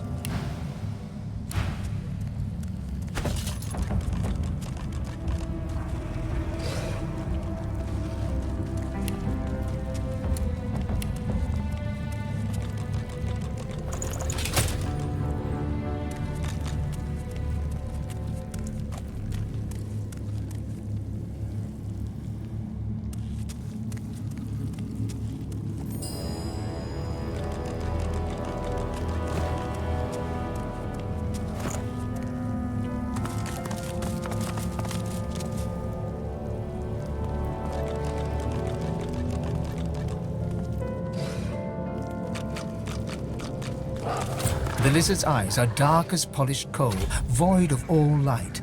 A faint frost seems to cover the cracked and broken scales around his mouth. You have a reputation for both malfeasance and chaos. Imagine my surprise when it took you so long to find your way here. I see the miasma surrounding our islet certainly did not hinder you.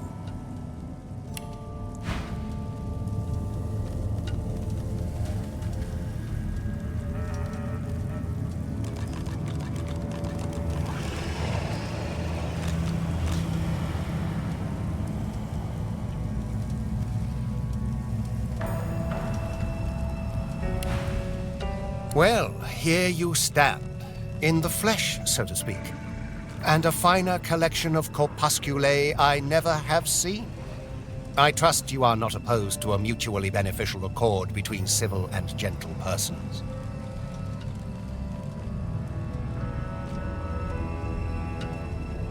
You need not fear eloquence, my friend. Indeed, you need not fear anything. You could not be more secure in your well-being than you are amongst this congregation. I am here at the behest of my master to offer you a simple exchange, an offer of aid for the promise of aid, the epitome of civil reciprocity. You and he possess a common foe. The power behind the Voidwoken has made our lives hell, so to speak, since the Divine Order unleashed death fog against the Black Ring and those darling woodland creatures.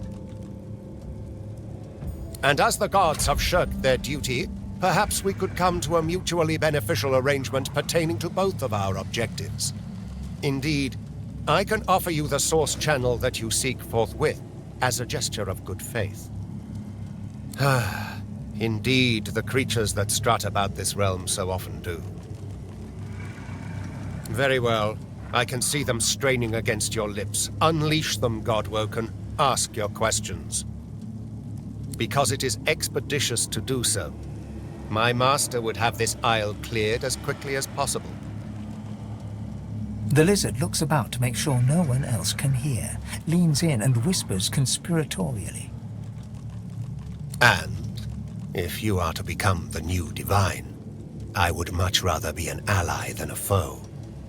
After all, the power you wield will be as a great sword to my master's butter knife. There are legions that would follow you, myself included. Your power would be unfathomable. Assuming, of course, you take it for your own.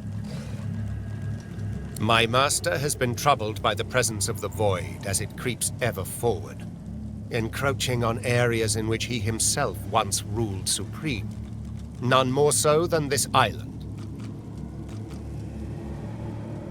There is a tree at this island's core which has special significance to my master. Think of it as hallowed, sacrosanct ground. But the Black Ring maggots writhe all about its trunk. And you will exterminate these termites. It is simplicity itself, in truth. My master's identity is of no practical consequence in this matter.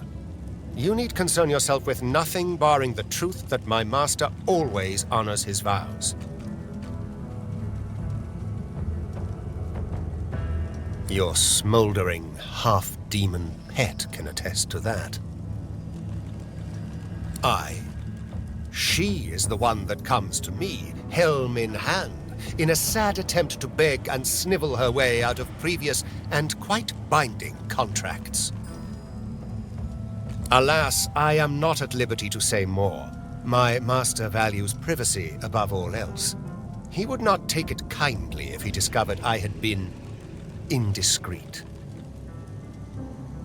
Why, the only thing you truly desire, or certainly the only thing you truly need, I will reveal unto you the location of the Council of Seven.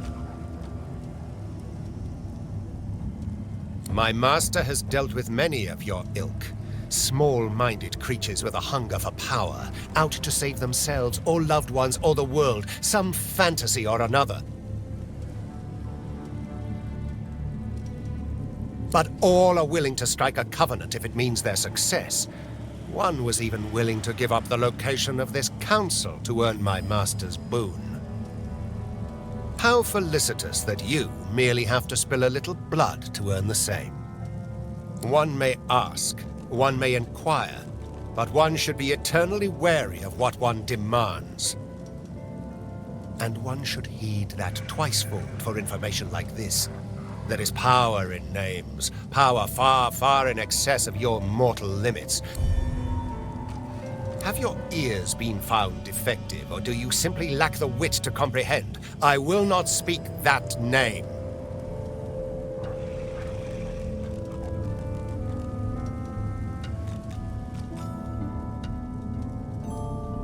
Foul wretch!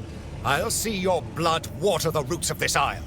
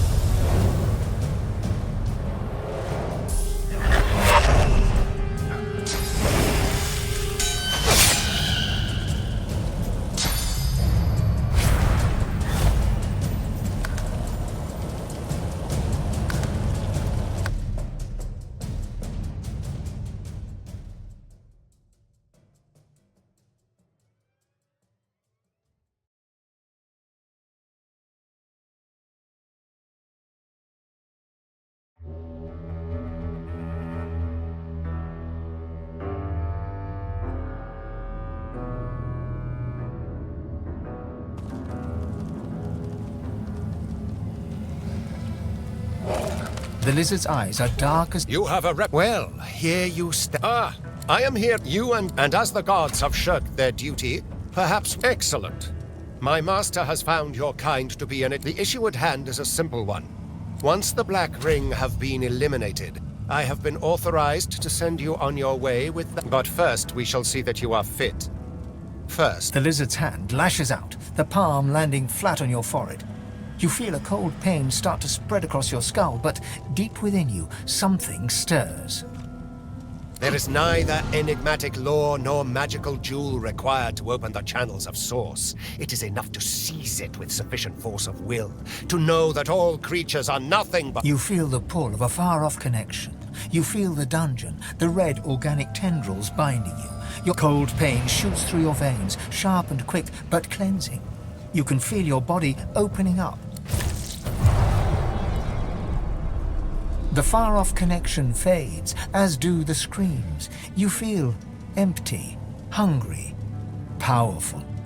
Somewhat more roused, are you, God-woken? It is such delicious vivification. Now, tell me, is there anything further in which you yearn to be enlightened? Because it is expeditious to do... The lizard looked... And there are legions that would follow you. Why, my master has... But all how felicitous that you, mere one may... And one should heed that twicefold for information. Have your ears been found defective? My master... Your smouldering half-eye. Alas, I am not my There is a... And you will exterminate the... Incredible. I've never felt so alive. You feel newfound powers of the source course wildly through your body. Deep inside your soul, your God calls for you. It would be wise to meet with your God again by performing the Meister's ritual. Here...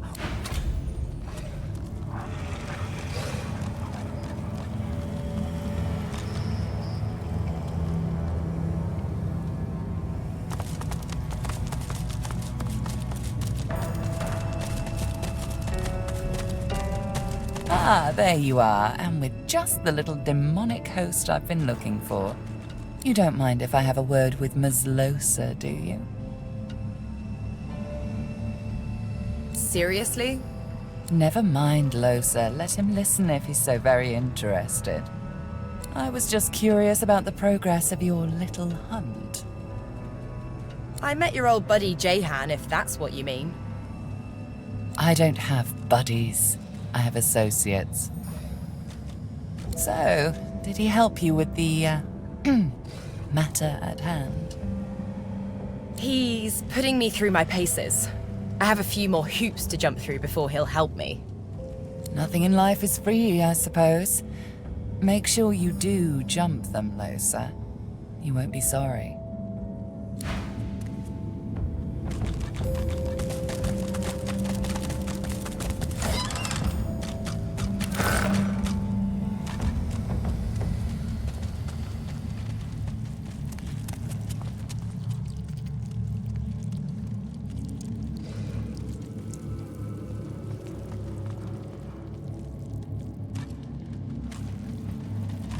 Close, watching, but not for you, for Master.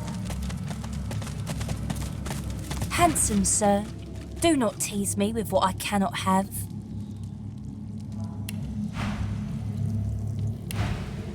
My master has dealings with you. Make haste. She blows you a kiss.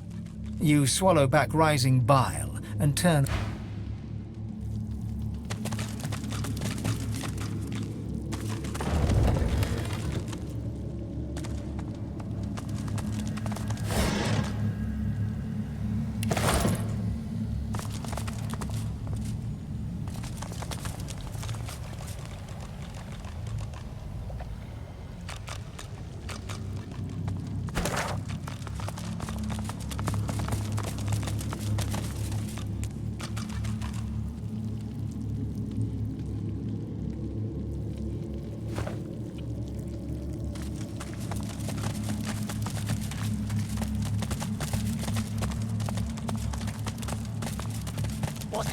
The imposing statue looms over you. Even a triples... Something delicious.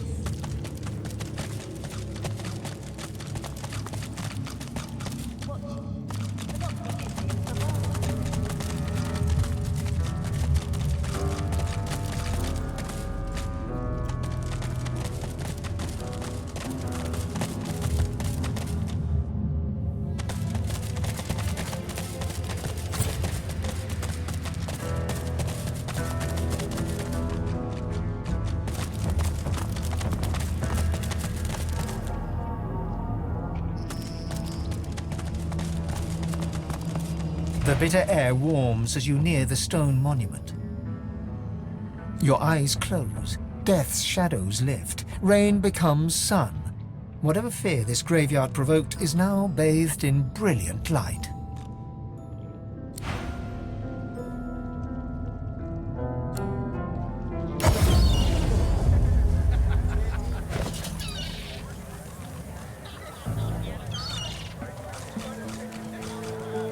Give you anything that will protect against fall white. I can torn aside fire, cold and poison. Avoid walking.